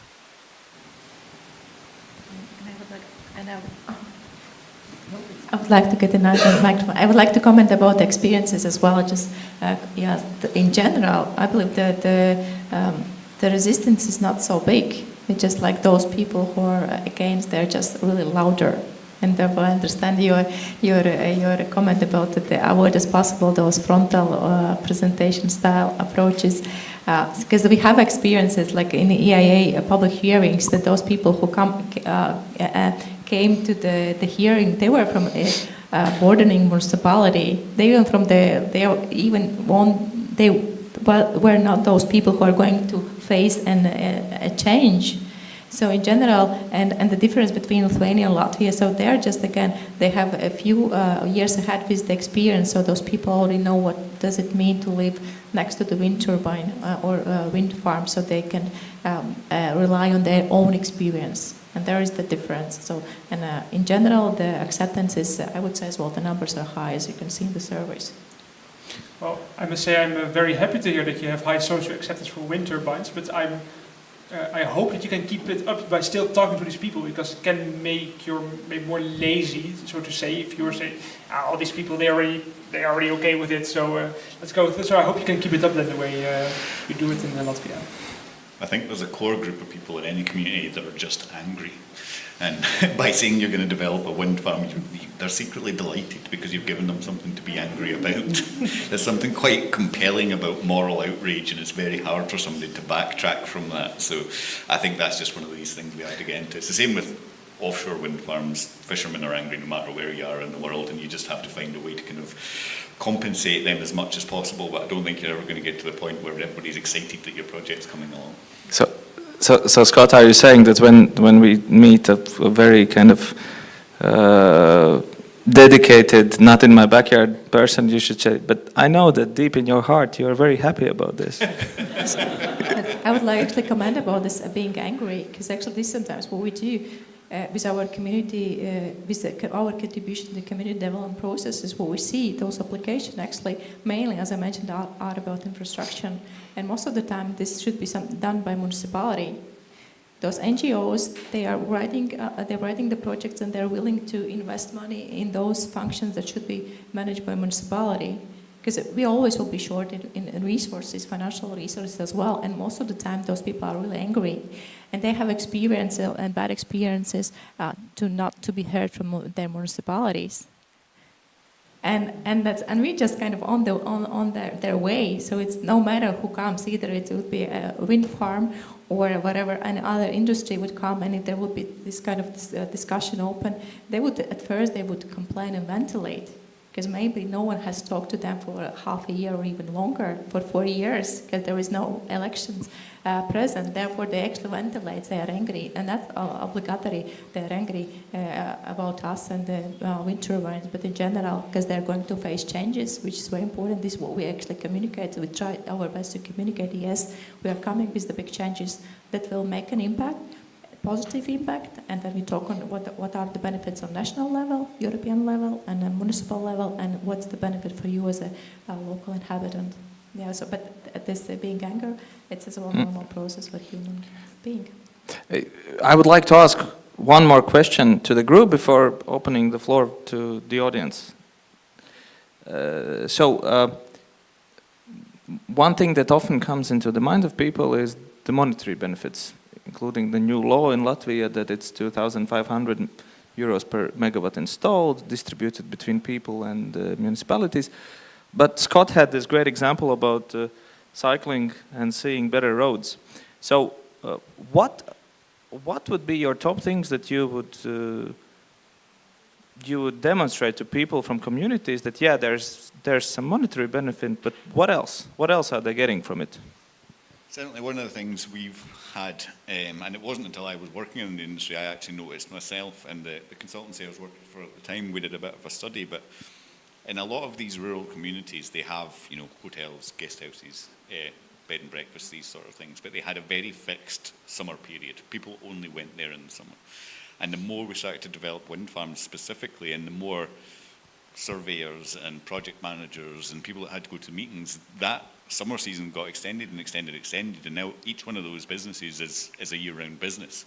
They had enough of a baseline that they were able to be open that entire time, and the wider economic benefit that comes from that, the services that are used by the people who are staying in the hotels, the shop that does that little bit better, the petrol station that actually is able to stay open because it has a custom line, whereas normally these things close down in rural areas.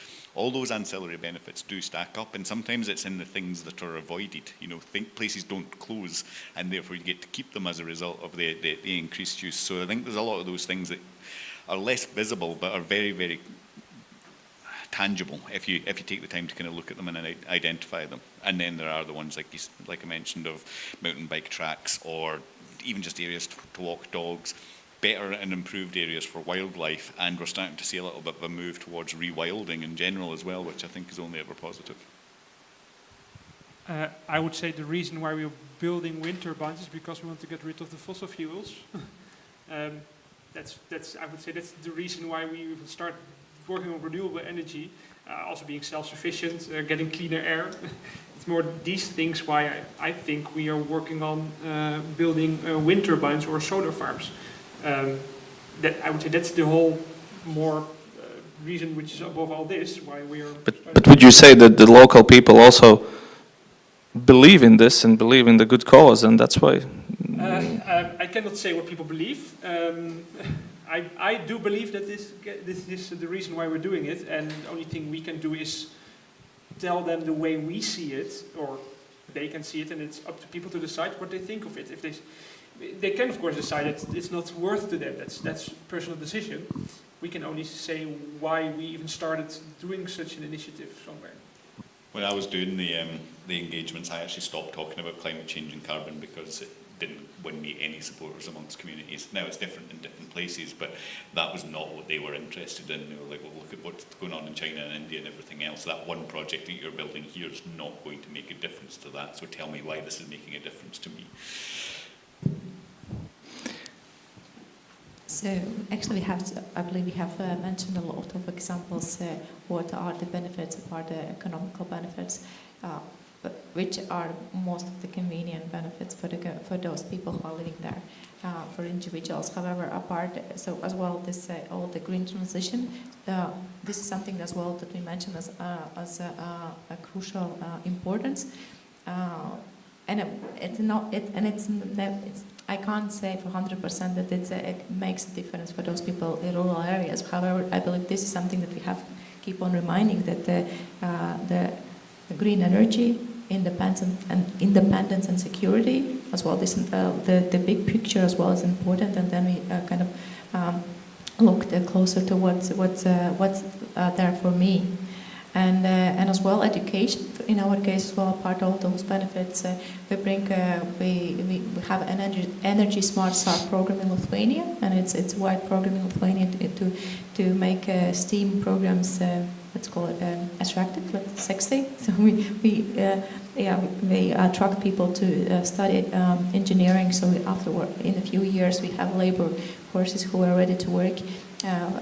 To make all those great projects possible, and so in a way you're saying that the industry will offer great jobs for you. Yeah. Yes, and we will help you to get this education at first place. So you need educated people to work there. So in Lithuania, it's a well-developed program, and in Latvia have, let's call it baby steps, but anyhow, we had scholarships for master degrees last year, and now we had in 4 municipalities, Bauskatu, Saldus, and Kuldīga, we have interactive lectures for the pupils. So in Latvia, we're looking that direction as well. How can we bring extra benefits on educational level for the locals who are near our parks? Very good initiative. Yes. And dear audience, happy to hear your questions. And please, if you have a specific member of the panel, address it directly, or then I believe the panelists will take it as it comes. For everyone. How can we deal with fake news? We discussed that already. The Dutchies believe in fake news sometimes, and I can give you 3 examples. The cows deliver less milk. It's not good for your health to live close to a wind turbine. And yesterday we wanted to implement the Scottish weather. So a wind turbine is influenced for the weather forecast and give us more rain. So that's So the funniest one of those I heard was actually related to tidal projects, and I was doing a community engagement, and a guy came in and said that you are aware that by slowing down the tide you're going to cause the moon to crash into the earth. Oh wow. There's an old Scottish saying, you can't argue with stupid, and some of those arguments just have to be left to one side. It can influence the decision makers. Yes, yeah. The cows one, I mean, that's been around since the Dark Ages. Something has always been affecting the yield with these sorts of things. And I think all you can have is facts. But you know, this is getting harder and harder as things progress, particularly with the internet being there. You know, we have all of human knowledge at our fingertips, and generally we use it to spread lies and watch cats falling off things. It's a problem in many industries and many forms of politics. It's not just about the industry that we're in, and I think it's to be as well researched as possible. Don't peddle your own half-truths, speaking about things that you don't necessarily fully understand. Make sure experts are there in the room, able to engage directly. If somebody wants to know about impacts on birds, make sure your ornithologist is there and you're not just kind of halfway making it up as you go along. It's key not to give anybody any space to kind of plant a seed of false truth. Well, I think fake news is of course a broader societal problem we're dealing with, but I think it also makes our role even more important, if we at least say what we know and also what we don't know, and also be very upfront about that. So I think that's everything we can do, and just try our best. If I can give a comment on that, I already told in my presentation that when we are talking about the fake news or myths, each myth or each fake news has a small, tiny thing of truth. And the thing what we need to do is to dig out this small, tiny thing of truth. And we need to, when you are talking about that cows won't give a milk, I would say most probably yes, if they will spend all day under the wind turbine, and some other factors what you mentioned. Yeah. But there is one nice good thing when you dig out these small tiny things. Usually, if you compare to other things, especially in case of in terms of impact, it doesn't look so bad. Yeah? When you look to overall like a picture, it doesn't look so bad. Yeah? So, but it's digging, it's argumentation, and fake news. There were fake news. There will be fake news. There will be myths, and there will come new myths. I think every year. Like top myth of this year, for me, it's like microplastics generated by wind turbines. So you're basically saying respond with facts and put in perspective, with relative perspective to some other things that... Yes, so I specifically know the study that caused that one. There was a study done by one of the Scottish universities that looked at the prevalence of microplastics coming off the blades on wind turbines. And for whatever reason, the student who was doing it studied a wind turbine that wasn't coated in any way, that didn't have an epoxy glass shell on it. So this thing would have just been spewing plastic into the world. And as soon as the university realised what they'd done, they retracted it. But unfortunately, that paper was then out there, and so it's literally based on nothing.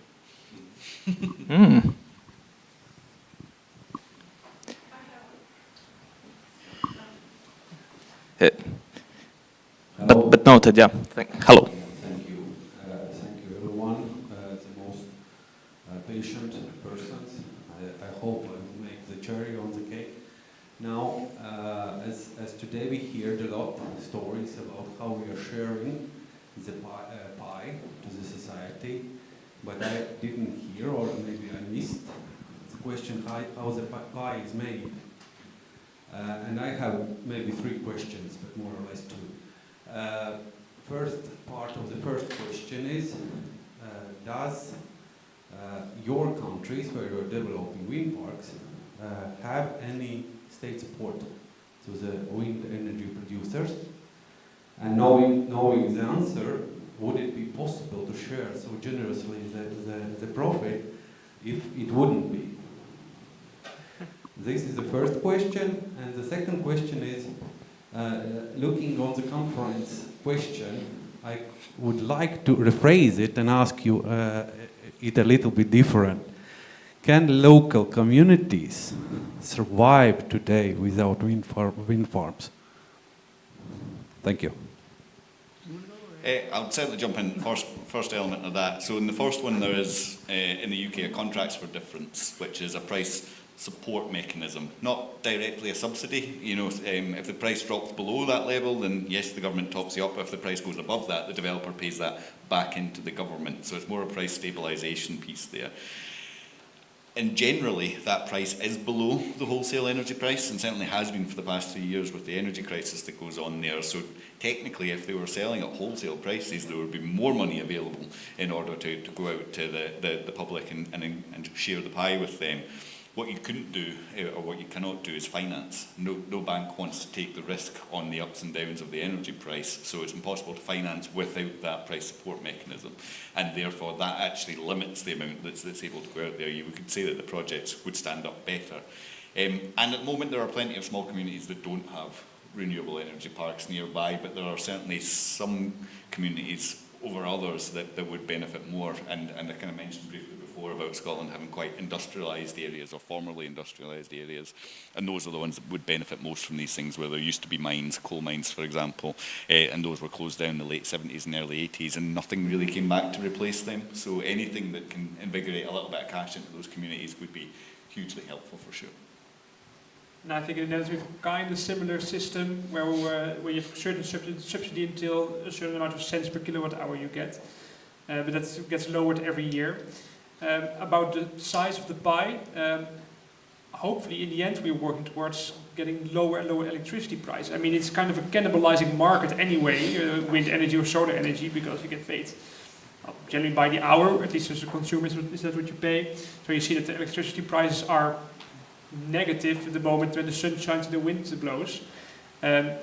So if you are an investor, the best time to invest in wind energy was many years ago, because it's getting more and more difficult to make a business case. So your wind park needs to be larger and larger to actually get some positive results there, which is not good for the investor, but I think it's good for the people who are paying the electricity bills.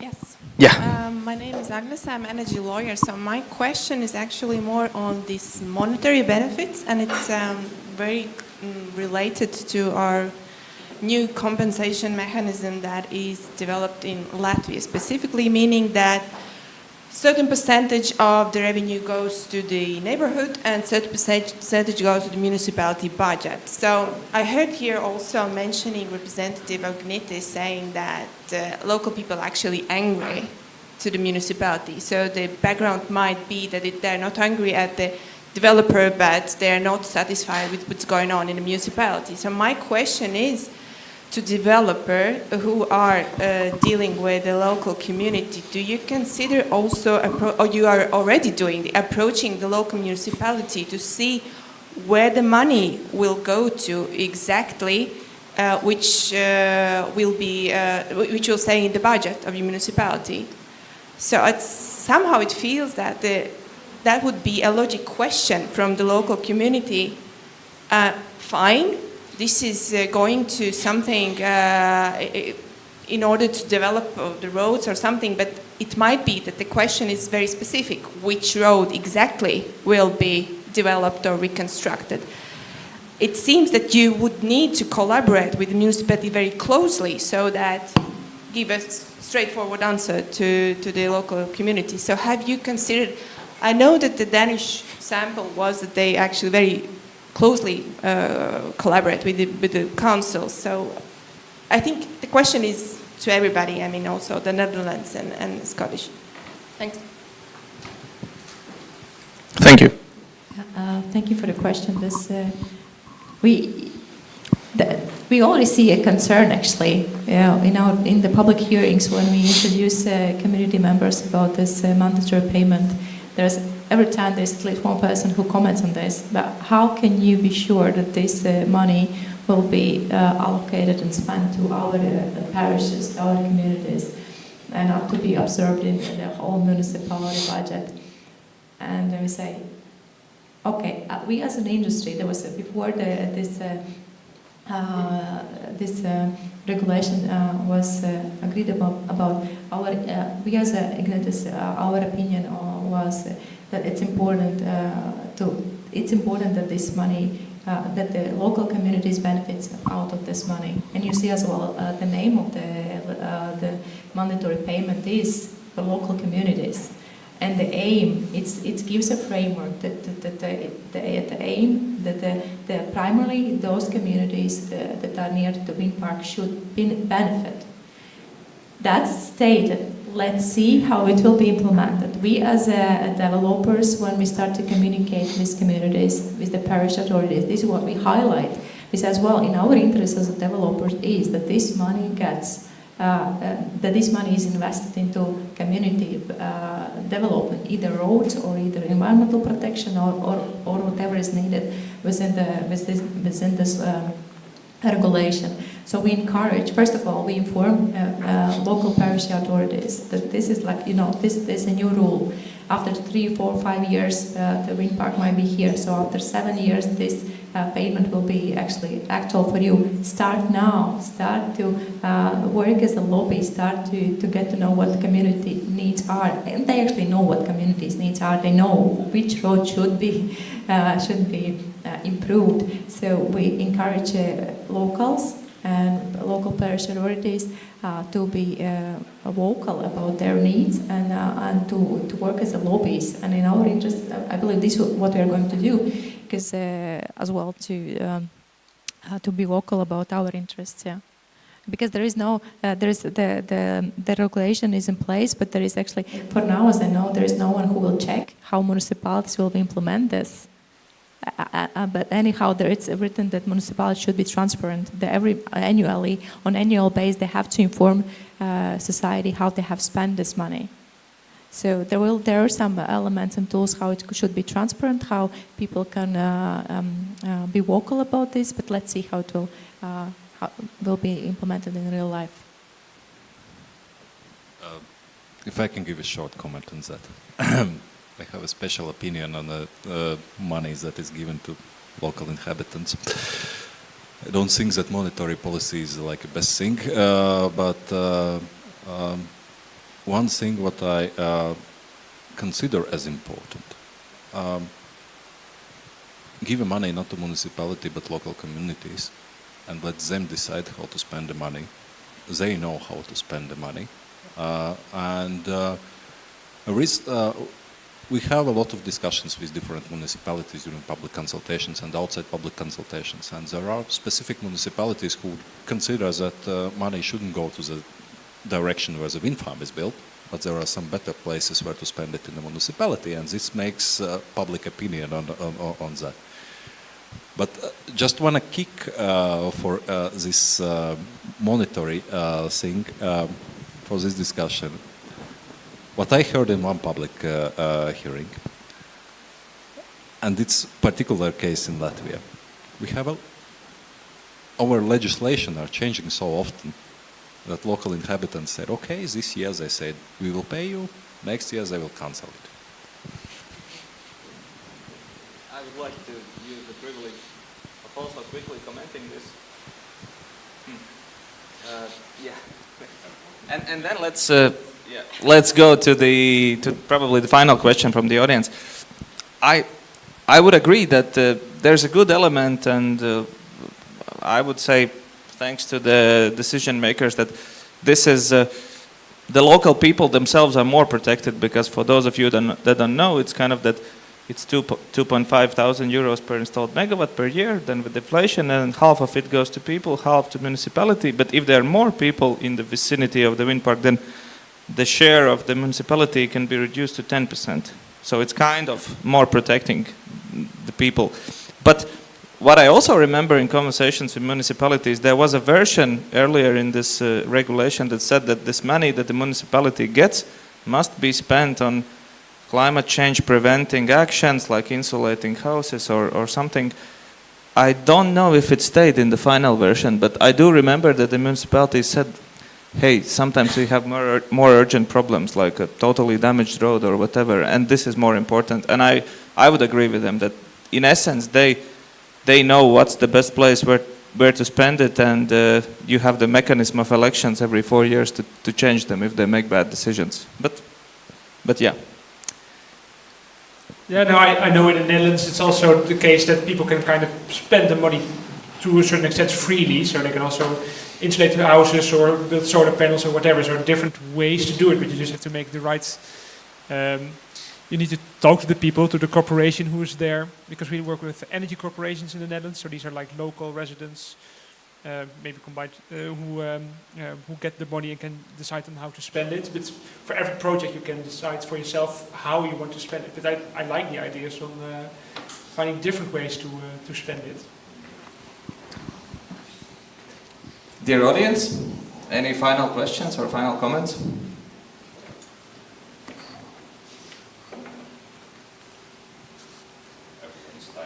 Yeah, and it's November and it's dark. But thank you very much. I think we had a great discussion. I started with a proverb. I would like to finish with something like a proverb. There's this saying that a compromise is something, a solution where nobody is happy. So I really hope that we'll find much better ways to make both the local communities and the wind developers and the whole economy happy. So thank you very much.